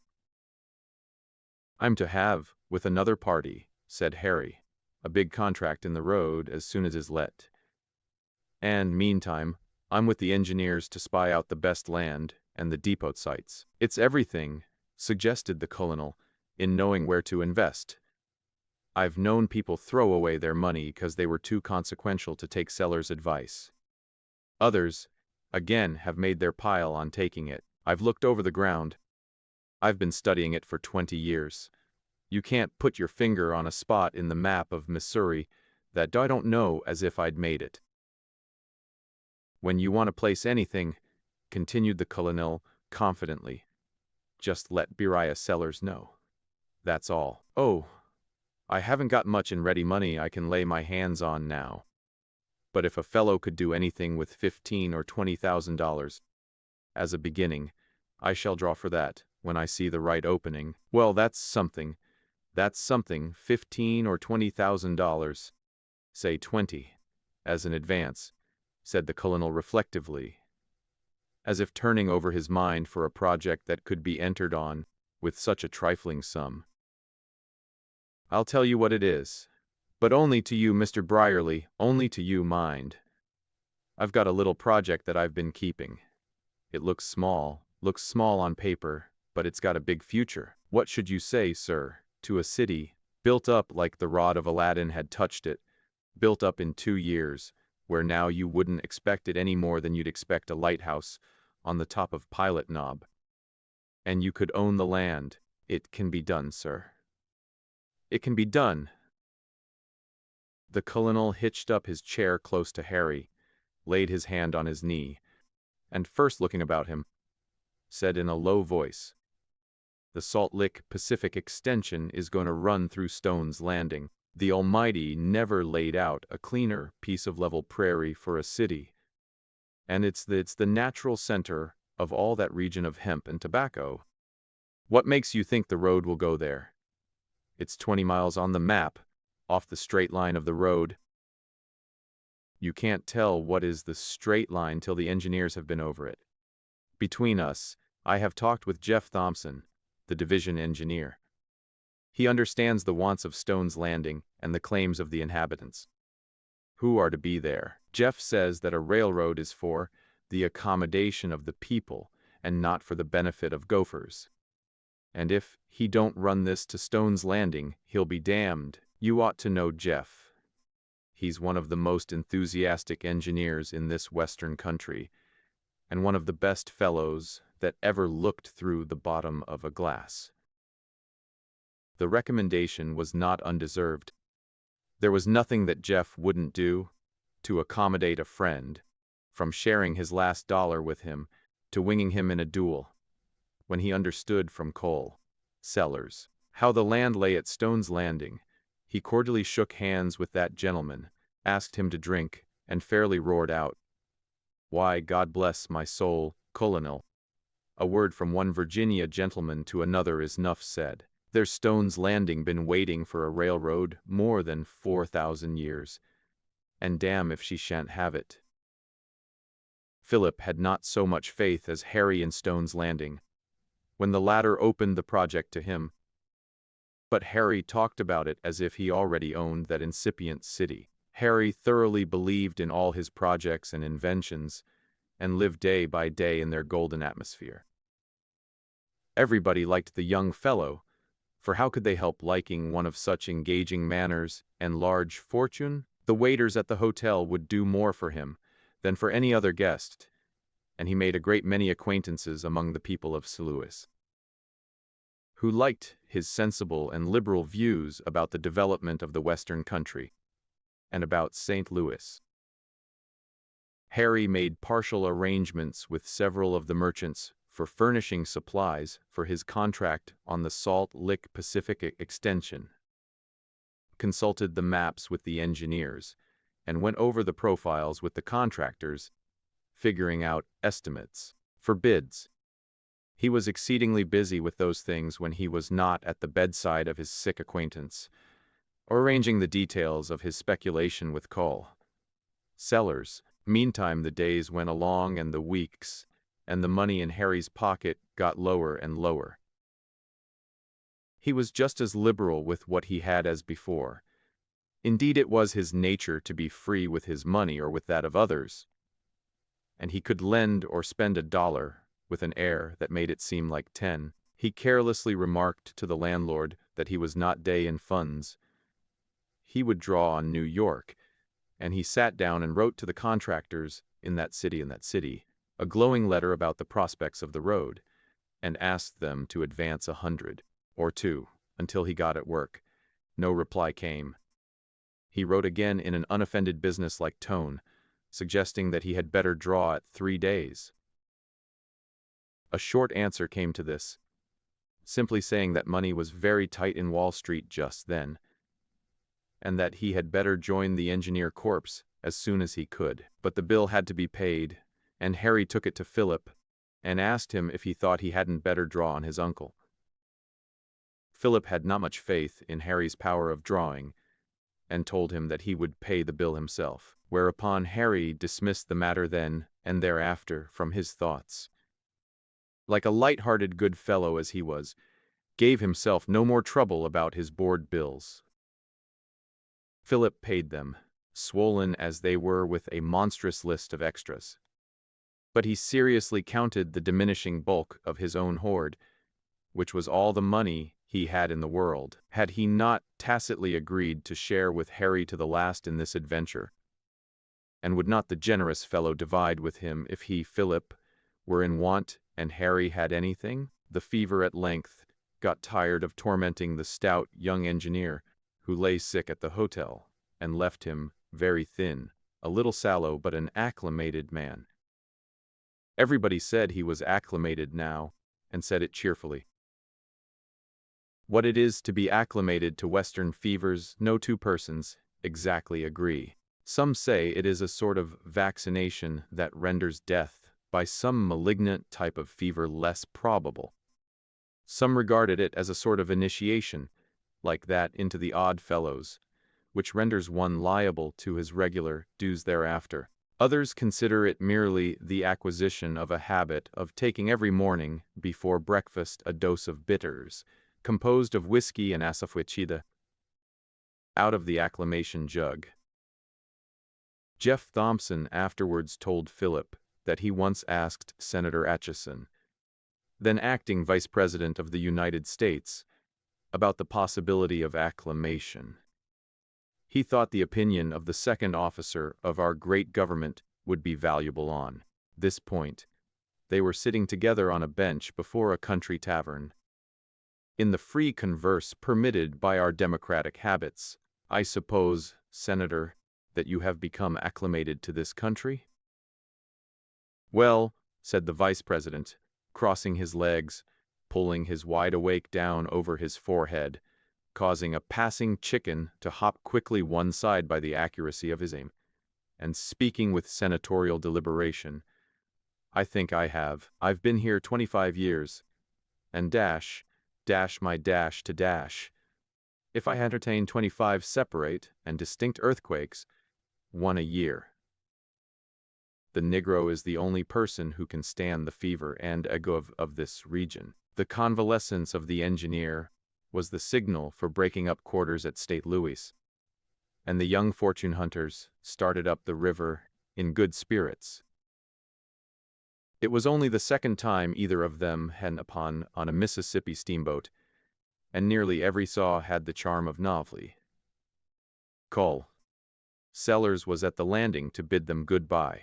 I shall send you up that basket of champagne by the next boat. No, thanks. You'll find it not bad in camp, he cried out as the plank was hauled in. My respects to Thompson. Tell him to sight for stones. Let me know, Mr. Brierly, when you are ready to locate. I'll come over from Hawkeye. Goodbye. And the last the young fellows saw of the colonel, he was waving his hat and beaming prosperity and good luck. The travelers scarcely had time, indeed, to get accustomed to the splendors of the great saloon where the tables were spread for meals, a marvel of paint and gilding, its ceiling hung with fancifully cut tissue paper of many colors, festooned, and it must have been the work of an author of talent and imagination. And it surely was not his fault if the dinner itself was to a certain extent a delusion, and if the guests got something that tasted pretty much the same whatever dish they ordered. Nor was it his fault if a general flavor of rose in all the dessert dishes suggested that they had passed through the barber's saloon on their way from the kitchen. Harry was dressed as we have seen him once before, and his long and shining boots attracted not a little the attention of the few persons they met on the road, and especially of the bright-faced wenches who lightly stepped along the highway, picturesque in their colored kerchiefs, carrying light baskets, or riding upon mules and balancing before them a heavier load. Harry sang fragments of operas and talked about their fortune.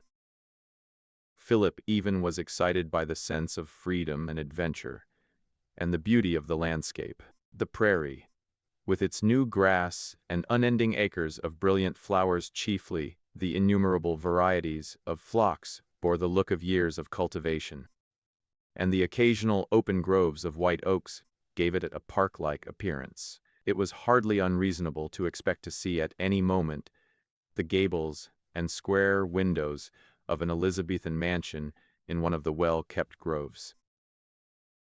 Towards sunset of the third day, when the young gentlemen thought they ought to be near the town of Magnolia, near which they had been directed to find the engineers' camp, they descried a log house and drew up before it to inquire the way. Half the building was store, and half was dwelling house. At the door of the latter stood a negress with a bright turban on her head, to whom Philip called, "Can you tell me, auntie, how far it is to the town of Magnolia?" "Why, bress you, cheel," laughed the woman, "you's dear now." It was true. This log house was the compactly built town, and all creation was its suburbs.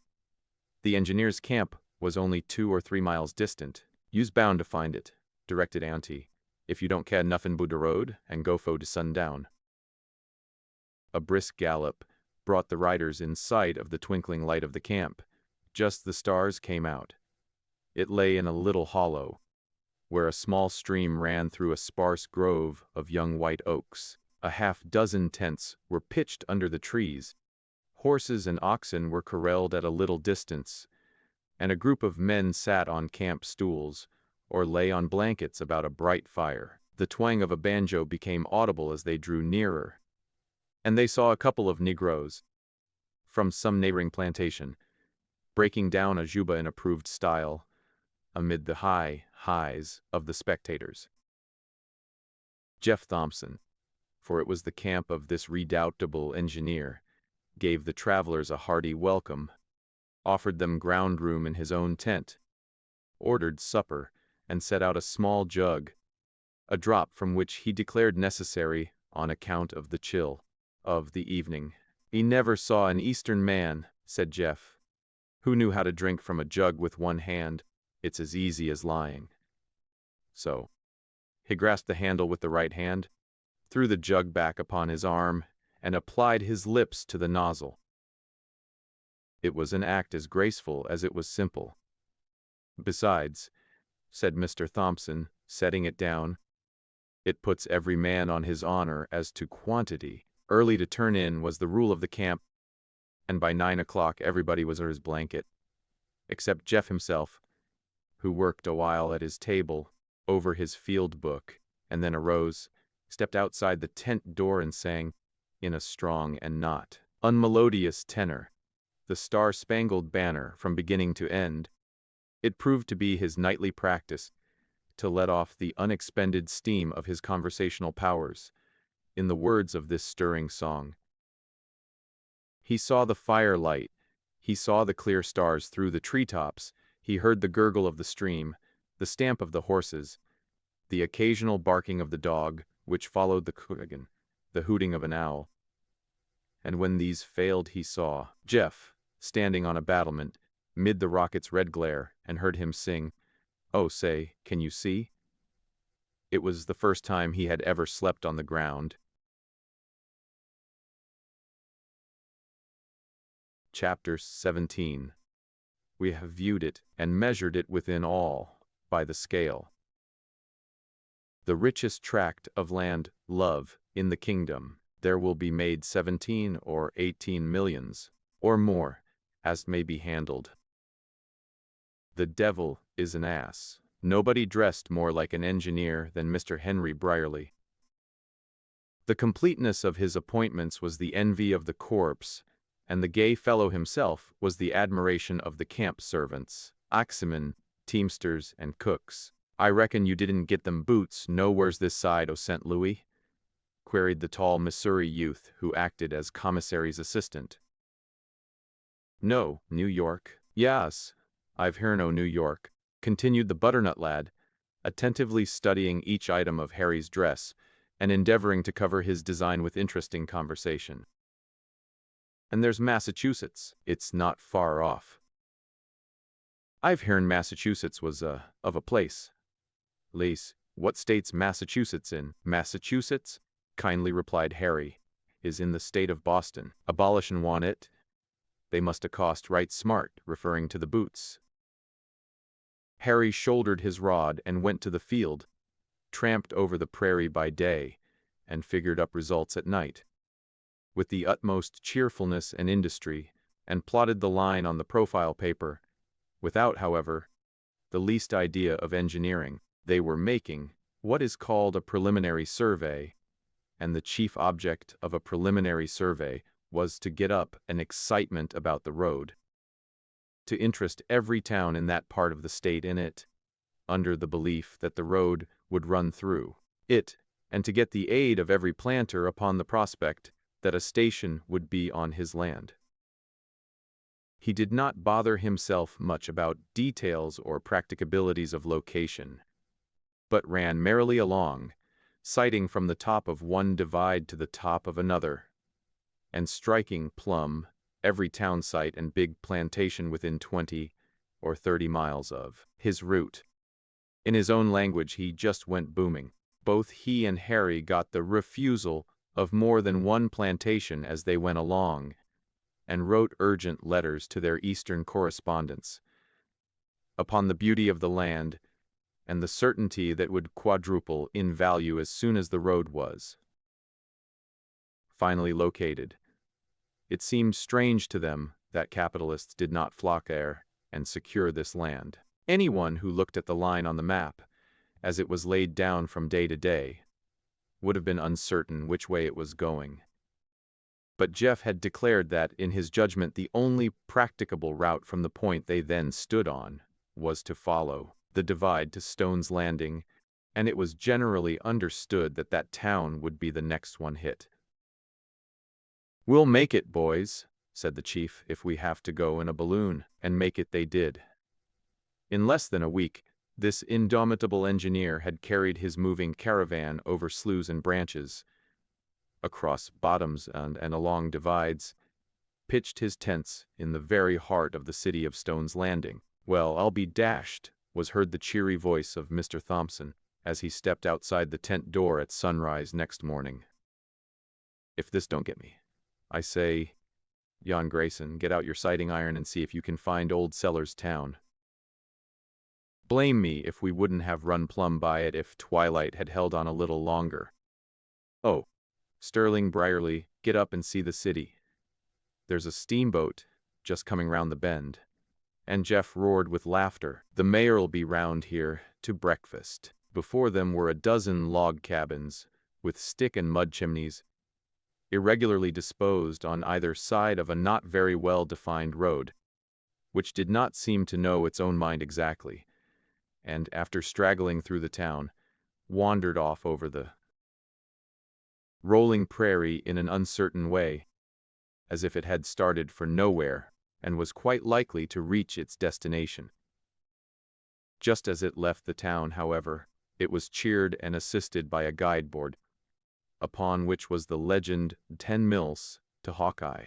The road had never been made except by the travel over it, and at this season, the rainy June, it was a way of ruts cut in the black soil and of fathomless mud holes. In the principal street of the city, it received more attention, for hogs, great and small, rooted about in it and wallowed in it, turning the street into a liquid quagmire, which could only be crossed on pieces of plank thrown here and there.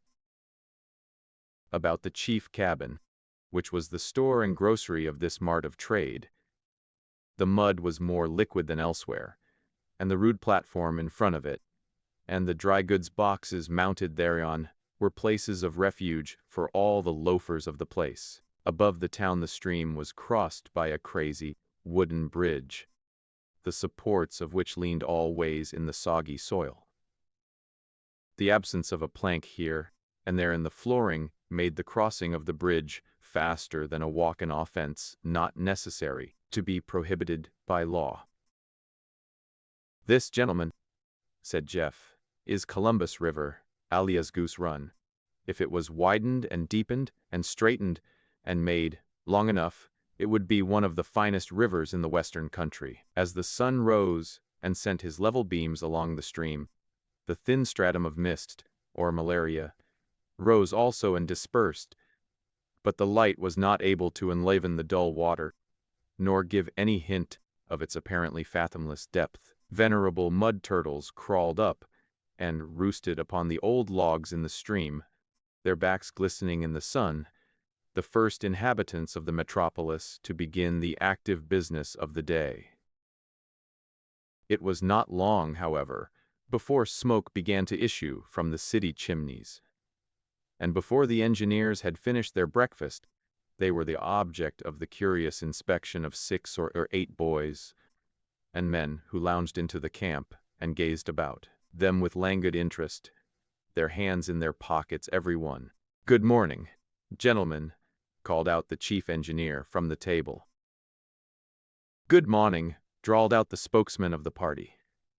"I allow this year's the railroad.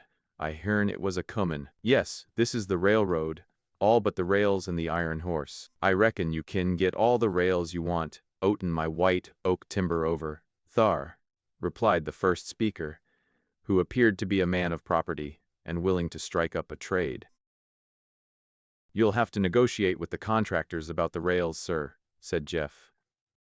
"Here's Mr. Brierly. I've no doubt would like to buy your rails when the time comes." "Oh," said the man, "I thought maybe you'd fetch the whole bilin along with you. But if you want rails, I've got 'em, hain't I, if?" "Heaps," said F, without taking his eyes off the group at the table. "Well," said Mr. Thompson, rising from his seat and moving towards his tent, "the railroad has come to Stone's Landing, sure. I move we take a drink on it all round." The proposal met with universal favor. Jeff gave prosperity to Stone's Landing and navigation to Goose Run, and the toast was washed down with gusto, in the simple fluid of corn, and with the return compliment that a railroad was a good thing, and that Jeff Thompson was no slouch. As it drew near, the wagon was seen to contain a portly gentleman, who hitched impatiently forward on his seat, shook the reins and gently touched up his horse, in the vain attempt to communicate his own energy to that dull beast, and looked eagerly. Thompson's door. The gentleman descended with great deliberation, straightened himself up, rubbed his hands, and beaming satisfaction from every part of his radiant frame, advanced to the group that was gathered to welcome him, and which had saluted him by name as soon as he came within hearing. "Welcome to Napoleon, gentlemen, welcome. I am proud to see you here, Mr. Thompson. You are looking well, Mr. Sterling. This is the country, sir. Right glad to see you, Mr. Brierly. You got that basket of champagne? No? Those blasted river thieves. I'll never send anything more by 'em. The best brand, Roederer. The last I had in my cellar. From a lot sent me by Sir George Gore, took him out on a buffalo hunt when he visited our country.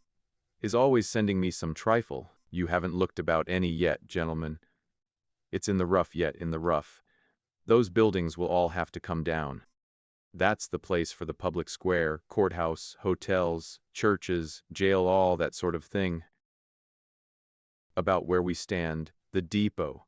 How does that strike your engineering eye, Mr. Thompson? Down yonder, the business streets, running to the wharves.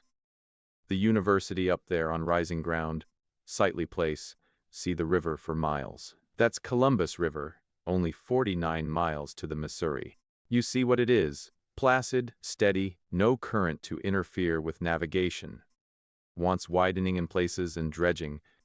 Dredge out the harbor and raise a levee in front of the town. Made by nature on purpose for a mart. Look at all this country. Not another building within 10 miles, no other navigable stream, lay of the land points, right here.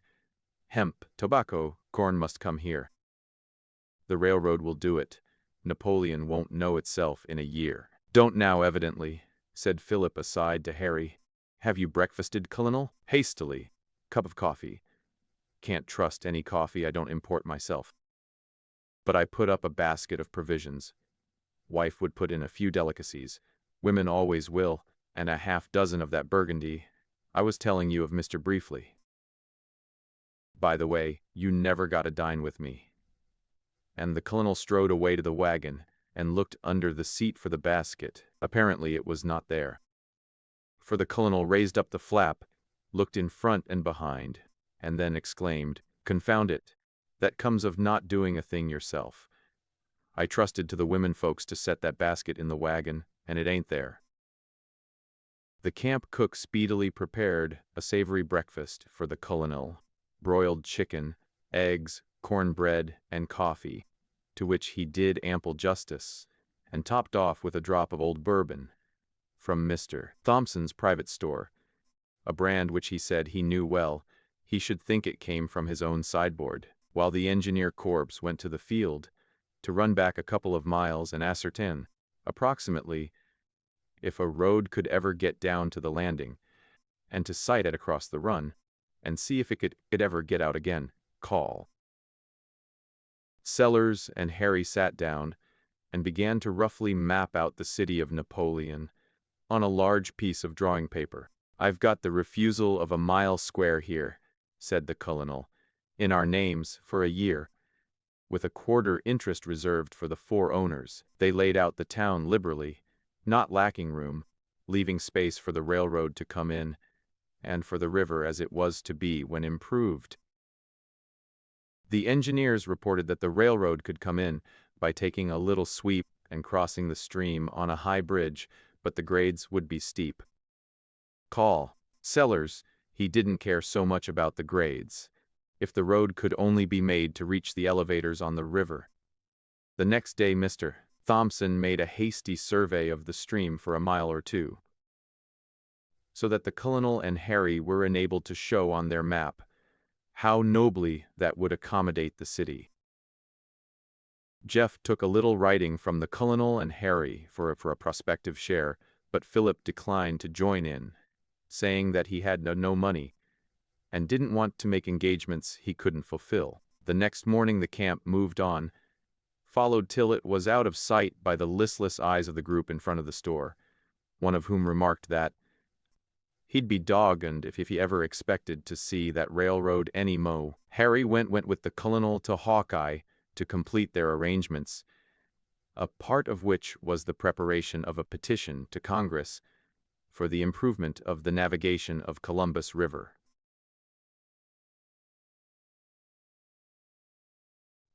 18. 8 years have passed since the death of Mr. Hawkins.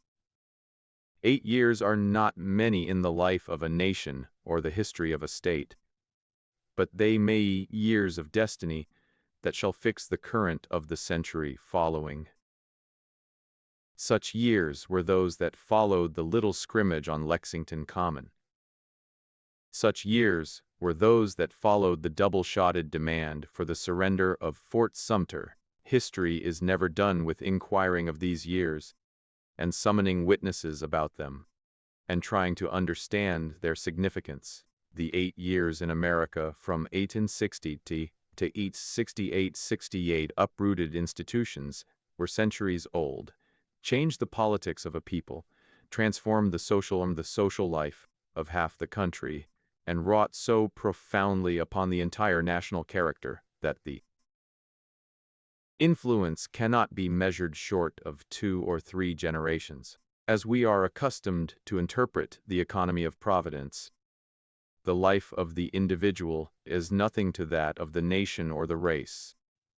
But who can say, in the broader view and the more intelligent weight of values, that the life of one man is not more than that of a nationality, and that there is not a tribunal where the tragedy of one human soul shall not seem more significant than the overturning of any human institution whatever? When one thinks of the tremendous forces of the upper and the nether world, which play for the mastery of the soul of a woman during the few years in which she passes from plastic girlhood to the ripe maturity of womanhood, he may well stand in awe before the momentous drama. What capacities she has of purity, tenderness, goodness! What capacities of villainous, bitterness, and evil! Nature must needs be lavish with the mother and creator of men, and center in her all the possibilities of life. And a few critical years can decide whether her life is to be full of sweetness and light, whether she is to be the vestal of a holy temple, or whether she will be the fallen priestess of a desecrated shrine. There are women, it is true, who seem to be capable neither of rising much nor of falling much, and whom a conventional life saves from any special development of character. She had will, and pride, and courage, and ambition, and she was left to be very much her own guide at the age when romance comes to the aid of passion, and when the awakening powers of her vigorous mind had little object on which to discipline themselves. The tremendous conflict that was fought in this girl's soul, none of those about her knew. And very few knew that her life had in it anything unusual or romantic or strange. Those were troublous days in Hawkeye, as well as in most other Missouri towns, days of confusion, when between Unionist and Confederate occupations, sudden maraudings and bushwhackings and raids, individuals escaped observation or comment in actions that would have filled the town with scandal in quiet times. Fortunately, we only need to deal with Laura's life at this period historically, and look back upon such portions of it as will serve to reveal the woman as she was at the time of the arrival of Mr. Harry Brierly in Hawkeye.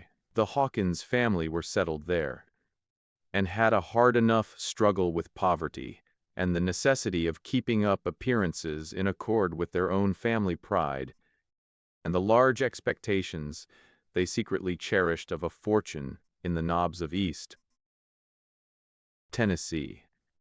How pinched they were perhaps no one knew but Clay, to whom they looked for almost their whole support. He was the inventor of no one knew how many useless contrivances, which were not worth patenting, and his years had been passed in dreaming and planning to no purpose, until he was now a man of about 30, without a profession or a permanent occupation, a tall, brown-haired, dreamy person of the best intentions and the frailest resolution. Probably, however, the 8 years had been happier to him than to any others in his circle, for the time had been mostly spent in a blissful dream of the coming of enormous wealth. He went out with a company from Hawkeye to the war, and was not wanting in courage, but he would have been a better soldier if he had been less engaged in contrivances for circumventing the enemy by strategy unknown to the books. It happened to him to be captured in one of his self-appointed expeditions, but the Federal colonel released him after a short examination, satisfied that he could most injure the Confederate forces opposed to the Unionists by returning him to his. He was captain of the Home Guards in Hawkeye, and he never left home except upon one occasion, when on the strength of a rumor, he executed a flank movement and fortified Stone's Landing, a place which no one unacquainted with the country would be likely to find. "Gad," said the colonel afterwards, "the Landing is the key to Upper Missouri, and it is the only place the enemy never captured. If other places had been defended as well as that was, the result would have been different, sir."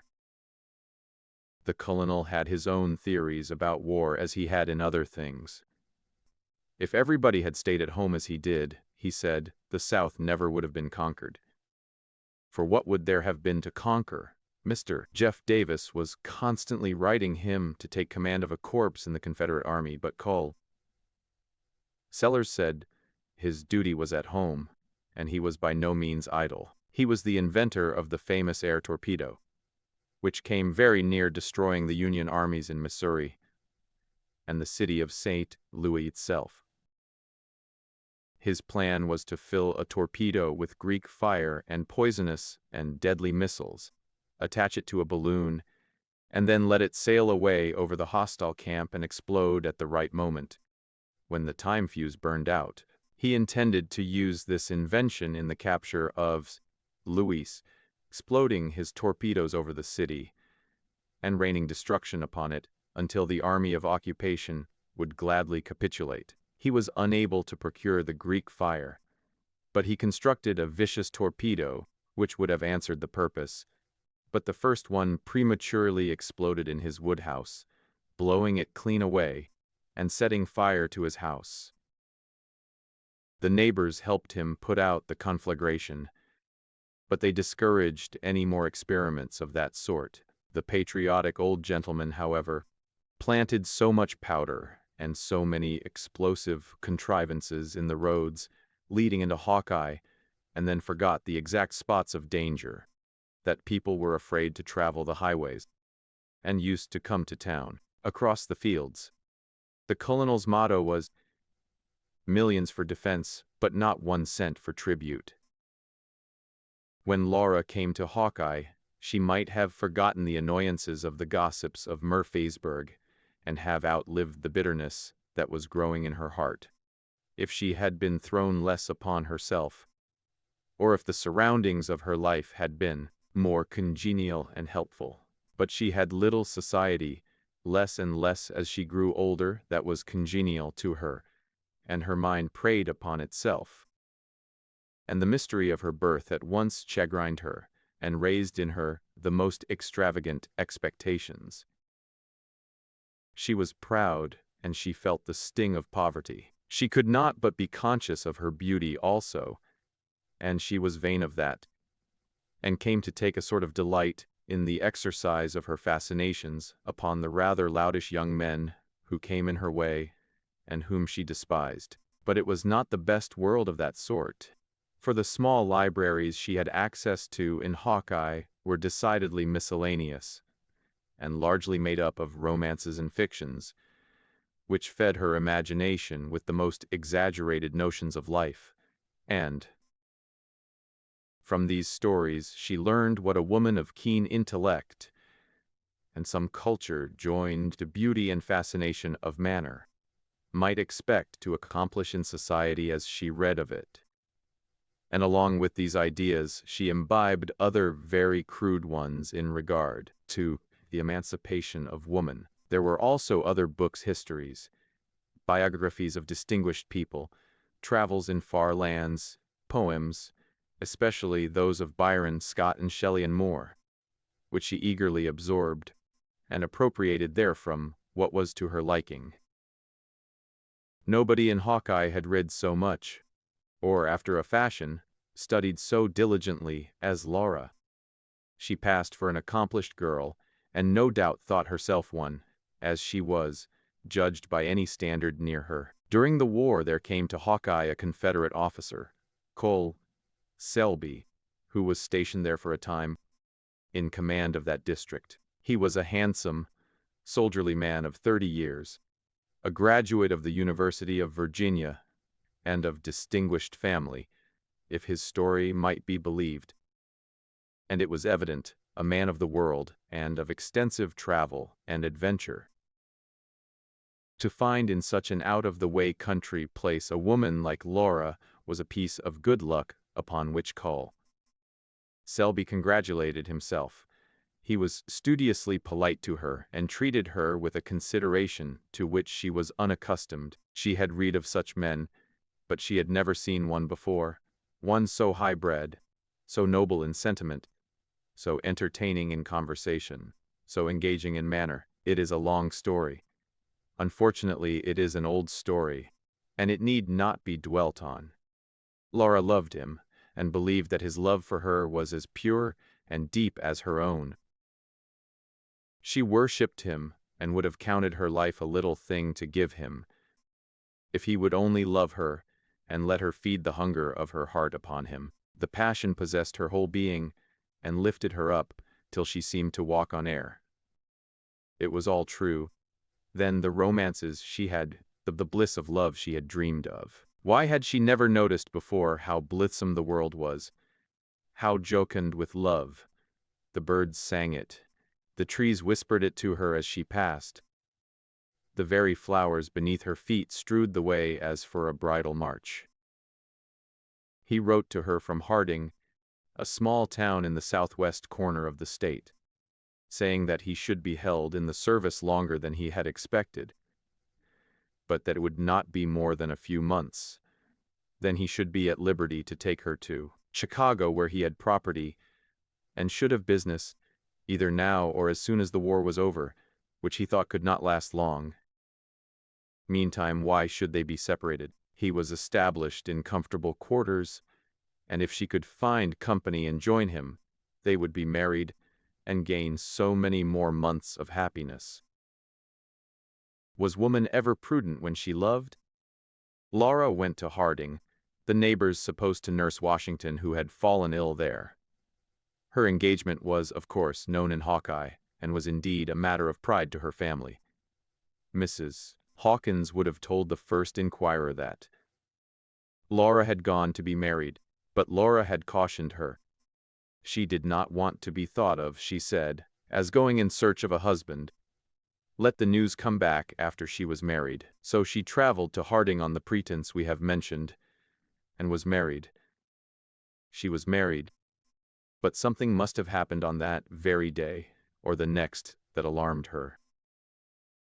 Washington did not know then or after what it was, but Laura bound him not to send news of her marriage to Hawkeye yet, and to enjoin her mother not to speak of it, whatever cruel suspicion or nameless dread this was.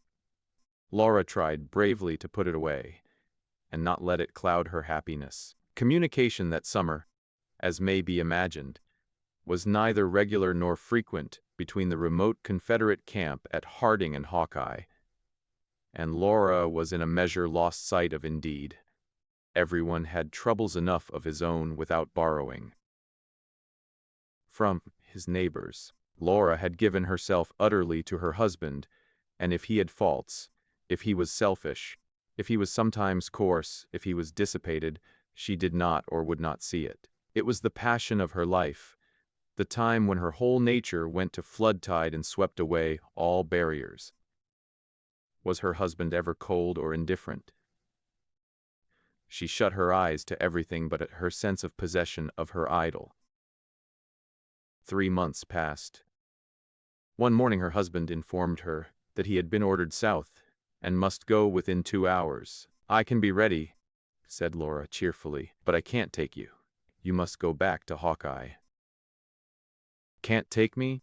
Laura asked, with wonder in her eyes. "I can't live without you. You said—" "Oh, bother what I said." And the colonel took up his sword to buckle it on, and then continued coolly, "The fact is, Laura, our romance is played out." Laura heard, but she did not comprehend. She caught his arm and cried, "George, how can you joke so cruelly? I will go anywhere with you. I will wait anywhere. I can't go back to Hawkeye." "Well, go where you like. Perhaps," continued he with a sneer, "you would do as well to wait here for another colonel." Laura's brain whirled. She did not yet comprehend. "What does this mean? Where are you going?" "It means," said the officer, in measured words, "that you haven't anything to show for a legal marriage, and that I am going to New Orleans." "It's a lie, George, it's a lie. I am your wife. I shall go. I shall follow you to New Orleans. Perhaps my wife might like it." Laura raised her head. Her eyes flamed with fire. She tried to utter a cry, and fell senseless on the floor. When she came to herself, the colonel was gone. Washington Hawkins stood at her bedside. Did she come to herself? Was there anything left in her heart but hate and bitterness? A sense of an infamous wrong at the hands of the only man she had ever loved. She returned to Hawkeye. With the exception of Washington and his mother, no one knew what had happened. The neighbors supposed that the engagement with Col. Selby had fallen through. Laura was ill for a long time, but she recovered. She had that resolution in her that could conquer death almost. And with her health came back her beauty, and an added fascination, a something that might be mistaken for sadness. Is there a beauty in the knowledge of evil? a beauty that shines out in the face of a person whose inward life is transformed by some terrible experience. Is the pathos in the eyes of the Beatrice Cenci from her guilt or her innocence? Laura was not much changed. The lovely woman had a devil in her heart. That was all. Chapter 19. Thompson had been kind enough to say that it didn't any difference whether he was with the corps or not.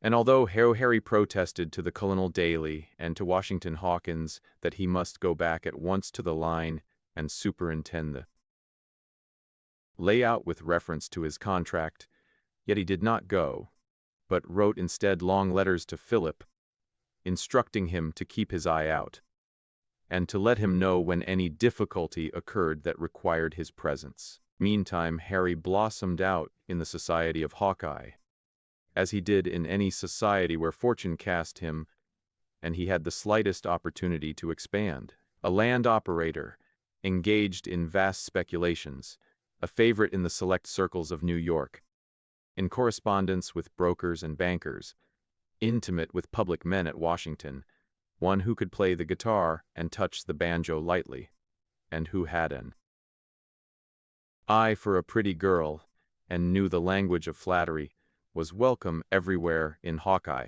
Even Miss Laura Hawkins thought it worthwhile to use her fascinations upon him, and to endeavor to entangle the volatile fellow in the meshes of her attractions. "Gad," says Harry to the Colonel, "she's a superb creature. She'd make a stir in New York, money or no money.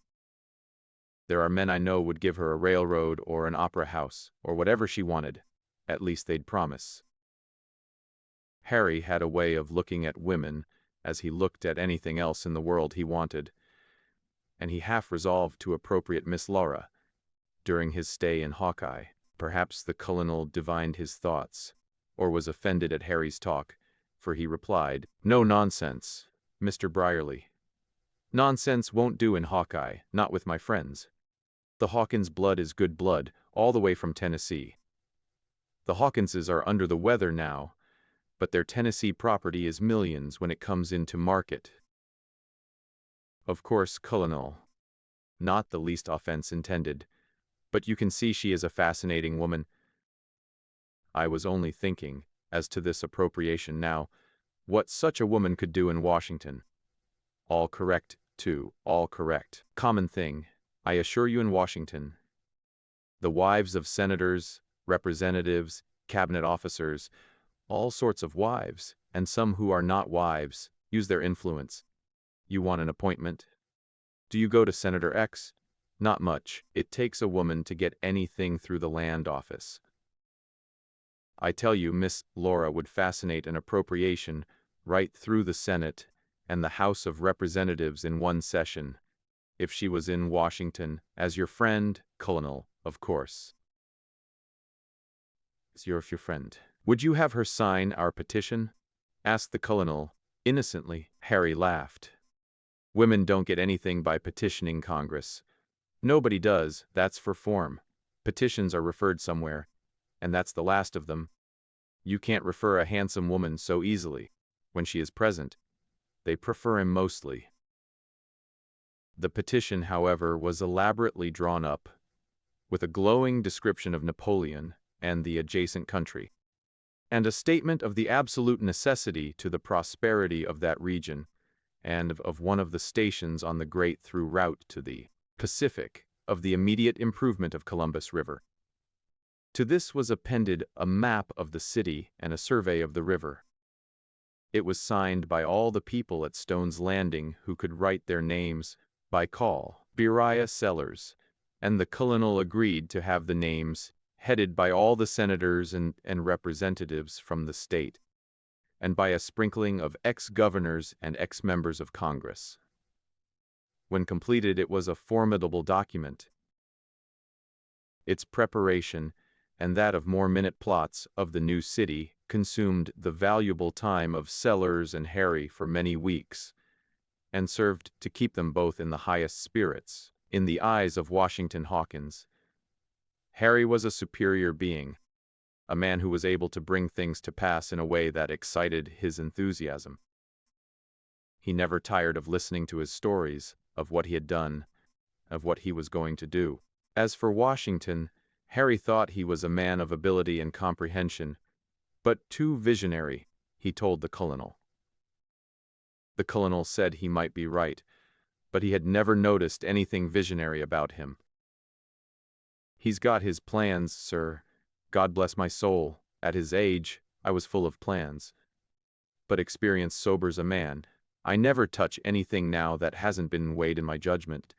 And when Beriah Sellers puts his judgment on a thing, there it is." Whatever might have been Harry's intentions with regard to Laura, he saw more and more of her every day, until he got to be restless and nervous when he was not with her. That consummate artist in passion allowed him to believe that the fascination was mainly on his side, and so worked upon his vanity, while inflaming his ardor, that he scarcely knew what he was about. Her coolness and coyness were even made to appear the simple precautions of a modest timidity, and attracted him even more than the little tendernesses, into which she was occasionally surprised. He could never be away from her long, day or evening, and in a short time their intimacy was the town talk. She played with him so adroitly that Harry thought she was absorbed in love for him. And yet he was amazed that he did not get on faster in his conquest. A country girl, poor enough, that was evident, living with her family in a cheap and most unattractive frame house, such as carpenters build in America, scantily furnished and unadorned, without the adventitious aids of dress or jewels or the fine manners of society. Harry couldn't understand it, but she fascinated him and held him just beyond the line of absolute familiarity. At the same time, while he was with her, she made him forget that the Hawkins house was nothing but a wooden tenement, with 4 small square rooms on the ground floor and a half-story. It might have been a palace for aught he knew. She was, at any rate, at that ripe age when beauty in woman seems more solid than in the budding period of girlhood, and she had come to understand her powers perfectly, and to know exactly how much of the susceptibility and archness of the girl it was profitable to retain. She saw that many women, with the best intentions, make a mistake of carrying too much girlishness into womanhood. The young fellow never dreamed that he was merely being experimented on. He was to her a man of another society and another culture, different from that she had any knowledge of except in books, and she was not unwilling to try on him the fascinations of her mind and person. Much of her reading had been of modern works of fiction, written by her own sex, which had revealed to her something of her own powers, and given her, indeed, an exaggerated notion of the influence, the wealth, the position a woman may attain who has. She wanted to be rich, she wanted luxury, she wanted men at her feet, her slaves, and she had not, thanks to some of the novels she had read, the nicest discrimination between notoriety and reputation. Perhaps she did not know how fatal notoriety usually is to the bloom of womanhood. With the other Hawkins children, Laura had been brought up in the belief that they had inherited a fortune in the Tennessee lands. She did not by any means share all the delusion of the family, but her brain was not seldom busy with schemes about it. Washington seemed to her only to dream of it, and to be willing to wait for its riches to fall upon him in a golden shower. But she was impatient, and wished she were a man to take hold of the business. "You men must enjoy your schemes and your activity and liberty to go about the world," she said to Harry one day, when he had been talking of New York and Washington and his incessant engagements. "Oh, yes," replied that martyr to business. "It's all well enough if you don't have too much of it, but it only has one object." "What's that?" "If a woman doesn't know, it's useless to tell her. What do you suppose I am staying in Hawkeye for, week after week, when I ought to be with my corpse. I suppose it's your business with Cole.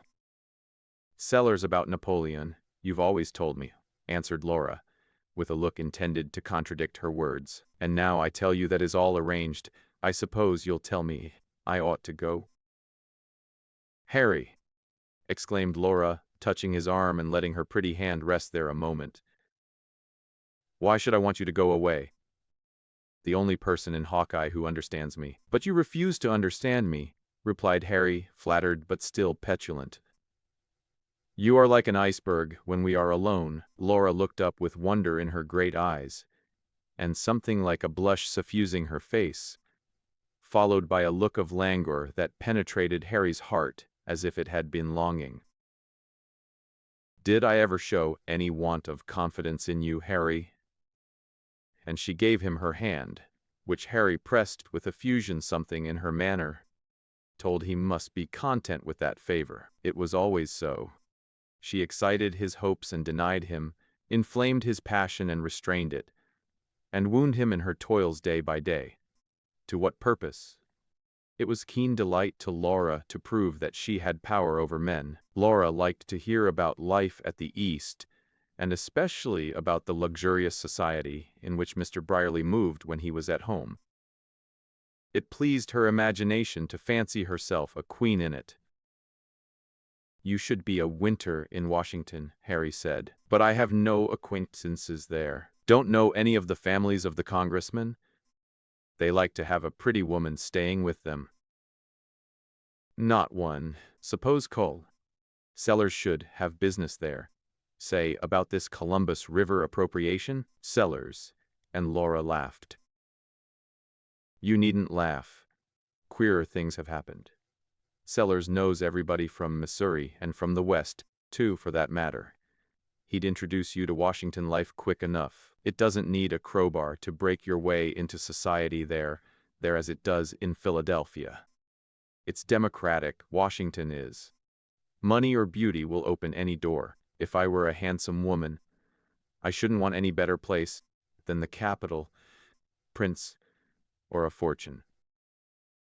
Thank you, replied Laura. But I prefer the quiet of home and the love of those I know. And her face wore a look of sweet contentment and unworldliness that finished Mr. Harry Brierly for the day. Nevertheless, the hint that Harry had dropped fell upon good ground and bore fruit an hundredfold. It worked in her mind until she had built up a plan on it, and almost a career for herself. Why not, she said. Why shouldn't I do as other women have done? She took the first opportunity to see Cole Sellers and to sound him about the Washington visit. How was he getting on with his navigation scheme? Would it be likely to take him from home to Jefferson City, or to Washington perhaps? Well, maybe. If the people of Napoleon want me to go to Washington and look after that matter, I might tear myself from my home. It's been suggested to me, but not a word of it to Mrs. Sellers and the children. But Dilworthy, Senator Dilworthy, says to me, Colonel, you could influence more votes than anyone else on such a measure. An old settler, a man of the people, you know the wants of Missouri. You've a respect for religion too, says he, and know how the cause of the gospel goes with improvements. Which is true enough, Miss Laura, and hasn't been enough thought of in connection with Napoleon. He's an able man, Dilworthy, and a good man. A man has got to be good to succeed as he has. He's only been in Congress a few years, and he must be worth $1 million. First thing in the morning when he stayed with me, he outs family prayers, whether we had them before or after breakfast. I hated to disappoint the senator, but I had to out with it, tell him we didn't have em, not steady. He said he understood, business interruptions and all that. Some men were well enough without. But as for him, he never neglected the ordinances of religion. He doubted if the Columbus River appropriation would succeed if we did not invoke the divine blessing on it. Sellers, while he was in Hawkeye. This visit to his house being only one of the colonel's hallucinations, one of those instant creations of his fertile fancy. which were always flashing into his brain and out of his mouth in the course of any conversation, and without interrupting the flow of it. During the summer, Philip rode across the country and made a short visit in Hawkeye, giving Harry an opportunity to show him the progress that he and the colonel had made in their operation at Stonesland, to introduce him also to Laura, and to borrow a little money when he departed. Harry bragged about his conquest, as was his habit, and took Philip round to see his western prize. Laura received Mr. Philip with a courtesy and a slight hauteur that rather surprised and not a little interested him. At least he thought he saw that, and half hinted as much to Harry, who flared up at once. But on a second visit Philip was not so sure. The young lady was certainly kind and friendly, and almost confiding with Harry, and treated Philip with the greatest consideration. She deferred to his opinions, and listened attentively when he talked, and in time met his frank manner with an equal frankness, so that he was quite convinced that whatever she might feel towards Harry, she was sincere with him. Perhaps his manly way'd win her liking. Perhaps in her mind, she compared him with Harry, and recognized in him a man to whom a woman might give her whole soul, recklessly, and with little care if she lost it. Philip was not invincible to her beauty, nor to the intellectual charm of her presence. The week seemed very short that he passed in Hawkeye, and when he bade Laura good-bye, he seemed to have known her a year. "We shall see you again, Mr. Sterling," she said as she gave him her hand, with just a shade of sadness in her handsome eyes, and when he turned away she followed him with a look that might have disturbed his serenity, if he had not at the moment had a little square letter in his breast pocket, dated at Philadelphia, and signed Ruth. Chapter 20. The visit of Senator Abner Dilworthy was an event in Hawkeye. When a senator, whose place is in Washington, moving among the great and guiding the destinies of the nation, condescends to mingle among the people and accept the hospitalities of such a place as Hawkeye, the honor is not considered a light one. All parties flattered by it, and politics are forgotten in the presence of one so distinguished among his fellows. Senator Dilworthy, who was from a neighboring state, had been a Unionist in the darkest days of his country, and had thriven by it, but was that any reason why call Sellers, who had been a Confederate and had not thriven by it, should give him the cold shoulder? The senator was the guest of his old friend Jen Boswell, but it almost appeared that he was indebted to Col. Sellers for the unreserved hospitalities of the town. It was the large-hearted colonel who, in a manner, gave him the freedom of the city. "You are known here, sir," said the colonel, "and Hawkeye is proud of you. You will find every door open, and a welcome at every hearthstone. I should insist upon your going to my house, if you were not claimed by your older friend Jen Boswell. But you will mingle with our people, and you will see here developments that will surprise you. The colonel was so profuse in his hospitality that he must have made the impression upon himself that he had entertained the senator at his own mansion during his stay. At any rate, he afterwards always spoke of him as his guest, and not seldom referred to the senator's relish of certain viands on his table. He did, in fact, press him to dine upon the morning of the day the senator was going away. Senator Dilworthy was large and portly, though not tall, a pleasant-spoken man, a popular man with the people. He took a lively interest in the town and all the surrounding country, and made many inquiries as to the progress of agriculture, of education, and of religion, and especially as to the condition of the emancipated race. "Providence," he said, "has placed them in our hands, and although you and I, General, might have chosen a different destiny for them under the Constitution, yet Providence knows best. You can't do much with them, interrupted Sellers. They are a speculating race, sir, disinclined to work for white folks without security, planning how to live by only working for themselves. Idle, sir, there's my garden just a ruin of weeds, nothing practical in them. There is some truth in your observation, Colonel, but you must educate them. You educate the Negro and you make him more speculating than he was before. If he won't stick to any industry except for himself now, what will he do then? But, Colonel, the Negro, when educated, will be more able to make his speculations fruitful. Never, sir, never. He would only have a wider scope to injure himself.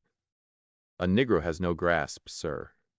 A white man can conceive great operations and carry them out. A Negro can't. Still, replied the senator, granted that he might injure himself in a worldly point of view, his elevation through education would multiply his chances for the hereafter.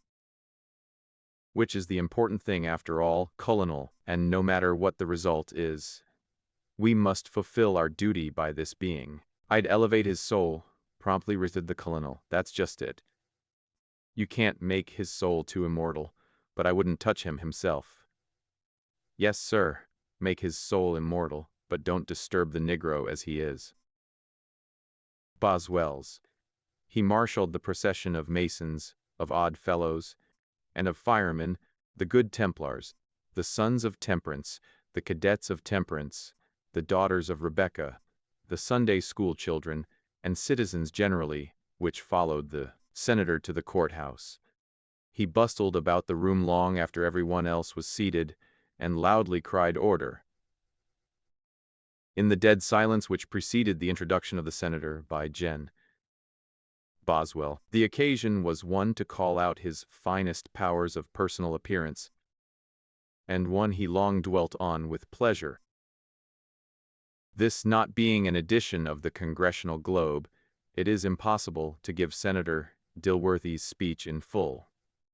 He began somewhat as follows: Fellow citizens, it gives me great pleasure to thus meet and mingle with you, to lay aside for a moment the heavy duties of an official and burdensome station, and confer in familiar converse with my friends in your great state. The good opinion of my fellow citizens of all sections is the sweetest solace in all my anxieties. I look forward with longing to the time when I can lay aside the cares of office. Damn sight! Shouted a tipsy fellow near the door. Cries, put him out. My friends, do not remove him. Let the misguided man stay. I see that he is a victim of that evil which is swallowing up public virtue and sapping the foundation of society. As I was saying, when I can lay down the cares of office and retire to the sweets of private life in some such sweet, peaceful, intelligent, wide-awake and patriotic place as Hawkeye. Applause. I have traveled much, I have seen all parts of our glorious Union, but I have never seen a lovelier village than yours, or one that has more signs of commercial and industrial and religious prosperity. More applause. The senator then launched into a sketch of our great country, and dwelt for an hour or more upon its prosperity, and the dangers which threatened it. I trust, he said, that there are children within the sound of my voice, and after some remarks to them, the senator closed with an apostrophe to the genius of American liberty, walking with the Sunday school in one hand and temperance in the other up the glorified steps of the national Capitol. Sellers did not, of course, lose the opportunity to impress so influential a person the desirability of improving the navigation of Columbus River. He and Mr. Brierly took the senator over to Napoleon and opened to him their plan.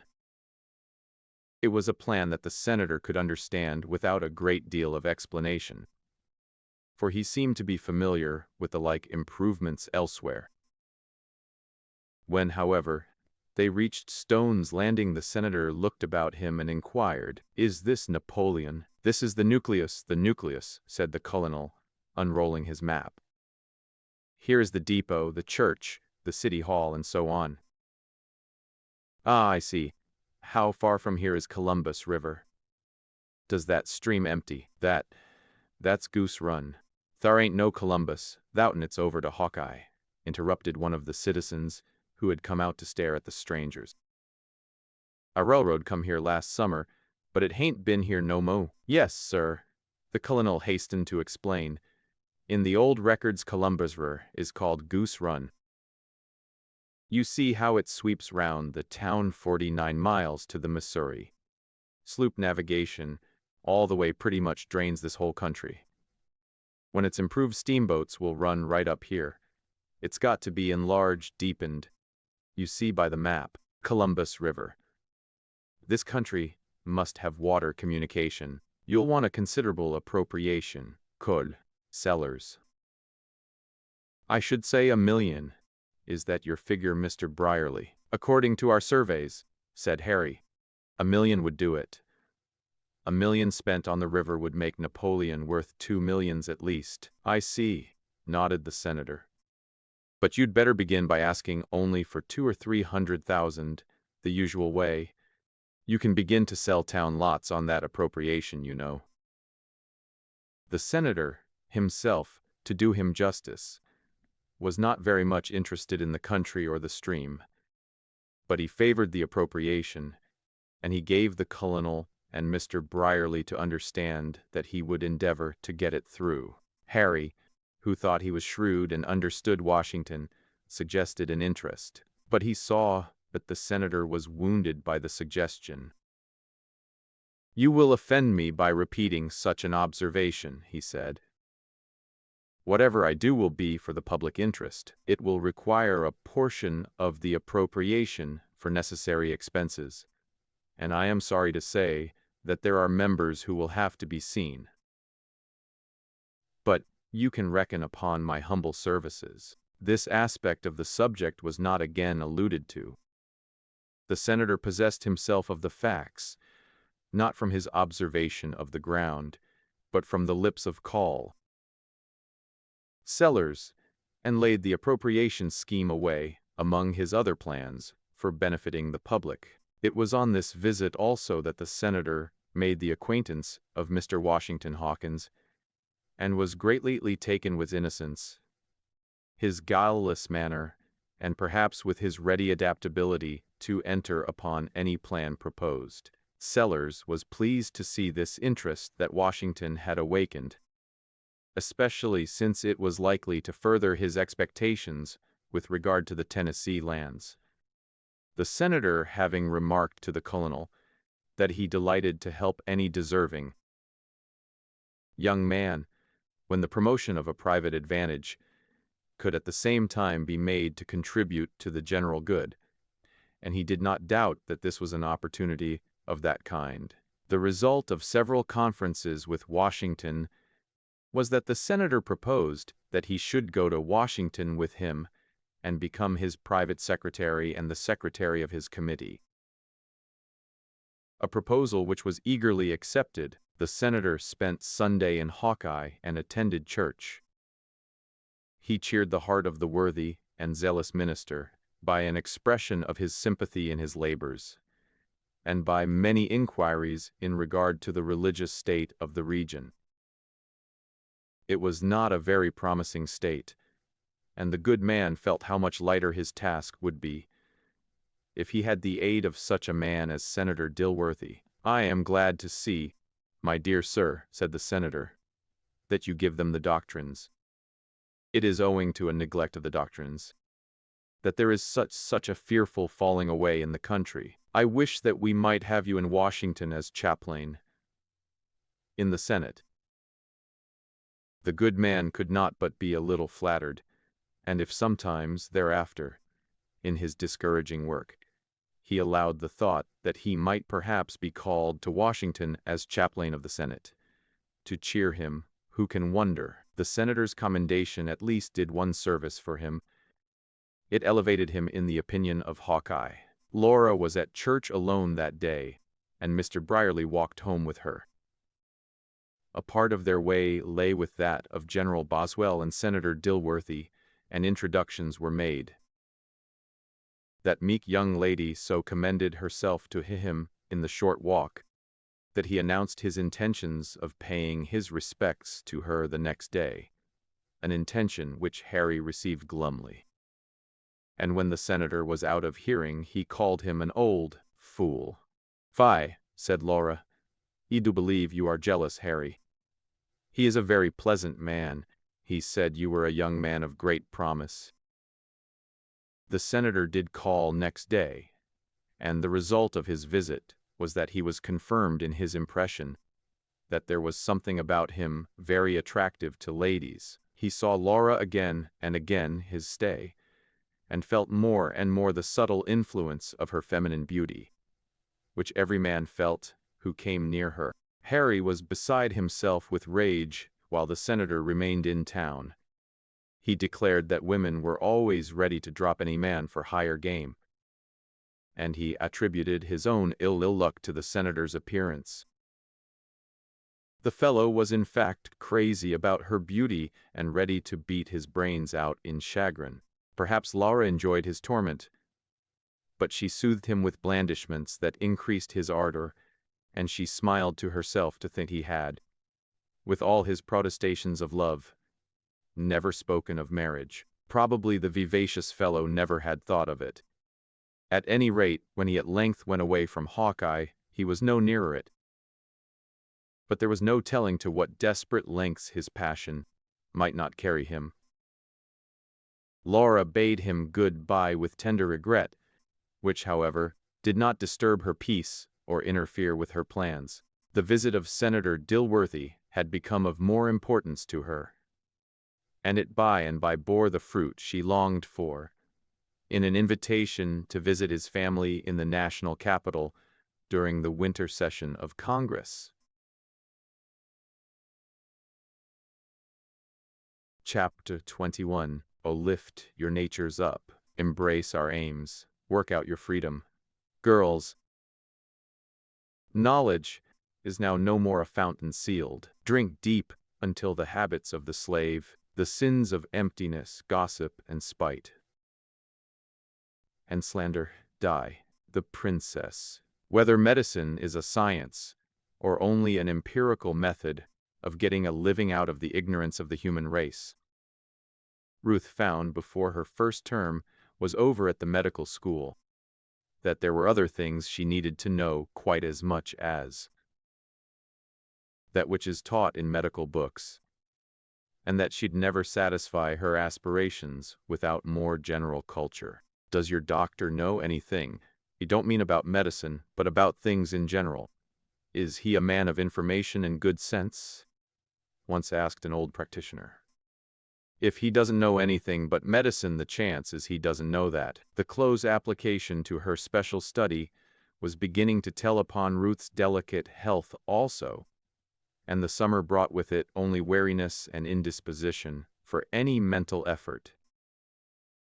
In this condition of mind and body, the quiet of her home and the unexciting companionship of those about her were more than ever tiresome. She followed with more interest Philip's sparkling account of his life in the West, and longed for his experiences, and to know some of those people of a world so different from here, who alternately amused and displeased him. He at least was learning the world, the good and the bad of it, as must happen to every one who accomplishes anything in it. But what, Ruth wrote, could a woman do, tied up by custom and cast into particular circumstances out of which it was almost impossible to extricate herself? Philip thought that he would go some day and extricate Ruth, but he did not write that, for he had the instinct to know that this was not the extrication she dreamed of, and that she must find out by her own experience what her heart really wanted. He could indeed recall to mind one woman, and he never knew a nobler, whose whole soul was devoted, and who believed that her life was consecrated to a certain benevolent project in singleness of life, who yielded to the touch of matrimony as an icicle yields to a sunbeam. Neither at home nor elsewhere did Ruth utter any complaint, or admit any wariness or doubt of her ability to pursue the path she had marked out for herself. She saw plainly enough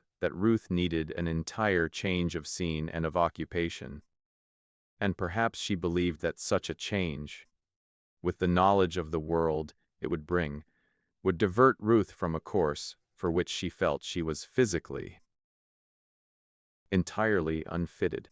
It therefore suited the wishes of all concerned, when autumn came, that Ruth should go away to school. She selected a large New England seminary, of which she had often heard Philip speak, which was attended by both sexes and offered almost collegiate advantages of education. Thither she went in September, and began for the second time in the year a life new to her. The seminary was the chief feature of Fallkill, a village of 2,000 to 3,000 inhabitants. It was a prosperous school, with 300 students, a large corps of teachers, men and women, and with a venerable rusty row of academic buildings on the shaded square of the town. The students lodged and boarded in private families in the place. And so it came about that, while the school did a great deal to support the town gave the students society and the sweet influences of home life. It is at least respectful to say that the influences of home life are sweet. Ruth's home, by the intervention of Philip, was in a family, one of the rare exceptions in life or in fiction, that had never known better days. The Montagues, it is perhaps well to say, had intended to come over in the Mayflower, but were detained at Delft Haven by the illness of a child. They came over to Massachusetts Bay in another vessel, and thus escaped the onus of that brevet nobility under which the successors of the Mayflower Pilgrims have descended, having no factitious weight of dignity to carry. The Montagues steadily improved their condition from the day they landed, and they were never more vigorous or prosperous than at the date of this narrative. With character compacted by the rigid Puritan discipline of more than 2 centuries, they had retained its strength and purity and thrown off its narrowness, and were now blossoming under the generous modern influences. Squire Oliver Montague, a lawyer who had retired from the practice of his profession, except in rare cases, dwelt in a square old-fashioned New England mansion, a quarter of a mile away from the green. It was called a mansion because it stood alone with ample fields about it, and had an avenue of trees leading to it from the road, and on the west commanded a view, pretty little lake with gentle slopes and nodding were now blossoming under the generous modern influences. But it was just a plain, roomy house, capable of extending to many guests an unpretending hospitality, having only riches enough to be able to gratify reasonable desires, and yet make their gratifications always a novelty and a pleasure the family occupied that just mean in life, which is so rarely attained, and still more rarely enjoyed without discontent.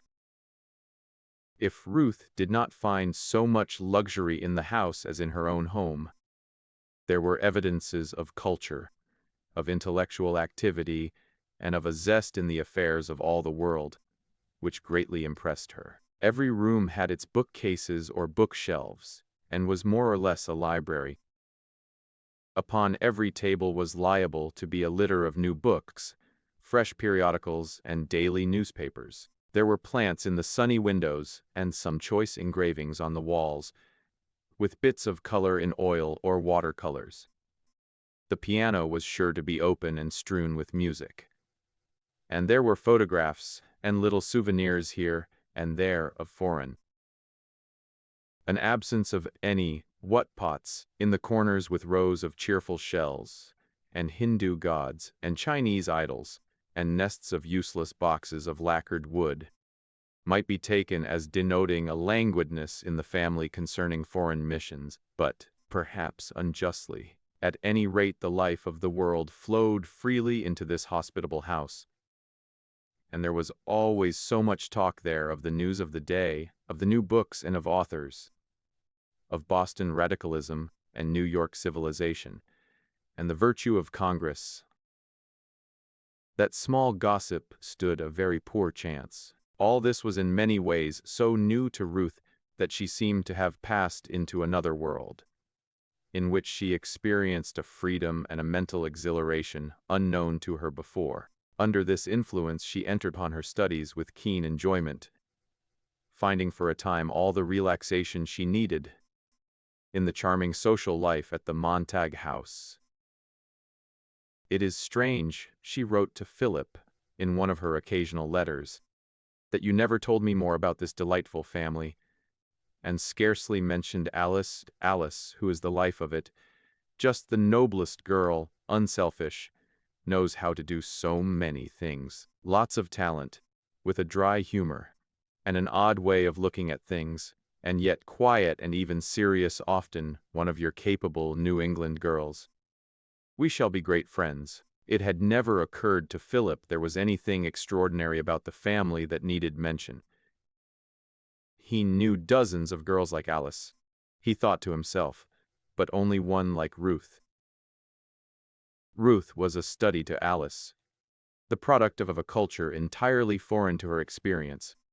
So much a child in some things, so much a woman in others. And Ruth in turn, it must be confessed, probing Alice sometimes with her serious gray eyes, wondered what her object in life was, and whether she had any purpose beyond living as she now saw her. For she could scarcely conceive of a life that should not be devoted to the accomplishment of some definite work. And she had no doubt that in her own case everything would yield to the professional career she had marked out. "So you know Philip Sterling," said Ruth one day as the girls sat at their sewing. Ruth never embroidered, and never sewed when she could avoid it. Bless her. "Oh yes, we are old friends. Philip used to come to Fallkill often while he was in college. He was once rusticated here for a term." Rusticated? Suspended for some college scrape. He was a great favorite here. Father and he were famous friends. Father said that Philip had no end of nonsense in him, and was always blundering into something, but he was a royal good fellow, and would come out all right. "Did you think he was fickle?" "Why, I never thought whether he was or not," replied Alice, looking up. "I suppose he was always in love with some girl or another, as college boys are. He used to make me his confidant and be terribly in the dumps." "Why did he come to you?" pursued Ruth. "You were younger than he." "I'm sure I don't know. He was at our house a good deal. Once at a picnic by the lake, at the risk of his own life, he saved Sister Millie from drowning, and we all liked to have him here. Perhaps he thought as he had saved one sister, the other ought to help him when he was in trouble. I don't know. The fact was that Alice was a person who invited confidences, because she never betrayed them, and gave abundant sympathy in return. There are persons, whom we all know, to whom human confidence, troubles and heart-aches flow as naturally as streams to a placid lake. This is not a history of Fallkill, nor of the Montag family, worthy as both are of that honor, and this narrative cannot be diverted into long loitering with them. If the reader visits the village today, he will doubtless be pointed out the Montag dwelling where Ruth lived, the cross-lots path she traversed to the seminary, and the venerable chapel with its cracked bell. There was something in this seemingly transparent and yet deep character, in her childlike gaiety and enjoyment of the society about her, and in her not seldom absorption in herself, that would have made her long remembered there, if no events had subsequently occurred to recall her to mind. To the surprise of Alice, Ruth took to the small gaieties of the village, with a zest of enjoyment that seemed foreign to one who had devoted her life to a serious profession from the highest motives. Alice liked society well enough, she thought, but there was nothing exciting in that of Fallkill, nor anything novel in the attentions of the well-bred young gentleman one met in it. It must have worn a different aspect to Ruth, for she entered into its pleasures at first with curiosity, and then with interest, and finally with a kind of staid abandon that no one would have deemed possible for her. Parties, picnics, rowing matches, moonlight strolls, nutting expeditions in the October woods. Alice declared that it was a whirl of dissipation. The fondness of Ruth, which was scarcely disguised, for the company of agreeable young fellows, who talked nothings, gave Alice opportunity for no end of banter. "Do you look upon them as subjects?" she would ask, and Ruth laughed her merriest laugh, and then looked sober again. Perhaps she was thinking, after all, whether she knew herself. If you should rear a duck in the heart of the Sahara, no doubt it would swim if you brought it to the Nile. Surely no one would have predicted when Ruth left Philadelphia that she would become absorbed to this extent, and so happy, in a life so unlike that she thought she desired. But no one can tell how a woman will act under any circumstances. The reason novelists nearly always fail in depicting women when they make them act is that they let them do what they have observed some woman at some time or another, and that is where they make a mistake. For a woman will never do again what has been done before. It is this uncertainty that causes women, considered as materials for fiction, to be so interesting to themselves and to others. As the fall went on and the winter, Ruth did not distinguish herself greatly at the Fallkill Seminary as a student, a fact that apparently gave her no anxiety, and did not diminish her enjoyment of a new sort of power which had awakened within her. Chapter 22.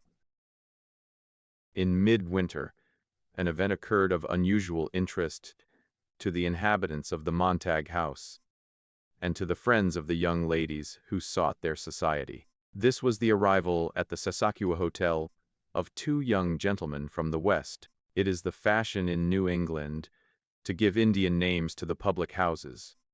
Not that the late-lented savage knew how to keep a hotel, but that his warlike name may impress the traveler who humbly craves shelter there, and make him grateful to the noble and gentlemanly clerk if he is allowed to depart with his scalp safe. The two young gentlemen were neither students for the Fallkill Seminary, nor lecturers on physiology, nor yet life assurance solicitors, three suppositions that almost exhausted the guessing of the people at the hotel in respect to the names of Philip Sterling and Henry Brierly, Missouri, on the register. They were handsome enough fellows, that was evident, browned by outdoor exposure, and with a free and lordly way about them that almost awed the hotel clerk himself. Indeed, he very soon set down Mr. Brierly as a gentleman of large fortune, with enormous interests on his shoulders. Harry had a way of casually mentioning Western investments, through lines, the freighting business, and the route through the Indian Territory to Lower California, which was calculated to give an importance to his lightest word. "You've a pleasant town here, sir, and the most comfortable-looking hotel I've seen out of New York," said Harry to the clerk. "We shall stay here a few days, if you can give us a roomy suite of apartments." Harry usually had the best of everything, wherever he went, as such fellows always do have in this accommodating world. Philip would have been quite content with less expensive, but there was no resisting Harry's generosity in such matters. Railroad surveying and real estate operations were at a standstill during the winter in Missouri, and the young men had taken advantage of the lull to come east. Philip, to see if there was any disposition in his friends, the railway contractors, too. Harry had with him a map of that noble stream and of the harbor, with a perfect network of railroads centering in it, pictures of wharves crowded with steamboats, and of huge grain elevators on the bank, all of which grew out of the combined The colonel had entire confidence in Harry's influence with Wall Street and with congressmen to bring about the consummation of their scheme, and he waited his return in the empty house at Hawkeye, feeding his pinched family upon the most gorgeous expectations with a reckless prodigality. "Don't let him into the thing more than is necessary," says the colonel to Harry. "Give him a small interest. A lot of peace in the suburbs of the Landing ought to do a congressman, but I reckon you'll have to mortgage a part of the city itself to the brokers." Sellers had expected. It had seen too many such maps as he exhibited, although his uncle and some of the brokers looked with more favor on the appropriation for improving the navigation of Columbus River, and were not disinclined to form a company for that purpose. An appropriation was a tangible thing if you could get hold of it, and it made little difference what it was appropriated for, so long as you got hold of it. Pending these weighty negotiations, Philip has persuaded Harry to take a little run up to Fallkill. A not difficult task, for that young man would at any time have turned his back upon all the land in the West at sight of a new and pretty face, and he had, it must be confessed, a facility in love-making which made it not at all an interference with the more serious business of life. He could not, to be sure, conceive how Philip could be interested in a young lady who was studying medicine, but he had no objection to going, for he did not doubt that there were other girls in Fallkill who were worth a week's attention. The young men were received at the house of the Montagues with the hospitality which never failed there. "We are glad to see you again," exclaimed the squire heartily. "You are welcome, Mr. Brierly. Any friend of Phil's is welcome at our house." "It's more like home to me than any place except my own home," cried Philip, as he looked about the cheerful house and went through a general handshaking. "It's a long time, though, since you have been here to say so," Alice said, with her father's frankness of manner. "And I suspect we owe the visit now to your sudden interest in the Fallkill Seminary." Philip's color came, as it had an awkward way of doing in his telltale face. But before he could stammer a reply, Harry came in with, "That accounts for Phil's wish to build a seminary at Stone's Landing, our place in Missouri, when Sellers insisted it should be a university. Phil appears to have a weakness for seminaries." "It would have been better for your friend Sellers," retorted Philip, "if he had had a weakness for district schools. Miss Alice, is a great friend of Harry's, who is always trying to build a house by beginning at the top. I suppose it's as easy to build a university on paper as a seminary, and it looks better," was Harry's reflection, which the squire laughed, and said he quite agreed with him. The old gentleman understood Stone's Landing a good deal better than he would have done after an hour's talk with either of its expectant proprietors.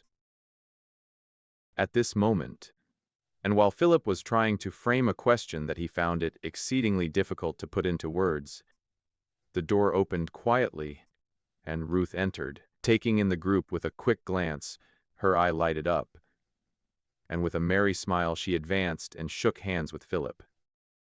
She was so unconstrained and sincerely cordial that it made that hero of the West feel somehow young and very ill at ease. For months and months he had thought of this meeting and pictured it to himself 100 times, but he had never imagined it would be like this.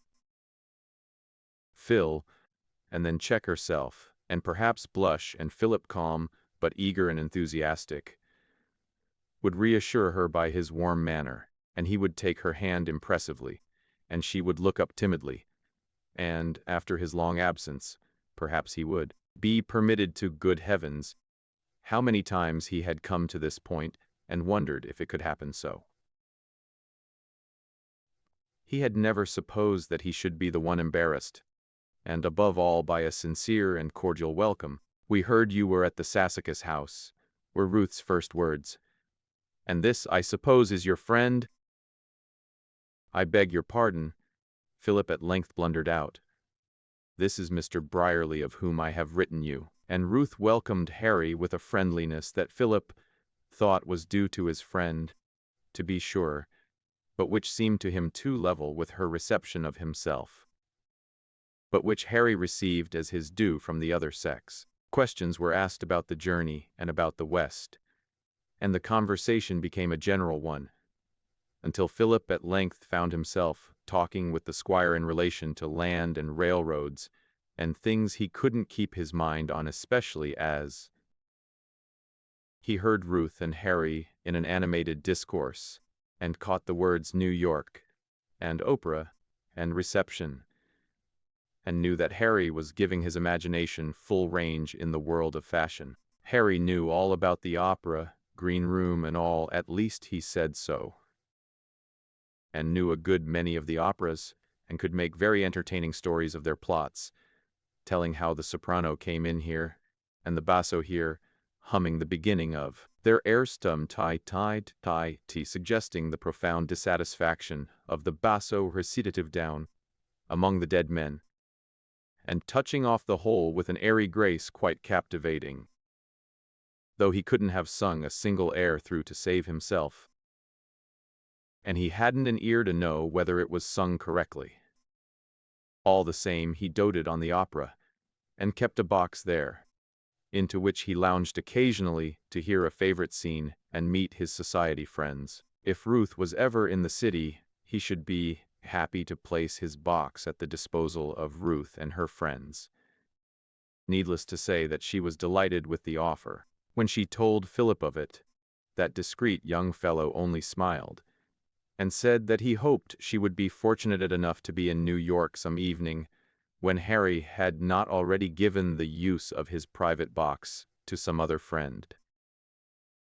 They stayed to supper, however, and in the evening Philip had a long talk apart with Ruth, a delightful hour to him, in which she spoke freely of herself as of old, of her studies at Philadelphia and of her plans, and she entered into his adventures, and with all her freedom in speaking of her own hopes, Philip could not detect any reference to himself in them, whereas he never undertook anything that he did not think of Ruth in connection with it. He never made a plan that had not reference to her, and he never thought of anything as complete if she could not share it. Fortune, reputation, these had no value to him except in Ruth's eyes, and there were times when it seemed to him that if Ruth was not on this earth, he should plunge off into some remote wilderness and live in a purposeless seclusion. "I hoped," said Philip, "to get a little start in connection with this new railroad, and make a little money, so that I could come east and engage in something more suited to my tastes. I shouldn't like to live in the West, would you?" "It never occurred to me whether I were not," was the unembarrassed reply. "One of our graduates went to Chicago, and has a nice practice there. I don't know where I shall go.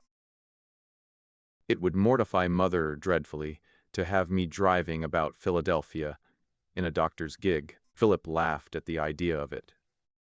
"And does it seem as necessary to you to do it as it did before you came to Fallkill?" It was a home question, and went deeper than Philip knew, for Ruth at once thought of practicing her profession among the young gentlemen and ladies of her acquaintance in the village, but she was reluctant to admit to herself that her notions of a career had undergone any change. "Oh, I don't think I should come to Fallkill to practice, but I must do something when I am through school. And why not medicine?" Philip would like to have explained why not, but the explanation would be of no use if it were not already obvious to Ruth. Harry was equally in his element, whether instructing Squire Montague about the investment capital in Missouri, the improvement of Columbus River, the project he and some gentlemen in New York had for making a shorter Pacific connection with the Mississippi than the present one, or diverting Mrs. Montague with his experience in cooking in camp, or drawing for Miss Alice an amusing picture of the social contrasts of New England and the border where he had been. Harry was a very entertaining fellow, having his imagination to help his memory, and telling his stories as if he believed them, as perhaps he did. Alice was greatly amused with Harry and listened, so seriously, to his romancing that he exceeded his usual limits. Chance allusions to his bachelor establishment in town and the place of his family on the Hudson could not have been made by a millionaire more naturally. "I should think," queried Alice, "you would rather stay in New York than to try the rough life at the West you have been speaking of." "Oh, adventure," says Harry. "I get tired of New York. And besides, I got involved in some operations that I had to see through. Parties in New York only last week wanted me to go down into Arizona in a big diamond interest. I told them, no speculation for me. I've got my interest in Missouri, and I wouldn't leave Philip as long as he stays there." When the young gentlemen were on their way back to the hotel, Mr. Philip, who was not in very good humor, broke out, "What the deuce, Harry, did you go on in that style to the Montagues for?" "Go on?" cried Harry. "Why shouldn't I try to make a pleasant evening? And besides, ain't I going to do those things? What difference does it make about the mood and tense of a mere verb? Didn't Uncle tell me only last Saturday that I might as well go down to Arizona and hunt for diamonds? A fellow might as well make a good impression as a poor one." "Nonsense. You'll get to believing your own romancing by and by. Well, you'll see. When Sellers and I get that appropriation, I'll show you an establishment in town, and another on the Hudson, and a box at the opera. Yes, it will be like Cull. Sellers' plantation at Hawkeye. Did you ever see that? Now, don't be cross, Phil. She's just superb, that little woman. You never told me. Who's just superb?" growled Philip, fancying this turn of the conversation less than the other. "Well, Mrs. Montague, if you must know." And Harry stopped to light a cigar, and then puffed on in silence. The little quarrel didn't last overnight, for Harry never appeared to cherish any ill will half a second, and Philip was too sensible to continue a row about nothing.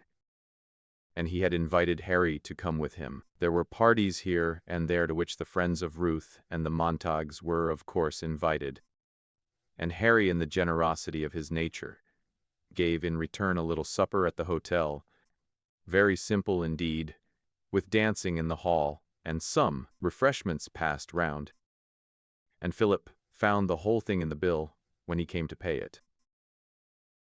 Before the week was over, Philip thought he had a new light on the character of Ruth.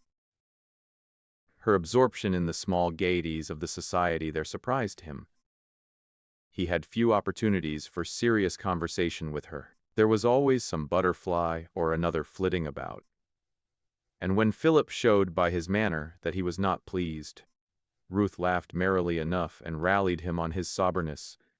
She declared he was getting to be grim and unsocial. He talked indeed more with Alice than with Ruth, and scarcely concealed from her the trouble that was in his mind. It needed, in fact, no word from him, for she saw clearly enough what was going forward, and knew her sex well enough to know there was no remedy for it but time. Ruth is a dear girl, Philip, and has as much firmness of purpose as ever, but don't you see she has just discovered that she is fond of society? Don't you let her see you are selfish about it, is my advice. The last evening they were to spend in Fallkill, they were at the Montagues, and Philip hoped that he would find Ruth in a different mood. But she was never more gay, and there was a spice of mischief in her eye and in her laugh. "Confound it," said Philip to himself. "She's in a perfect twitter." He would have liked to quarrel with her, and fling himself out of the house in tragedy style, going perhaps so far as to blindly wander off miles into the country and bathe his throbbing brow in the chilling rain of the stars, as people do in novels. But he had no opportunity, for Ruth was as serenely unconscious of mischief as women can be at times, and fascinated him more than ever with her little demurenesses and half-confidences. She even said "thee" to him once in reproach for a cutting speech he began. And the sweet little word made his heart beat like a trip-hammer. For never in all her life had she said "thee" to him before. Was she fascinated with Harry's careless bonhomie and gay assurance? Both chatted away in high spirits, and made the evening whirl along in the most mirthful manner. Ruth sang for Harry, and that young gentleman turned the leaves for her at the piano, and put in a bass note now and then where he thought it would tell. Yes, it was a merry evening, and Philip was heartily glad when it was over, and the long leave-taking with the family was through with. Farewell, Philip.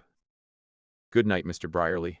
Ruth's clear voice sounded after them as they went down the walk, and she spoke Harry's name last, thought Philip.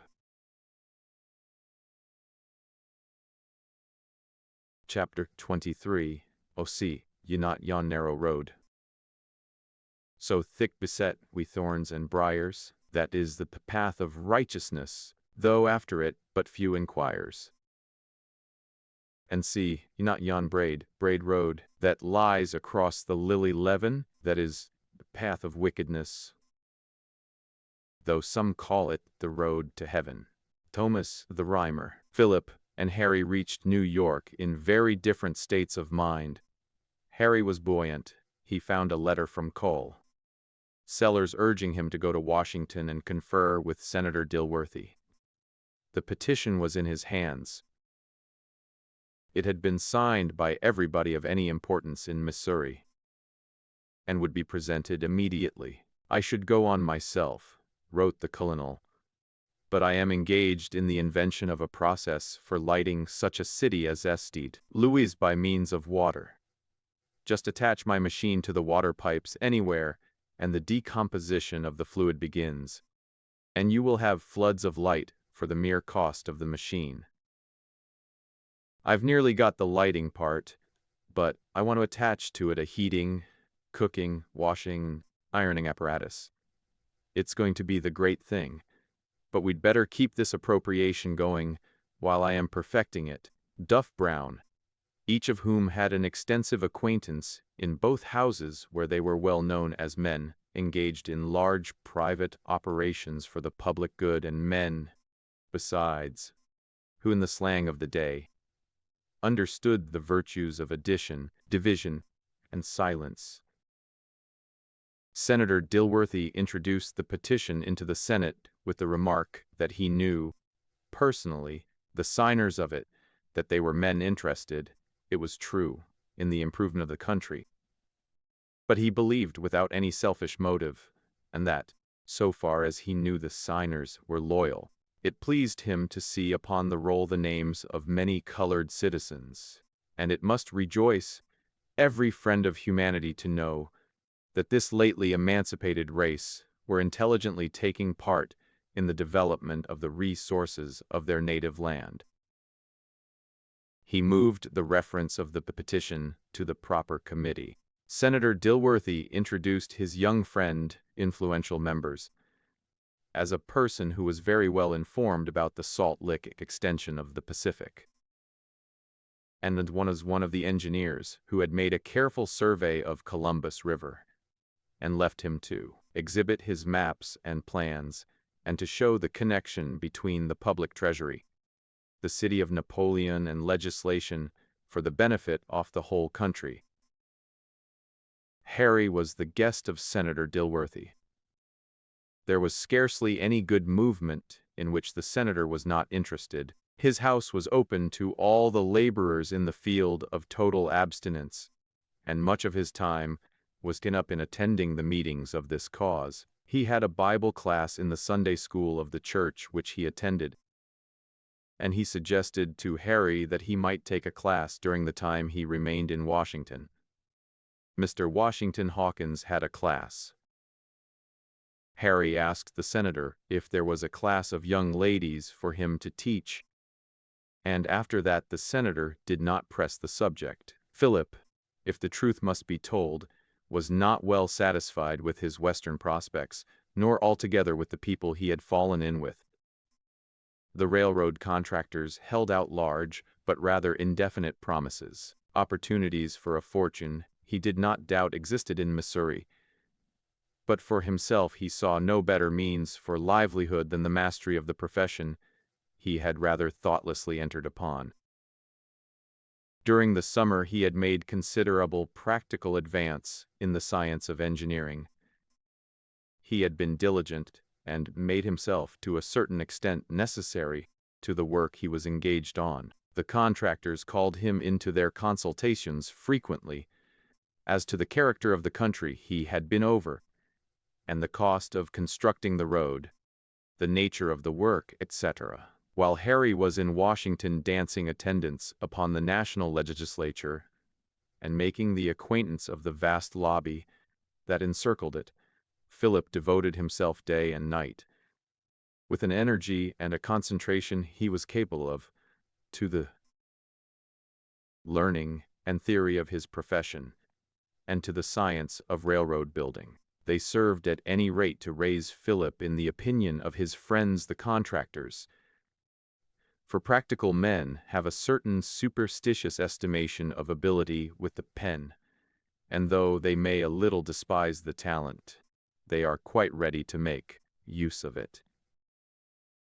Philip sent copies of his performances to Ruth's father and to other gentlemen whose good opinion he coveted, but he did not rest upon his laurels. Indeed, so diligently had he applied himself, that when it came time for him to return to the West, he felt himself, at least in theory, competent to take charge of a division in the field. Chapter 24. Louis was a greater city, but its floating population did not hail from great distances, and so it had the general family aspect of the permanent population. But Washington gathered its people from the four winds of heaven, and so the manners, the faces, and the fashions there presented a variety that was infinite. Washington had never been in society in St. Louis, and he knew nothing of the ways of its wealthier citizens, and had never inspected one of their dwellings. Consequently, everything in the nature of modern fashion and grandeur was a new and wonderful revelation to him. Washington is an interesting city to any of us. It seems to become more and more interesting the oftener we visit it. Perhaps the reader has never been there. Very well, you arrive either at night, rather too late to do anything or see anything until morning, or you arrive so early in the morning that you consider it best to go to your hotel and sleep an hour or two, while the sun bothers along over the Atlantic. You arrive in tolerably good spirits, because it is only 38 miles from Baltimore to the capital, and so you have only been insulted 3 times, provided you are not in a sleeping car. The average is higher there. Once when you renewed your ticket after stopping over in Baltimore. Once when you were about to enter the ladies' car, without knowing it was a ladies' car. And once when you asked the conductor at what hour you would reach Washington. You are assailed by a long rank of hackmen who shake their whips in your face as you step out upon the sidewalk. You enter what they regard as a carriage in the capital, and you wonder why they do not take it out of sort of service and put it in the museum. We have few enough antiquities, and it is little to our credit that we make scarcely any effort to preserve the few we have. You reach your hotel presently, and here let us draw the curtain of charity, because of course you have gone to the wrong one. You being a stranger, how could you do otherwise? There are 118 bad hotels, and only one good one. The most renowned and popular hotel of them all is perhaps the worst one known to history. It is winter and night. When you arrived, it was snowing. When you reached the hotel, it was sleeting. When you went to bed, it was raining. During the night it froze hard, and the wind blew some chimneys down. When you got up in the morning, it was foggy. When you finished your breakfast at 10 o'clock and went out, the sunshine was brilliant, the weather balmy and delicious, and the mud and slush deep and all-pervading. You will like the climate when you get used to it. The prominent features you soon locate and get familiar with. First you glimpse the ornamental upper works of a long, snowy palace projecting above a grove of trees, and a tall, graceful white dome with a statue on it surmounting the palace, and pleasantly contrasting with the background of blue sky. That building is the Capitol. Gossips will tell you that by the original estimates, it was to cost $12 million, and that the government did come within $21,200,000 of building it for that sum. You understand, the Capitol stands upon the verge of a high piece of tableland, a fine commanding position, and its front looks out over this noble situation for a city. But it don't see it, for the reason that when the Capitol extension was decided upon, the property owners at once advanced their prices to such human figures that the people went down and built the city in the muddy low marsh behind the Temple of Liberty. So now the lordly front of the building, its imposing colonnades, its projecting graceful wings, its picturesque groups of statuary, and its long terraced ranges of steps, flowing down in white marble waves to the ground, merely looks out upon a sorrowful little desert of cheap boarding houses, and yet not from the airy outlooks of the dome, by the way, because to get there you must pass through the great rotunda. And to do that, you would have to see the marvelous historical paintings that hang there, and the bas-reliefs, and what have you. Lincoln, as petrified by a young lady artist for $10,000. And you might take his marble Emancipation Proclamation, which he holds out in his hand and contemplates, for a folded napkin, and you might conceive, from his expression and his attitude, that he is finding fault with the washing, which is not the case. Nobody knows what is the matter with him, but everybody feels for him. Well, you ought not to go into the dome anyhow, because it would be utterly impossible to go up there without seeing the frescoes in it. And why should you be interested in the delirium tremens of art? Now your general glance gives you picturesque stretches of gleaming water on your left, with a sail here and there and a lunatic asylum on shore. Over beyond the water, on a distant elevation, you see a squat yellow temple which your eye dwells upon, lovingly through a blur of unmanly moisture, for it recalls your lost boyhood and the Parthenons done in molasses candy, which made it blessed and beautiful. The skeleton of a decaying scaffolding lingers about its summit, and tradition says that the spirit of Washington often comes down and sits on those rafters to enjoy this tribute of respect, which the nation has reared as the symbol of its unappeasable gratitude. The monument is to be finished some day, and at that time our Washington will have risen still higher in the nation's veneration, and will be known as the great-great-grandfather of his country. The memorial chimney stands in a quiet pastoral locality that is full of reposeful expression.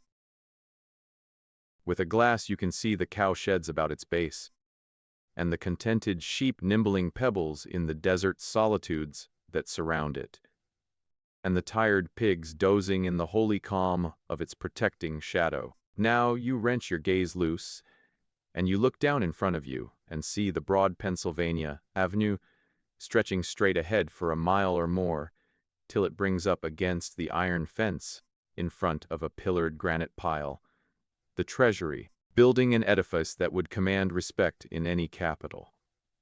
The stores and hotels that wall in this broad avenue are mean and cheap and dingy, and are better left without comment. Beyond the Treasury is a fine large white barn, with wide unhandsome grounds about it.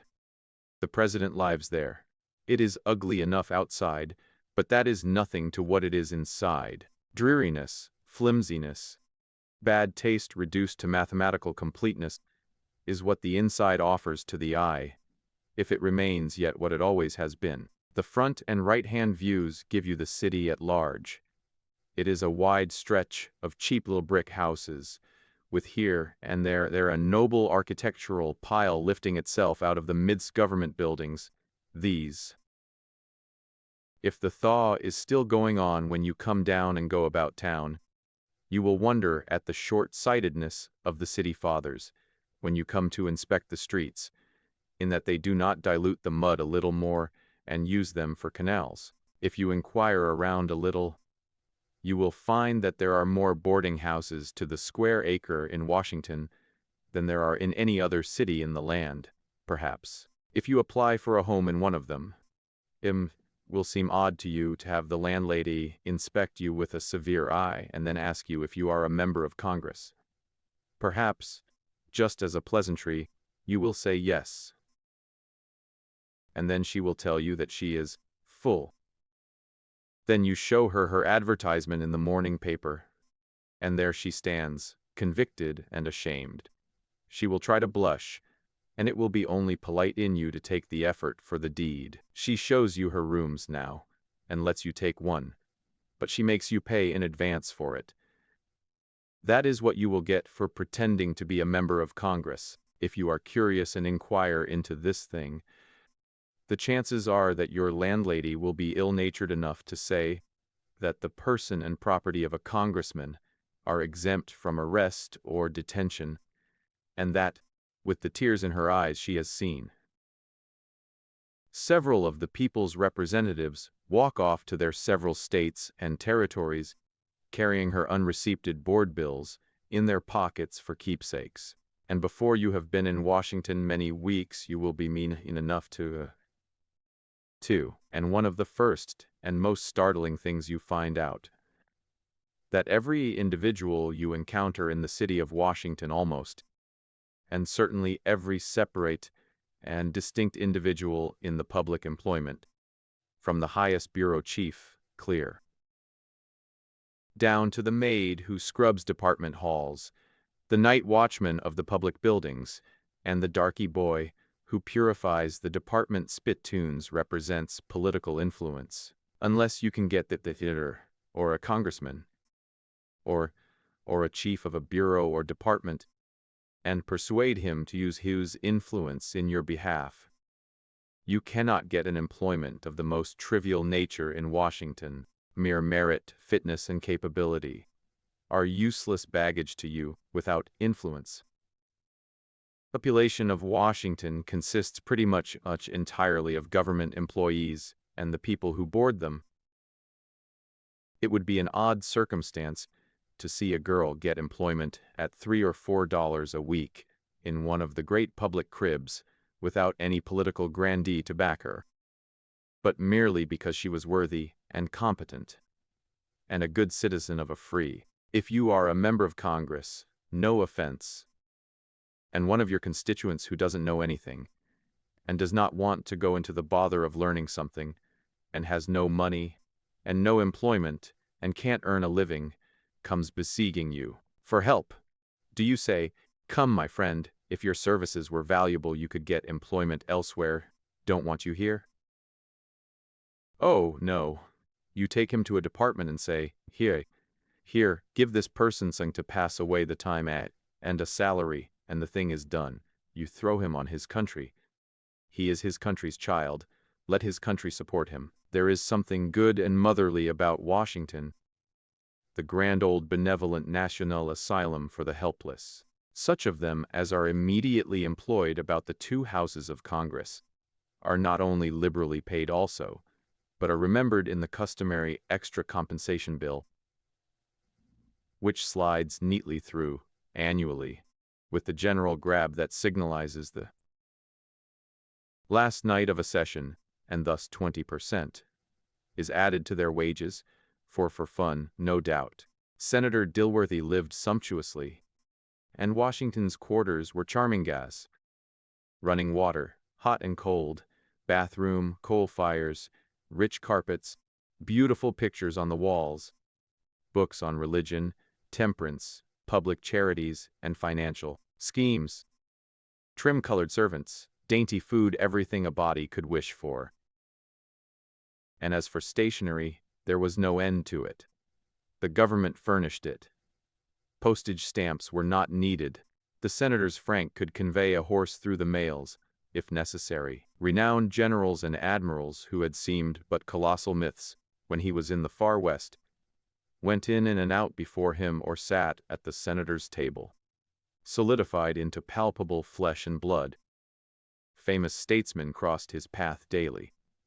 That once rare and awe-inspiring being, a congressman, was become a common spectacle, a spectacle so common, indeed, that he could contemplate it without excitement, even without embarrassment.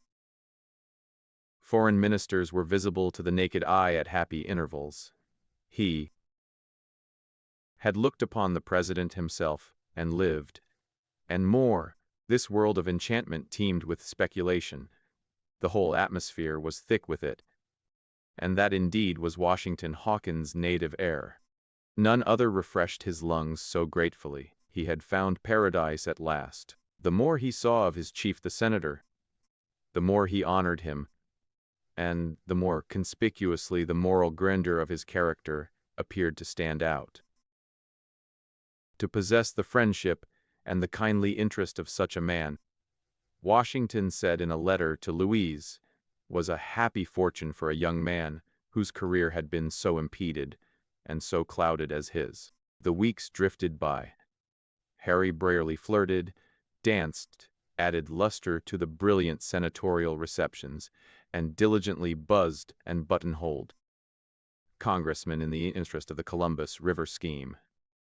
Meantime, Senator Dilworthy labored hard in. Harry wrote frequently to Sellers, and always encouragingly. And from these letters it was easy to see that Harry was a pet with all Washington, and was likely to carry the thing through. That the assistance rendered him by old Dilworthy was pretty fair.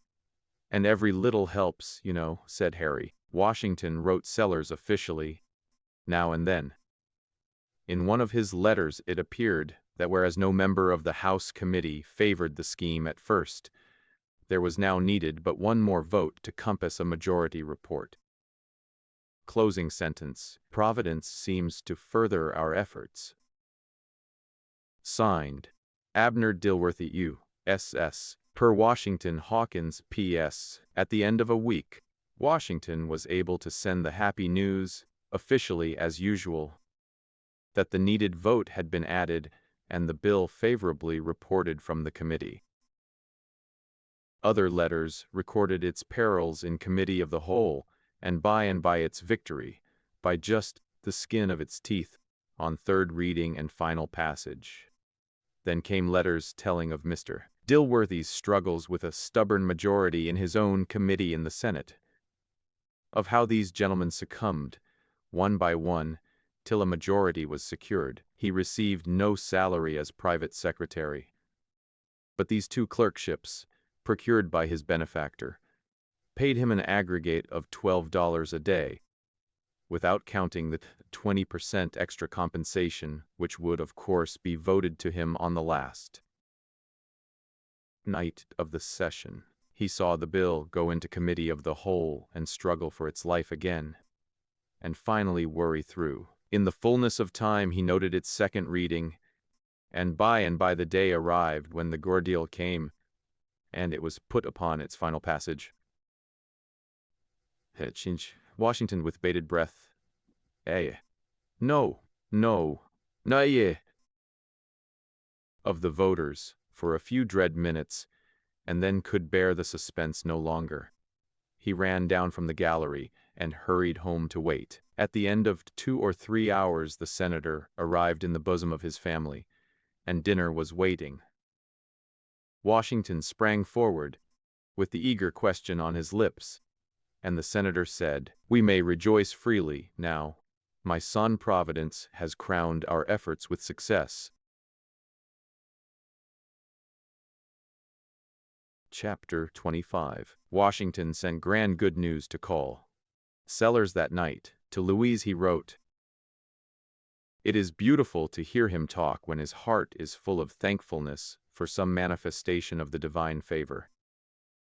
You shall know him some day, my Louise, and knowing him you will honor him as I do," Harry wrote. "I pulled it through, Colonel, but it was a tough job. There is no question about that. There was not a friend to the measure in the House committee when I began, and not a friend in the Senate committee except old Dill himself. But they were all fixed for a majority report when I hauled off my forces. Everybody here says you can't get a thing like this through Congress without buying committees for straight-out cash. But I think I've taught them a thing or two. I could only make them believe it. When I tell the old residenters that this thing went through without buying a vote or making a promise, they say, that's rather too thin. And when I say thin or not thin, it's a fact anyway. They say, come now, but do you really believe that? And when I say I don't believe anything about it, I know it, they smile and say, well, you are pretty innocent, or pretty blind, one or the other. There's no getting around that. Why, they really do believe that votes have been bought, they do indeed. But let them keep on thinking so. I have found out, if a man knows how to talk to women, and has a little gift in the way of argument with men, he can afford to play for an appropriation against a money bag, and give the money bag odds in the game. We've raked in $200,000 of Uncle Sam's money, say what they will. And there is more where this came from, when we want it. And I rather fancy I am the person that can go in and occupy it too. If I do say it myself, that shouldn't perhaps. I'll be with you within a week. Scare up all the men you can, and put them to work at once. When I get there, I propose to make things hum. The great news lifted Sellers into the clouds. He went to work on the instant. He flew hither and thither making contracts, engaging men, and steeping his soul in the ecstasies of business. He was the happiest man in Missouri. And Louise was the happiest woman. For presently came a letter from Washington which said, "It is but a little sum compared to what we could get by waiting, but I do so long to see the day when I can call you my own, that I have said to myself, better take this and enjoy life in a humble way, than wear out our best days in this miserable separation. Besides, I can put this money into operations here that will increase it 100-fold, yes, 1,000-fold in a few months. Without a doubt we shall be worth $1 million in a year from this time. I put it at the very lowest figure, because it is always best to be on the safe side, $500,000 at the very lowest calculation. And then your father will give his consent, and we can marry at last. Oh, that will be a glorious day. Tell our friends the good news. I want all to share it." And she did tell her father and mother, but they said, let it be kept still for the present.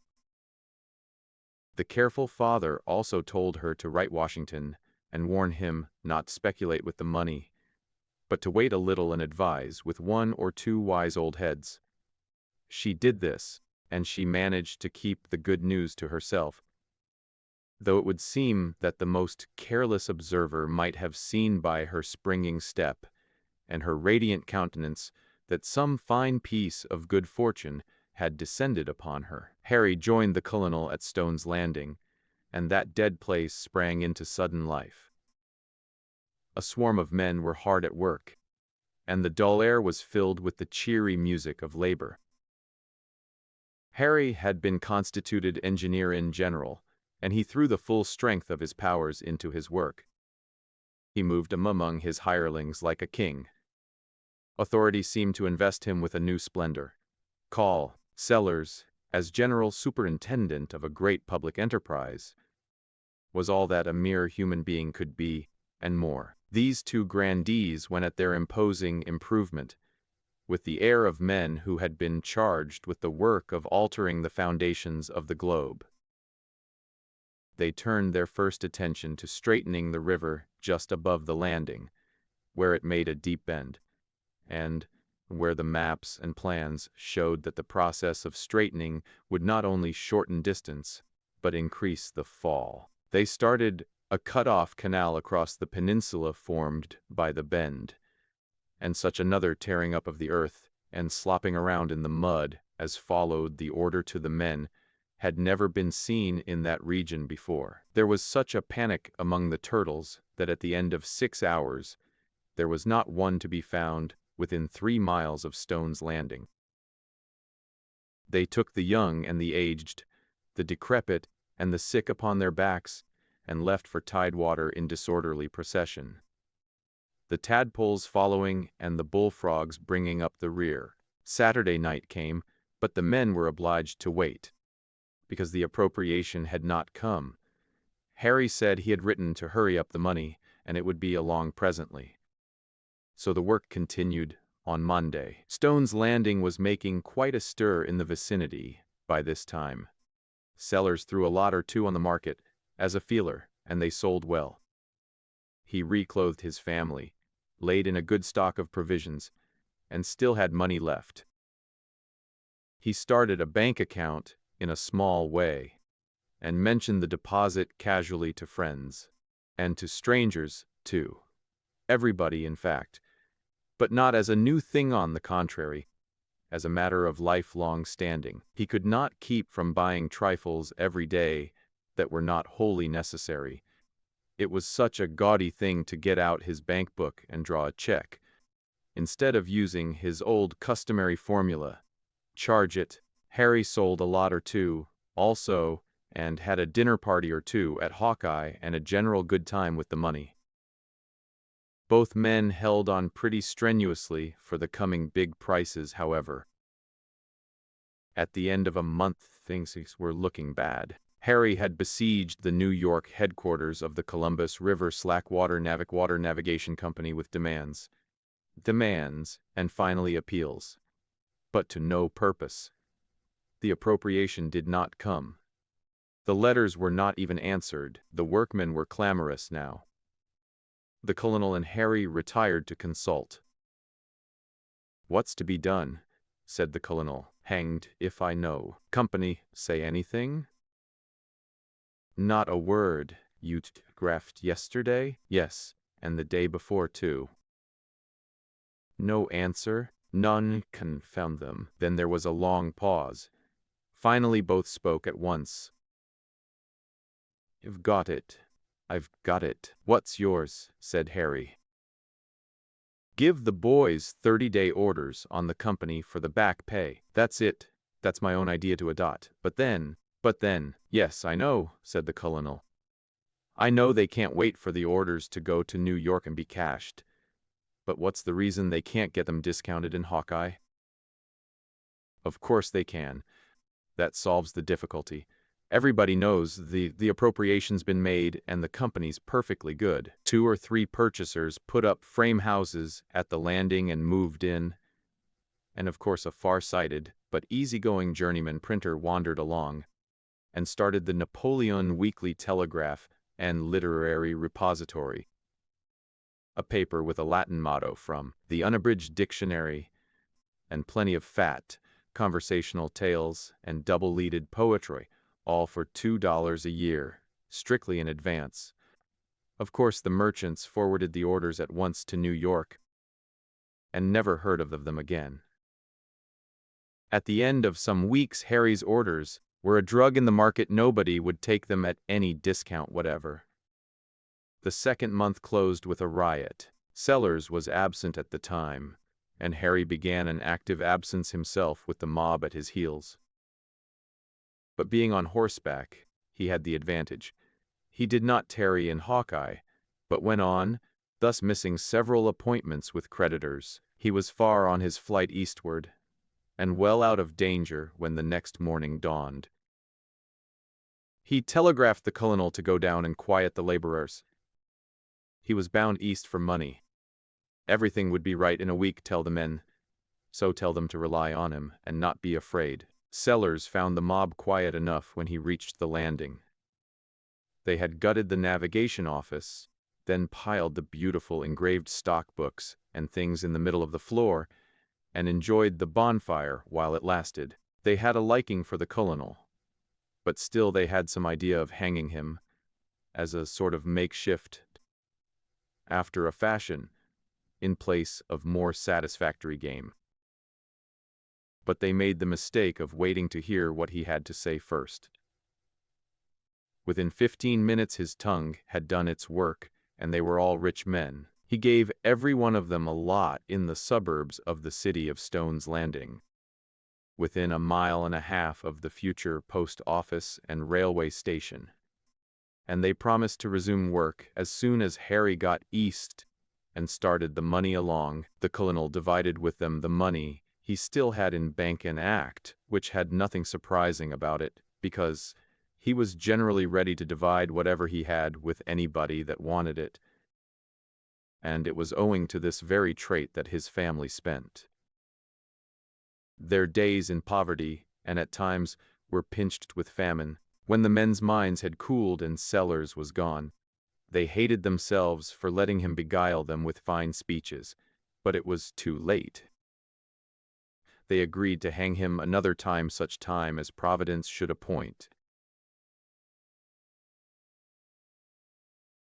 Chapter 26. Rumors of Ruth's frivolity and worldliness at Fallkill traveled to Philadelphia in due time, and occasioned no little undertalk among the Bolton relatives. Hannah Shoecraft told another cousin that, for her part, she never believed that Ruth had so much more mind than other people.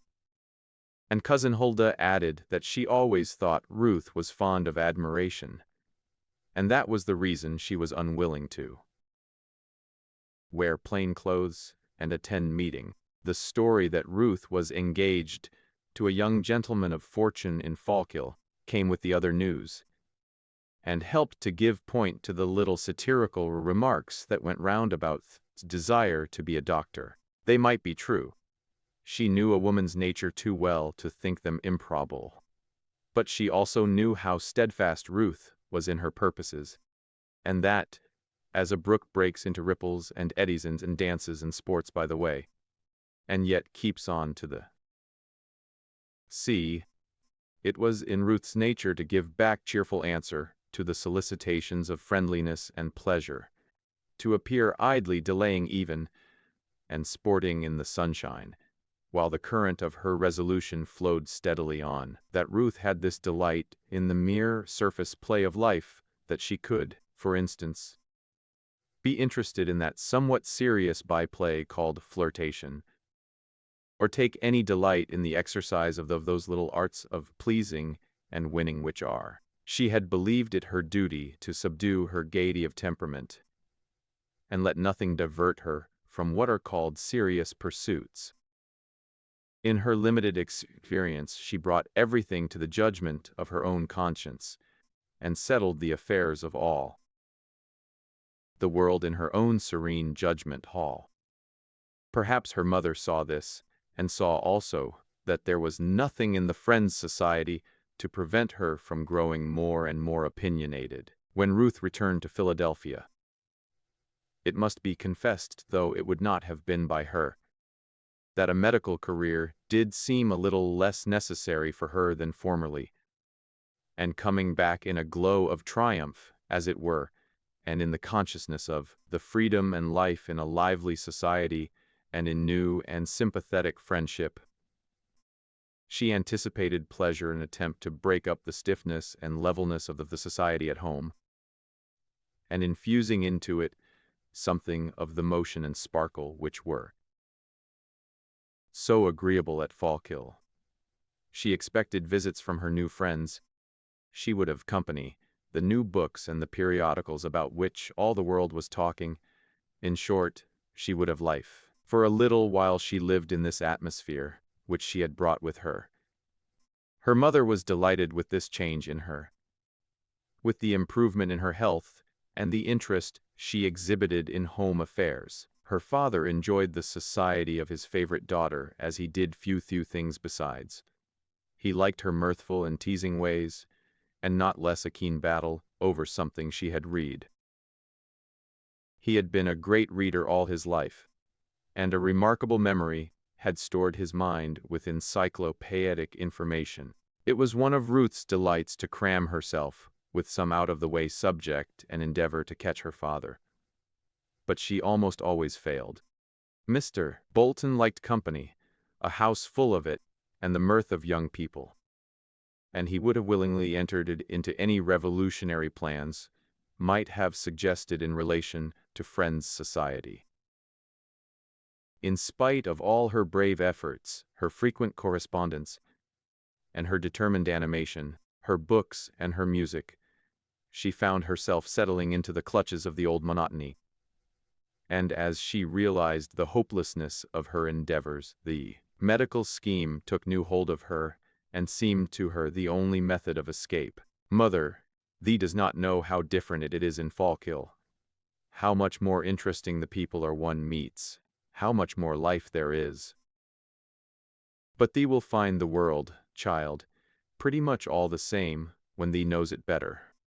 I thought once as thee does now, and had as little thought of being a friend as thee has. Perhaps when thee has seen more, thee will better appreciate a quiet life. Thee married young. I shall not marry young, and perhaps not at all, said Ruth, with a look of vast experience. Perhaps thee doesn't know thee own mind. I have known persons of thy age who did not. Did thee see anybody whom thee would like to live with always in Fallkill? Not always, replied Ruth with a little laugh.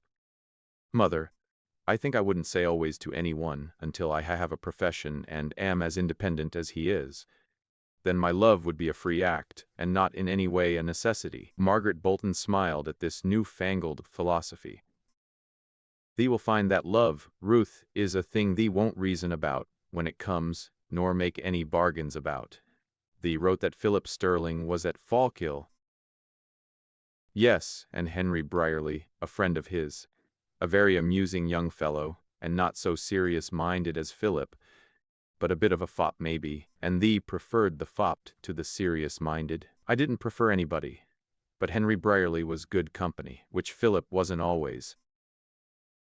Did thee know thee father had been in correspondence with Philip? Ruth looked up surprised, and with a plain question in her eyes. Oh, it's not about thee. What then? And if there was any shade of disappointment in her tone, probably Ruth herself did not know it. It's about some land up in the country.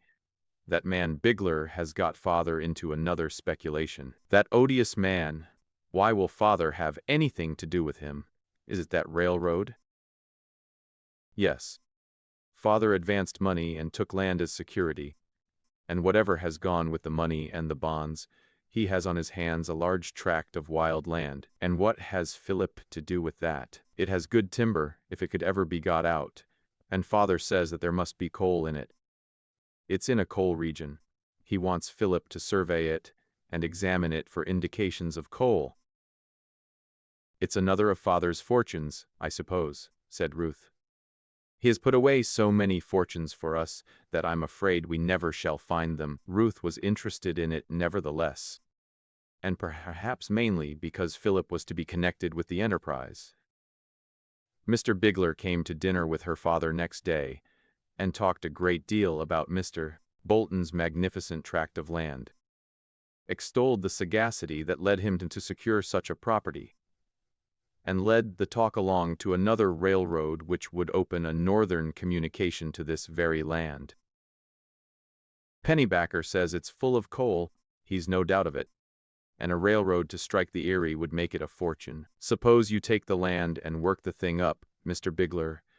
You may have the tract for $3 an acre. You'd throw it away then, replied Mr. Bigler, and I'm not the man to take advantage of a friend. But if you'll put a mortgage on it for the northern road, I wouldn't mind taking an interest, if Pennybacker is willing.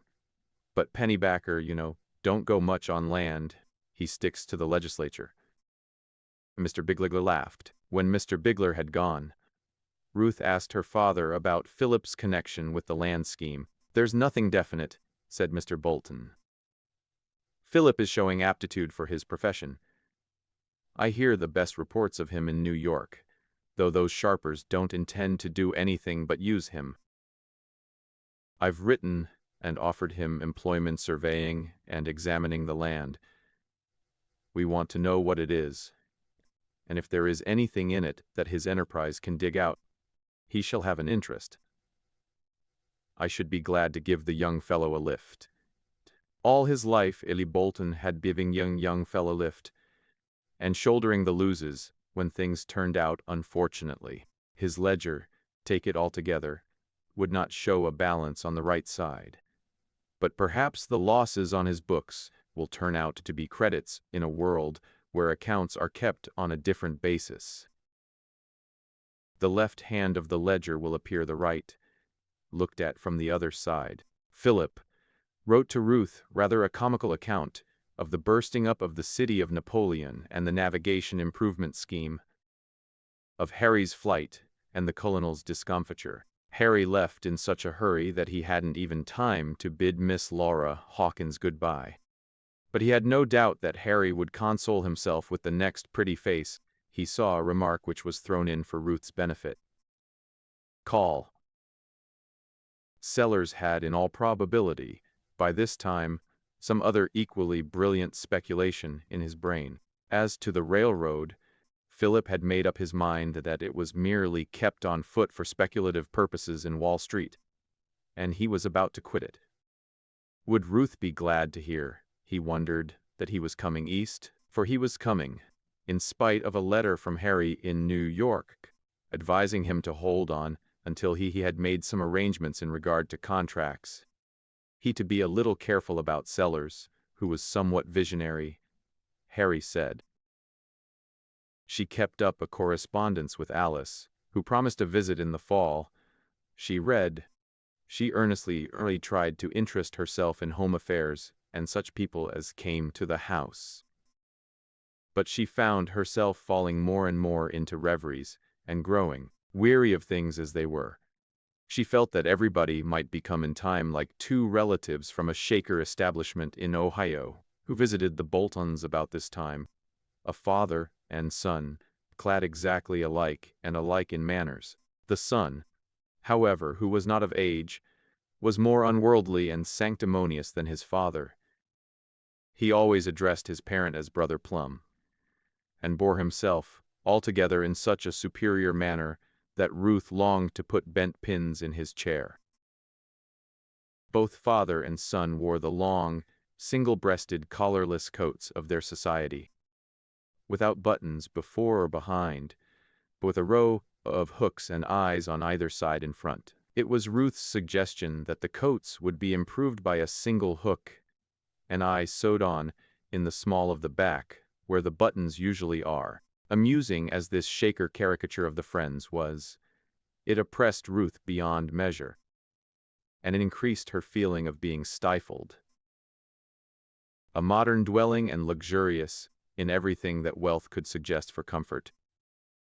It stood in the midst of exquisitely kept lawns, with groups of trees, parterres of flowers massed in colors, with greenhouse, grapery, and garden, and on one side, the garden sloped away in undulations to a shallow brook that ran over a pebbly bottom and sang under forest trees. The country about was the perfection of cultivated landscape, dotted with cottages and stately mansions of revolutionary date, and sweet as an English countryside, whether seen in the soft bloom of May or in the mellow ripeness of late October. It needed only the peace of the mind within to make it a paradise. One riding by on the old Germantown road, and seeing a young girl swinging in the hammock on the piazza, and intent upon some volume of old poetry, or the latest novel, would no doubt have envied a life so idyllic. He could not have imagined that the young girl was reading a volume of reports of clinics and longing to be elsewhere. Ruth could not have been more discontented if all the wealth about her had been as unsubstantial as a dream. Perhaps she so thought it. "I feel," she once said to her father, "as if I were living in a house of cards, and thee would like to turn it into a hospital." "No, but tell me, father," continued Ruth, not to be put off, "is thee still going on with that Bigler, and those other men who come here and entice thee?" Mr. Bolton smiled, as men do when they talk with women about business. "Such men have their uses, Ruth. They keep the world active, and I owe a great many of my best operations to such men. Who knows, Ruth, But this new land purchase, I confess I yielded a little too much to Bigler in, may not turn out a fortune for thee and the rest of the children. Ah, father, thee sees everything in a rose-colored light. I do believe thee wouldn't have so readily allowed me to begin the study of medicine, if it hadn't had the novelty of an experiment to thee. And is thee satisfied with it? If thee means, if I have had enough of it, no. I just begin to see what I can do in it, and what a noble profession it is for a woman. Would thee have me sit here like a bird on a bough, and wait for somebody to come and put me in a cage? Mr. Bolton was not sorry to divert the talk from his own affairs, and he did not think it worth while to tell his family of a performance that very day, which was entirely characteristic of him. Ruth might well say that she felt as if she were living in a house of cards. Although the Bolton household had no idea of the number of perils that hovered over them, any more than thousands of families in America have of the business risks and contingencies on which their prosperity and luxury hang.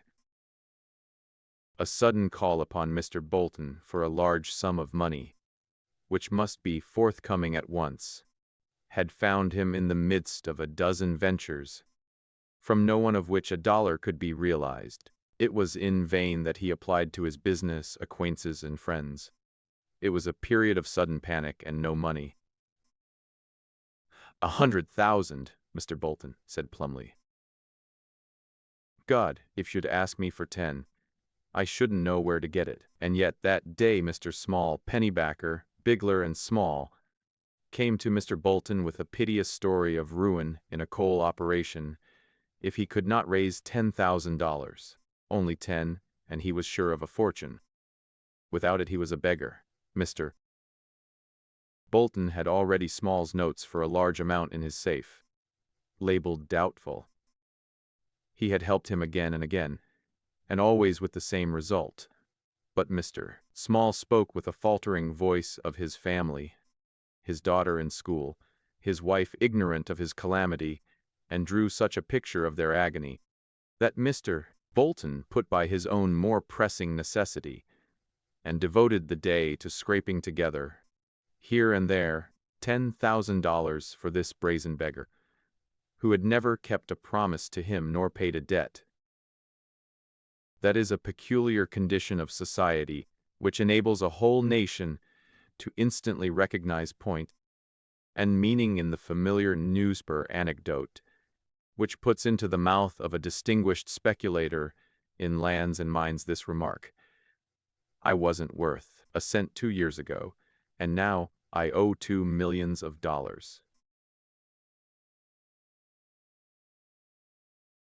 Chapter 27. It was a hard blow to poor Sellers to see the work on his darling enterprise stop, and the noise and bustle and confusion that had been such refreshment to his soul sicken and die out. It was hard to come down to humdrum ordinary life again after being a general superintendent and the most conspicuous man in the community.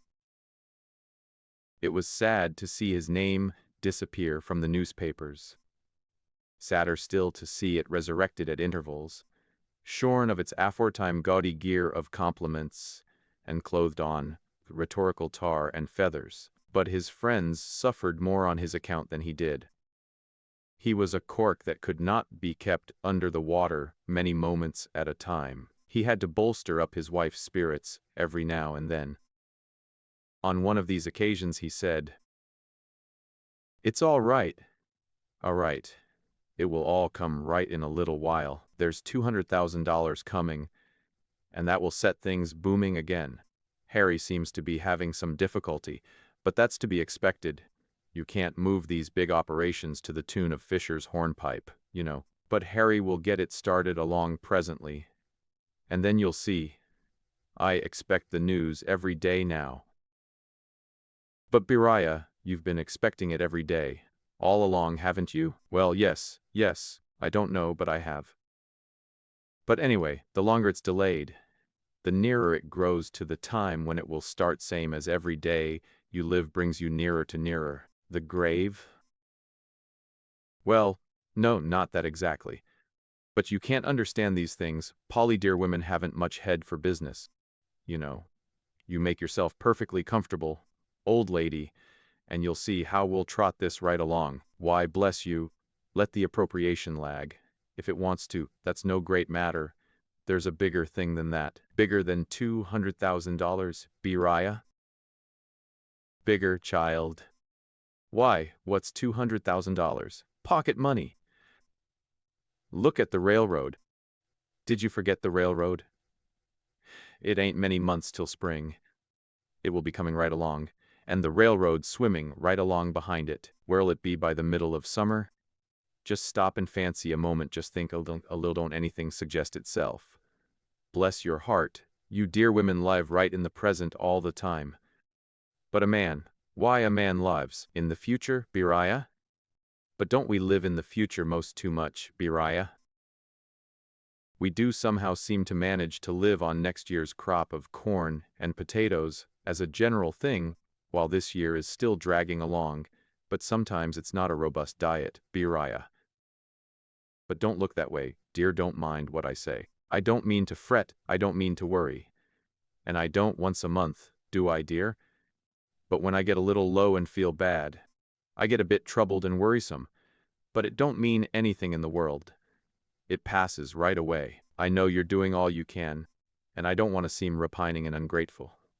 For I'm not, Beriah, you know I'm not, don't you? Lord bless you, child. I know you are the very best little woman that ever lived on the whole face of the earth. And I know that I would be a dog not to work for you, and think for you and scheme for you with all my might, and I'll bring things all right yet. Honey, cheer up, and don't you fear. The railroad, oh, I had forgotten the railroad, dear. But when a body gets blue, a body forgets everything. Yes, the railroad, tell me about the railroad. Aha, my girl, don't you see? Things ain't so dark, are they? Now I didn't forget the railroad.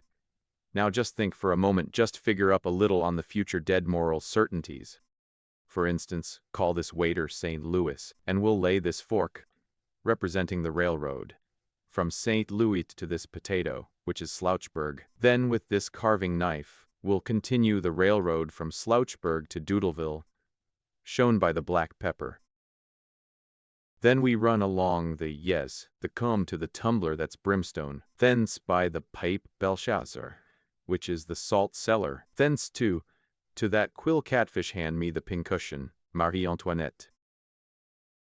Thence right along these shears to this horse, Babylon, then by the spoon to Bloody Run, thank you, the ink, thence to Hail Columbia snuffers. Polly, please move that cup and saucer close up. That's Hail Columbia. Then let me open my knife to hark from the tomb, where we'll put the candlestick only a little distance from Hail Columbia, to hark from the tom down grade all the way. And there we strike Columbus River, pass me 2 or 3 skeins of thread to stand for the river. The sugar bowl will do for Hawkeye, and the rat trap for Stone's Landing Napoleon, I mean, and you can see how much better Napoleon is located than Hawkeye. Now here you are with your railroad complete, and showing its continuation to Hallelujah, and thence to Corruptionville. Now then, there you are! It's a beautiful road, beautiful. Jeff Thompson can out-engineer any civil engineer that ever sighted through an aneroid, or a theodolite, or whatever they call it. He calls it sometimes one and sometimes the other, just whichever levels off his sentence needs. I reckon. There's your onions at Slouch, noblest onion country that graces God's footstool. And there's your turnip country all around Doodleville, bless my life. What fortunes are going to be made there when they get that contrivance perfected for extracting olive oil out of turnips, if there's any in them. And I reckon there is, because Congress has made an appropriation of money to test the thing, and they wouldn't have done that just on conjecture, of course. And now we come to the Brimstone region, cattle raised there till you can't rest, and corn, and all that sort of thing. Then you've got a little stretch along through Belshazzar that don't produce anything now. nothing but rocks, but irrigation will fetch it. Then from Catfish to Babylon, it's a little swampy, but there's dead loads of peat down under there somewhere. Next is the Bloody Run and Hail Columbia country. Tobacco enough can be raised there to support 2 such railroads. Next is the Sarsaparilla region. There's enough of that truck along in there on the line of the pocket knife.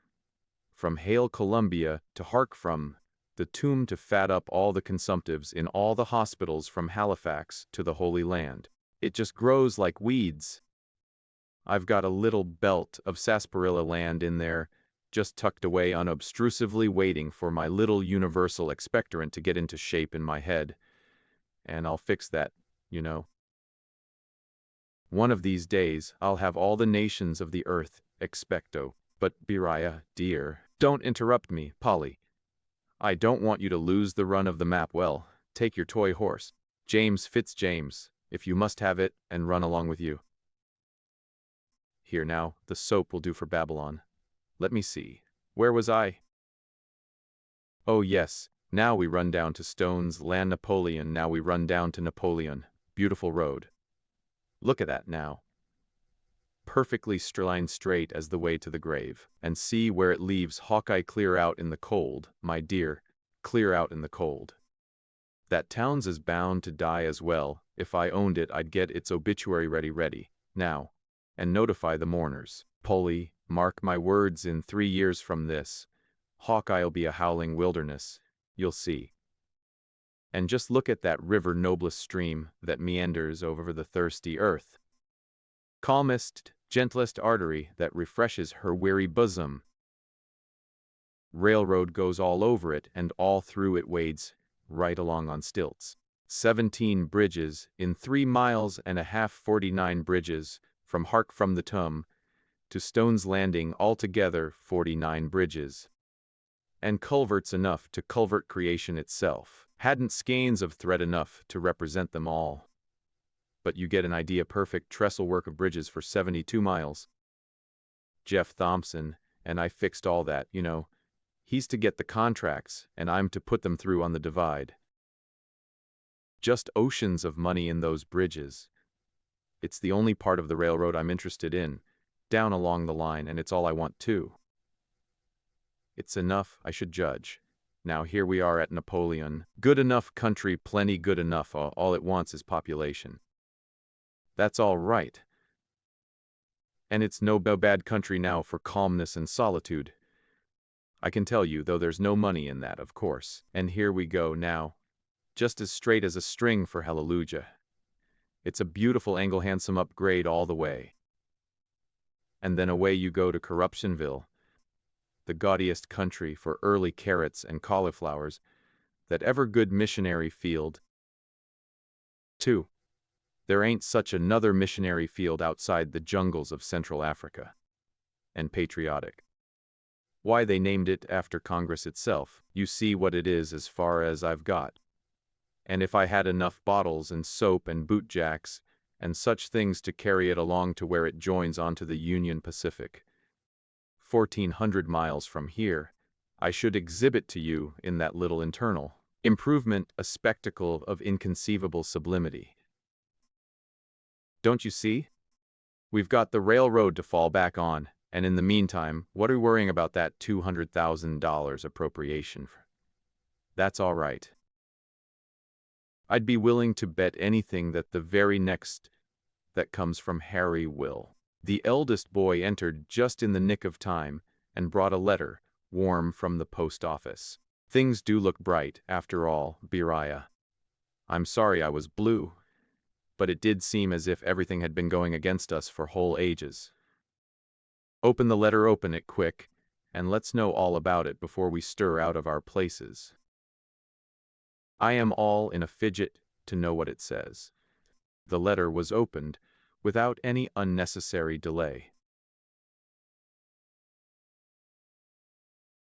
Chapter 28. Whatever may have been the language of Harry's letter to the colonel, the information it conveyed was condensed or expanded, one or the other, from the following episode of his visit to New York. He called, with official importance in his mien at No.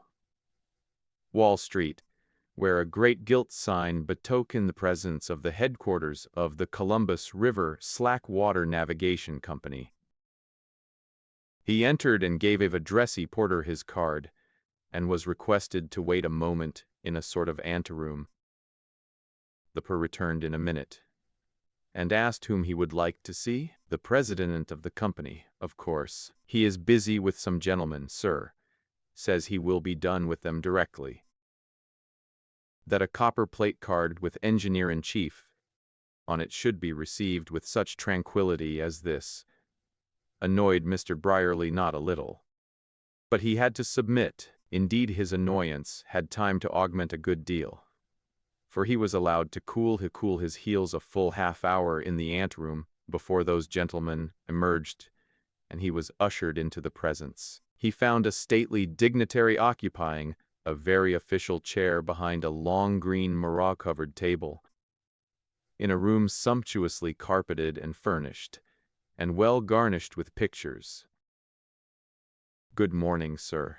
Take a seat, take a seat." "Thank you, sir," said Harry, throwing as much chill into his manner as his ruffled dignity prompted. "We perceive by your reports and the reports of the chief superintendent that you have been making gratifying progress with the work. We are all very much pleased.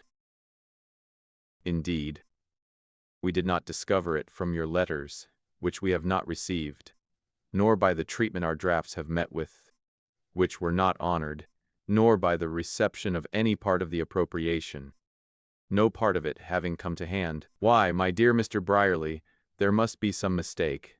I am sure we wrote you and also Mr. Sellers recently. When my clerk comes he will show copies letters informing you of the 10% assessment. Oh, certainly, we got those letters. But what we wanted was money to carry on the work, money to pay the men. Certainly true enough. But we credited you both for a large part of your assessments. I am sure that was in our letters. Of course, remember that. Ah, very well then. Now we begin to understand each other. Well, I don't see that we do. There's 2 months' wages due the men, and how? You paid the men? Paid them. How are we going to pay them when you don't honor our drafts? Why, my dear sir, I cannot see how you can find any fault with us. I am sure we have acted in a perfectly straightforward business way.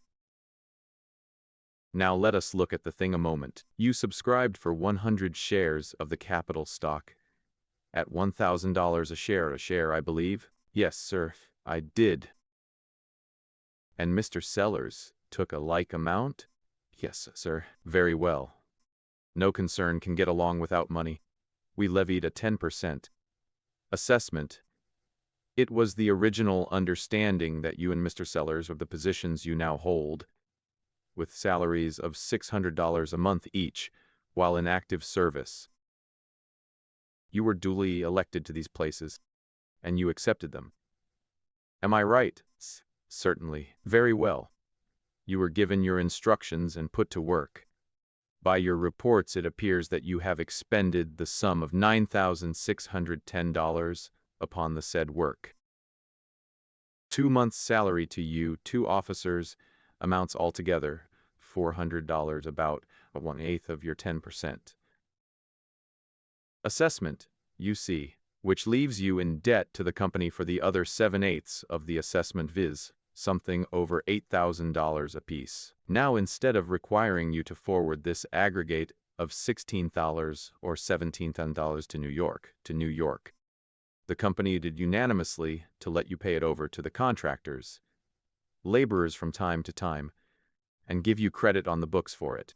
And they did it without a murmur, too, for they were pleased with the progress you had made, and were glad to pay you that little compliment, and a very neat one it was, too, I am sure.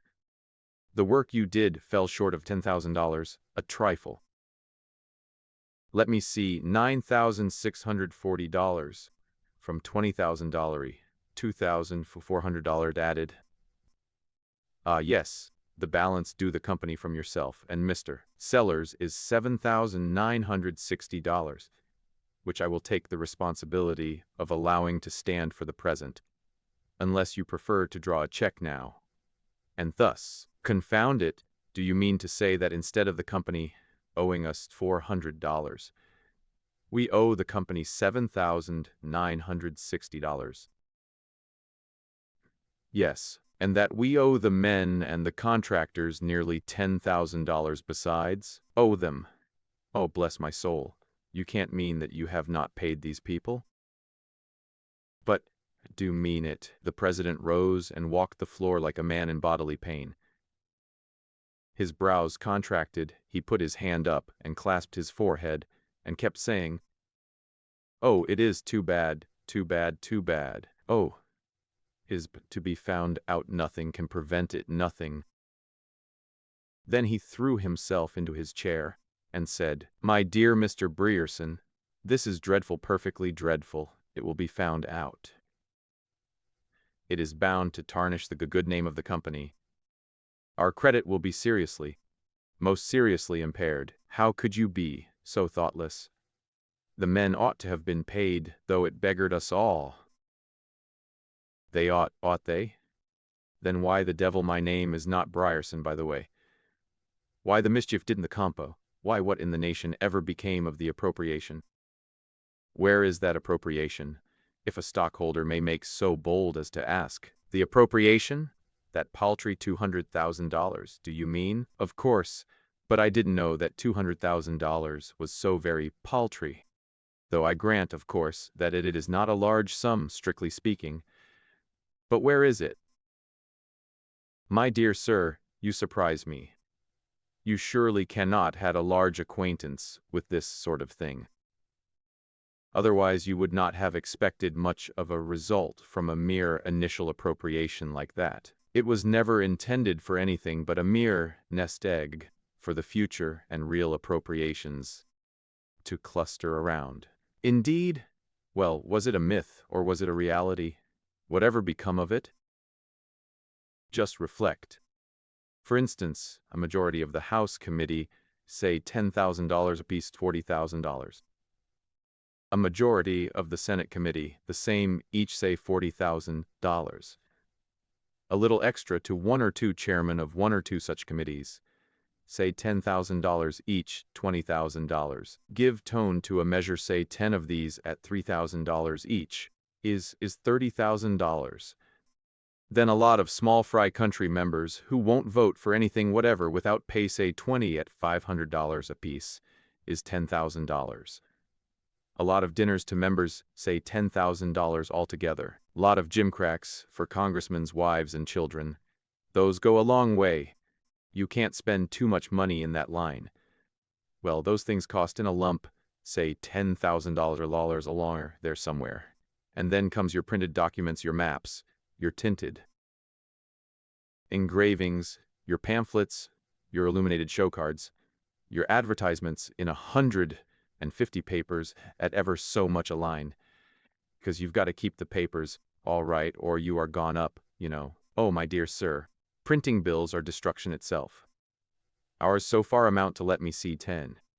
Fee 2, 13, and then there's 11, 14, 33, well, never mind the details. The total in clean numbers footsoots up 118,202.54.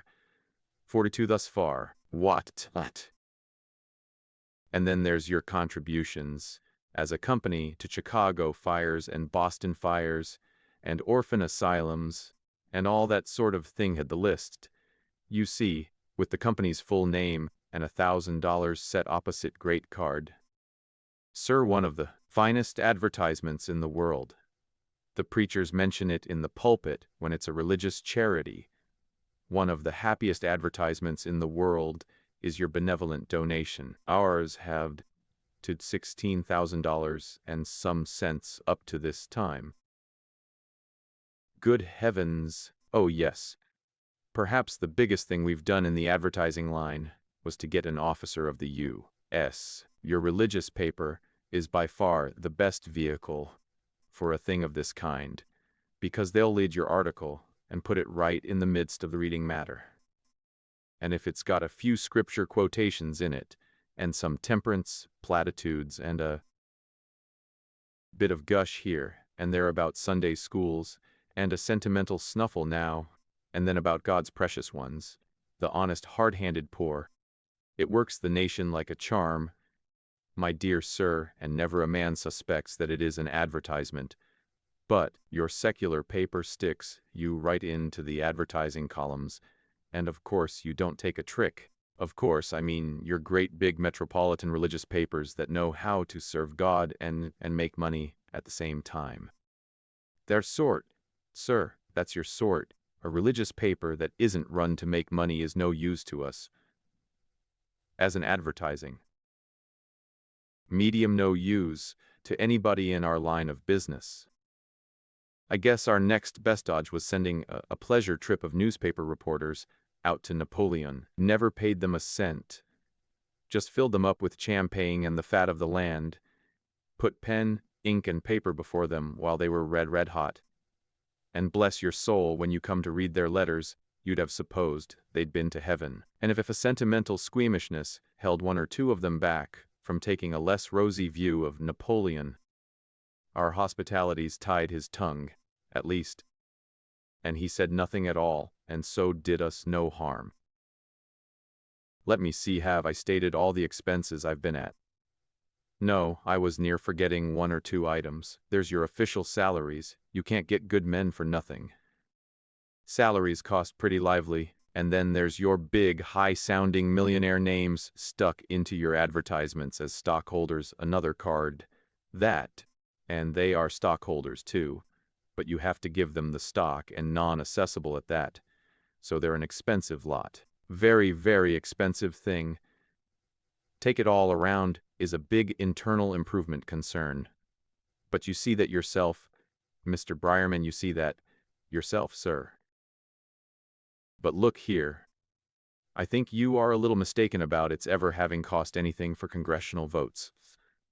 I happen to know something about that. I've let you say your say, now let me say mine. I don't wish to seem to throw any suspicion on anybody's statements, because we are all liable to be mistaken.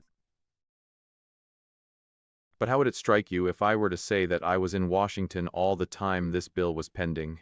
And what if I added that I put the measure through myself? I did that little thing. And moreover, I never paid $1 for any man's vote, and never promised one.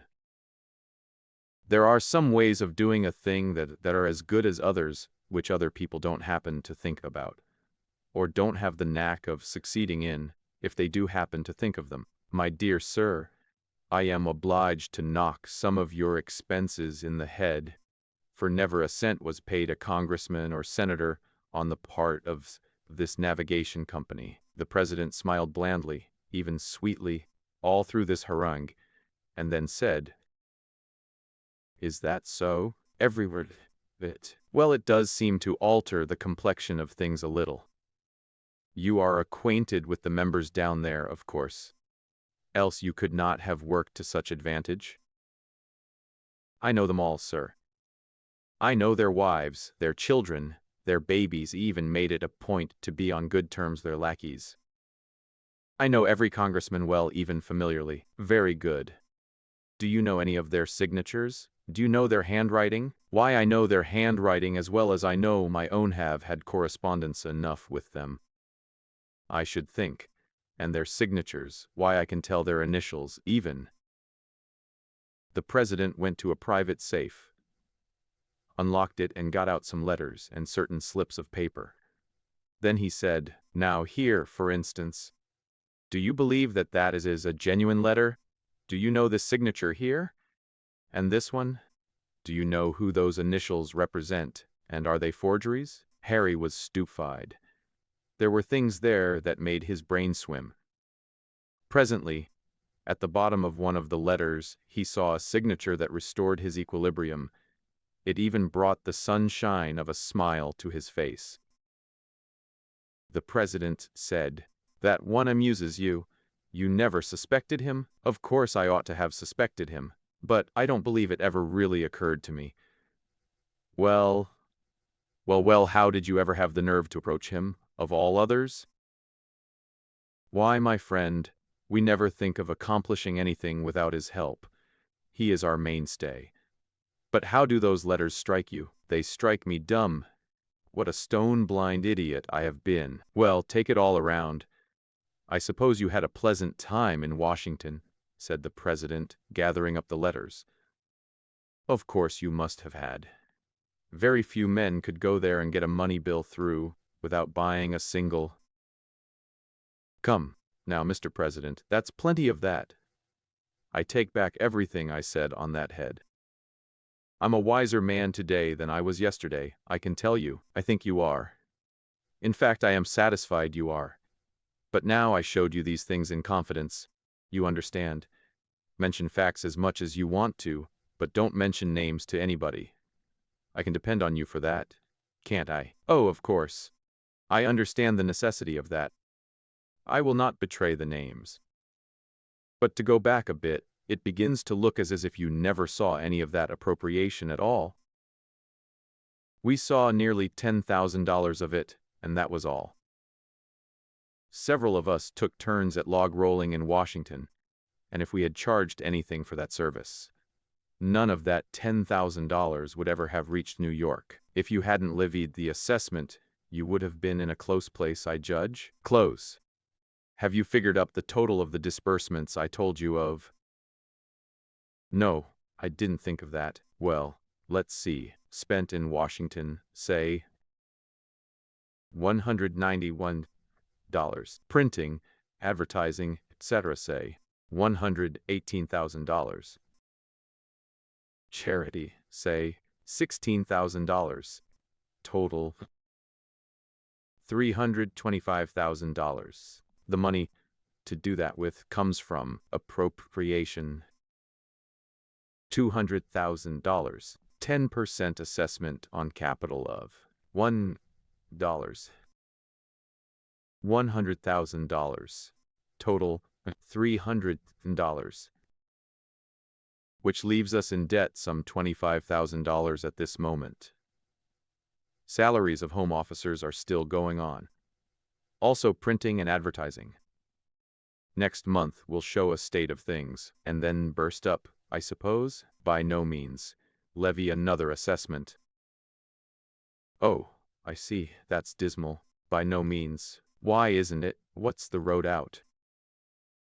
Another appropriation, don't you see? Bother the appropriations. They cost more than they come to, not the next one. We'll call for $500,000, get it, and go for $1 million the very next month. Yes, but the cost of it, the president smiled, and patted at his secret letters affectionately. He said, all these people are in the next Congress. We shan't have to pay them a cent. And what is more, they will work like beavers for us. Perhaps it might be to their advantage. Harry reflected profoundly a while. Then he said, we send many missionaries to lift up the benighted races of other lands. How much cheaper and better it would be if those people could only come here and drink of our civilization at its fountainhead. I perfectly agree with you, Mr. Beverly. Must you go? Well, good morning. Look in when you are passing, and whenever I can give you any information about our affairs and prospects, I shall be glad to do it. Harry's letter was not a long one, but it contained at least the calamitous figures that came out in the above conversation. The colonel found himself in a rather uncomfortable place. No good 1,000 salary forthcoming, and himself held responsible for half of and $640 due the workmen, to say nothing of being in debt to the company to the extent of nearly $4,000. Polly's heart was nearly broken. The blues returned in fearful force, and she had to go out of the room to hide the tears that nothing could keep back now. There was mourning in another quarter, too, for Louise had a letter. Washington had refused, at the last moment, to take $40,000 for the Tennessee land, and had demanded $150,000, so the trade fell through, and now Washington was wailing because he had been so foolish. But he wrote that his man might probably return to the city soon.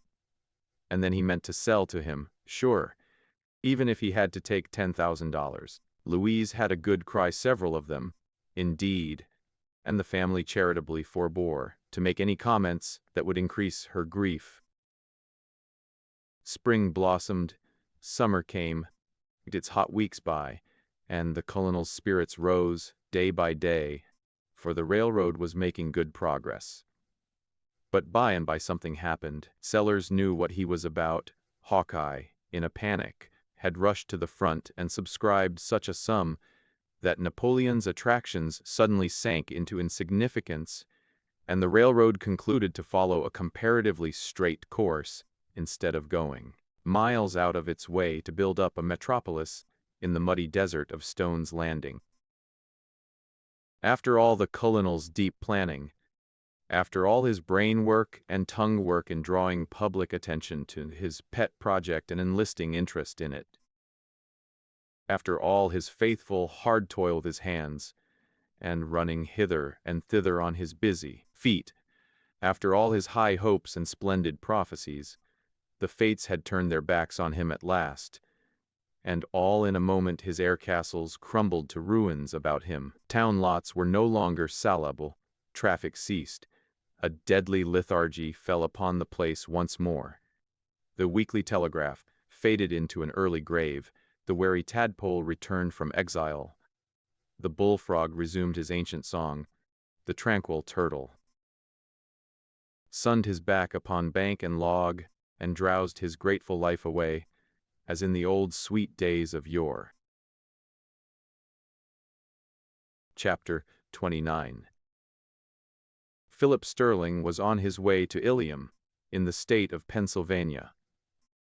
Ilium was the railway station nearest to the tract of wild land which Mr. Bolton had commissioned him to examine. On the last day of the journey, as the railway train Philip was on was leaving a large city, a lady timidly entered the drawing-room car, and hesitatingly took a chair that was at the moment unoccupied. Philip saw from the window that a gentleman had put her upon the car just as it was starting. In a few moments the conductor entered, and without waiting an explanation, said roughly to the lady, "Now you can't sit there. That seat's taken. Go into the other car." "I did not intend to take the seat," said the lady, rising. "I only sat down a moment till the conductor should come and give me a seat." "There ain't any. Car's full. You'll have to leave." "But, sir," said the lady, appealingly, "I thought—" "Can't help what you thought. You must go into the other car. The train is going very fast. Let me stand here till we stop." "The lady can have my seat," cried Philip, springing up. The conductor turned towards Philip, and coolly and deliberately surveyed him from head to foot, with contempt in every line of his face, turned his back upon him without a word, and said to the lady, "Come, I've got no time to talk. You must go now."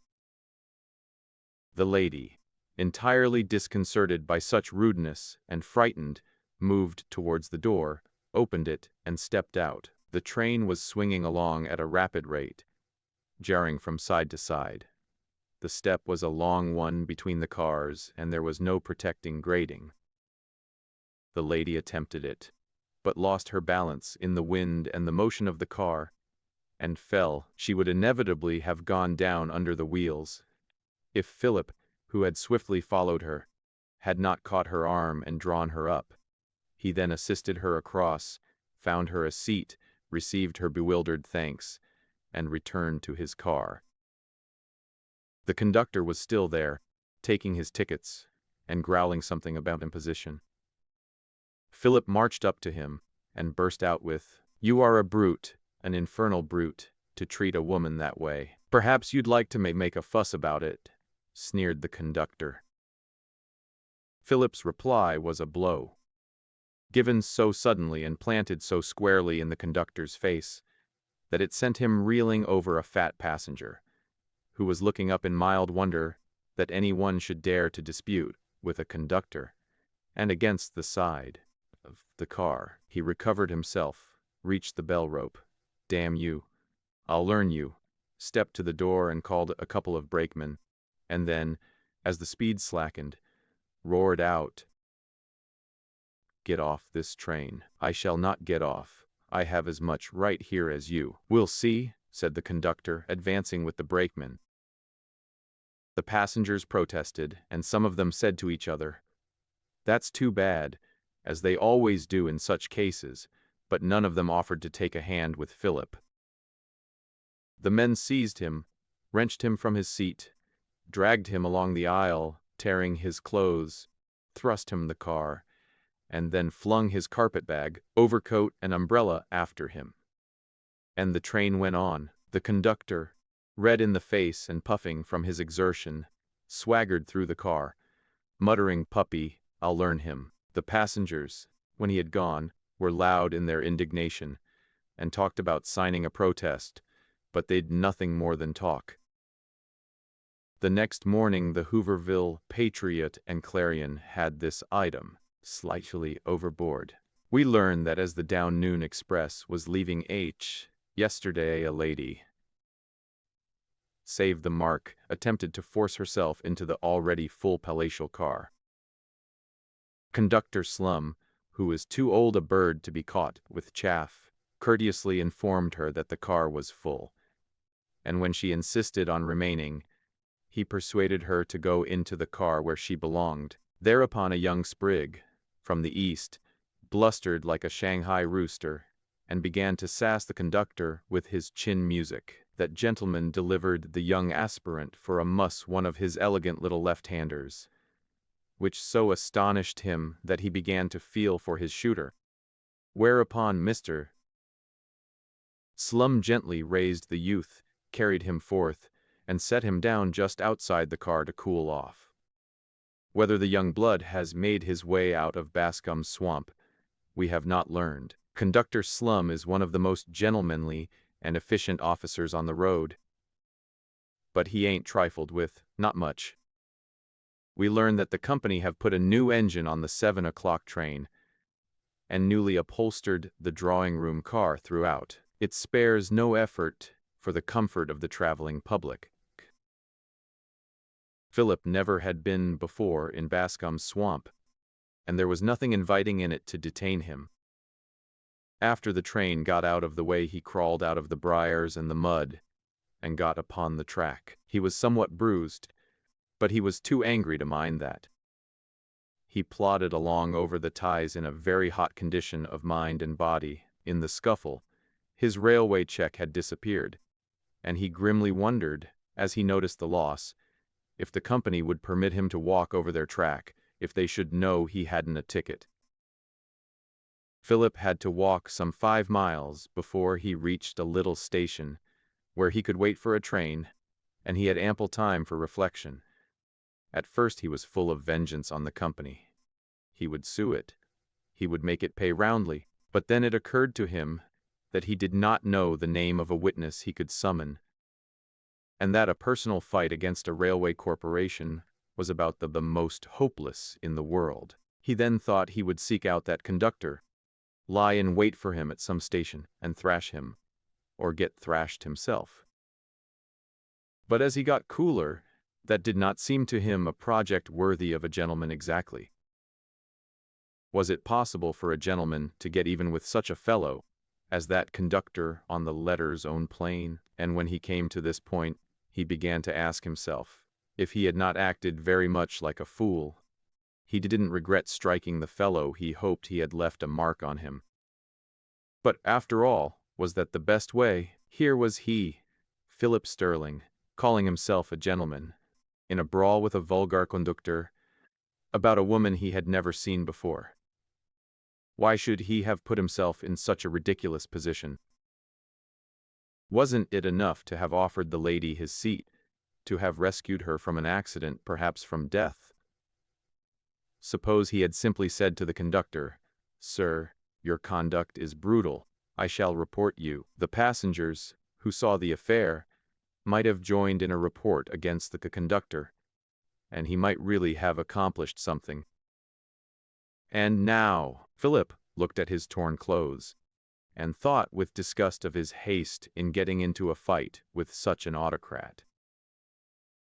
At the little station, where Philip waited for the next train, he met a man who turned out to be a justice of the peace in that neighborhood, and told him his adventure.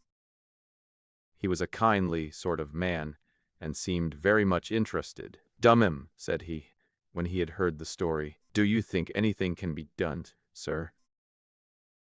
"Wall, I guess 'tain't no use.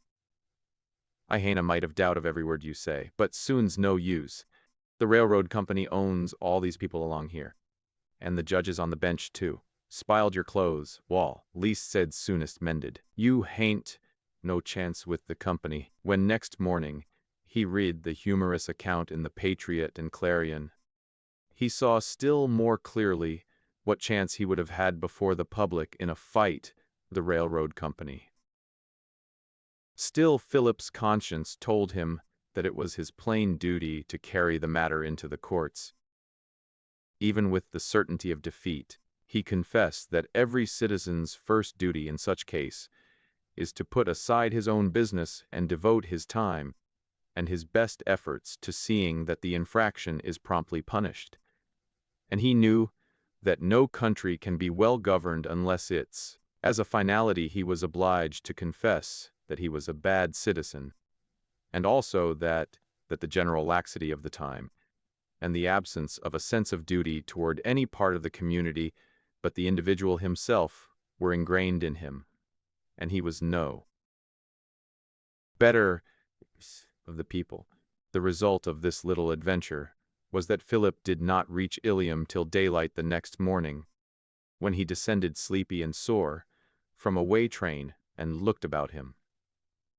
Ilium was in a narrow mountain gorge, through which a rapid stream ran. It consisted of the plank platform on which he stood, a wooden house, half-painted, with a dirty piazza, unroofed, and a signboard hung on a slanting pole bearing the legend, Hotel P. Dusenheimer, a sawmill further down the stream, a blacksmith shop, and a store, and 3 or 4 unpainted dwellings of the slab variety. As Philip approached the hotel, he saw what appeared to be a wild beast crouching on the piazza.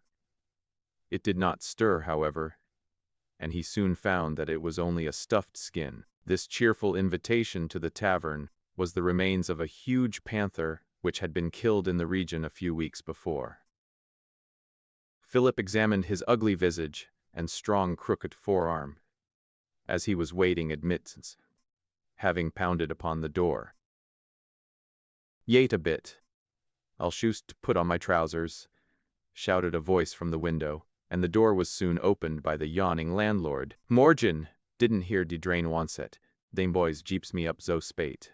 Gom right in." It was a small room, with a stove in the middle, set in a long shallow box of sand. For the benefit of the spitters, a bar across one end, mere counter with a sliding glass case behind it containing a few bottles having ambitious labels, and on the walls were the bright yellow and black handbills of a traveling circus, with pictures of acrobats in human pyramids, horsing in long leaps through the air, and sylph-like women in a paradise costume, balancing themselves upon the tips of their toes on the bare backs of frantic and plunging steeds, and kissing their hands to the spectators meanwhile. As Philip did not desire a room at that hour, he was invited to wash himself at the nasty sink, feat somewhat easier than drying his face, for the towel that hung in a roller over the sink was evidently as much a fixture as the sink itself, and belonged, like the suspended brush and comb, to the traveling public.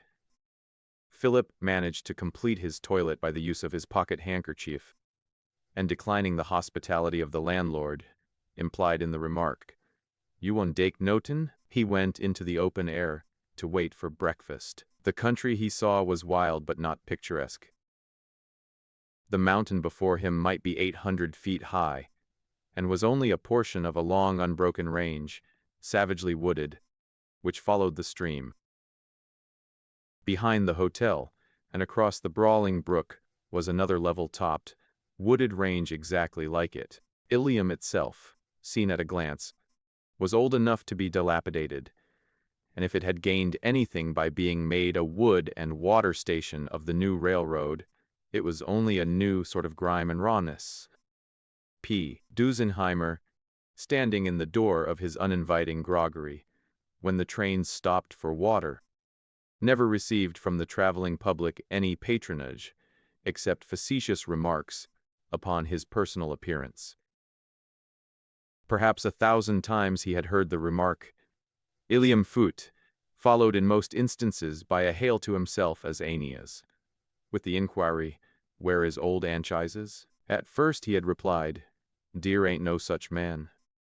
But irritated by its senseless repetition, he had latterly dropped into the formula of, "You be damn." Philip was recalled from the contemplation of Ilium by the rolling and growling of the gong within the hotel, din and clamor increasing, till the house was apparently unable to contain it, when it burst out of the front door and informed the world that breakfast was on the table. The dining room was long, low, and narrow, and a narrow table extended its whole length. Upon this was spread a cloth, which from appearance might have been as long in use as the towel in the bare-room. Upon the table was the usual service, the heavy, much-nicked stoneware, the row of plated and rusty casters, the sugar bowls with the zinc teaspoons sticking up in them, the piles of yellow biscuits, the discouraged-looking plates of butter. The landlord waited, and Philip was pleased to observe the change in his manner. In the bare-room he was the conciliatory landlord. He begged for a glass of milk, after trying that green-hued compound called coffee, and made his breakfast out of that, and some hard crackers which seemed to have been imported into Ilium before the introduction of the iron horse, and to have withstood a 10 years' siege of regular boarders, Greeks and others. The land that Philip had come to look at was at least 5 miles distant from Ilium station. A corner of it touched the railroad, but the rest was pretty much an unbroken wilderness, 8 or 10,000 acres of rough country. Most of it such a mountain range as he saw at Ilium. By their help he built a log hut, and established a camp on the land, and then began his explorations, mapping down his survey as he went along, noting the timber and the lay of the land, and making superficial observations as to the prospect of coal. The landlord at Ilium endeavored to persuade Philip to hire the services of a witch-hazel professor of that region, who could walk over the land with his wand and tell him infallibly whether it contained coal, and exactly where the strata ran. But Philip preferred to trust to his own study of the country and his knowledge of the geological formation. He spent a month in traveling over the land and making calculations, and made up his mind that a fine vein of coal ran through the mountain about a mile from the railroad, and that the place to run in a tunnel was halfway towards its summit. It was true that there were no outcroppings of coal at the place, and the people at Ilium said he might as well dig for plug terbaxer there.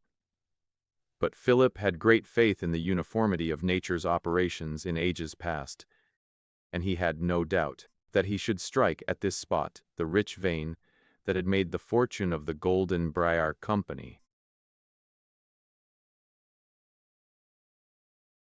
Chapter 30, on the next video.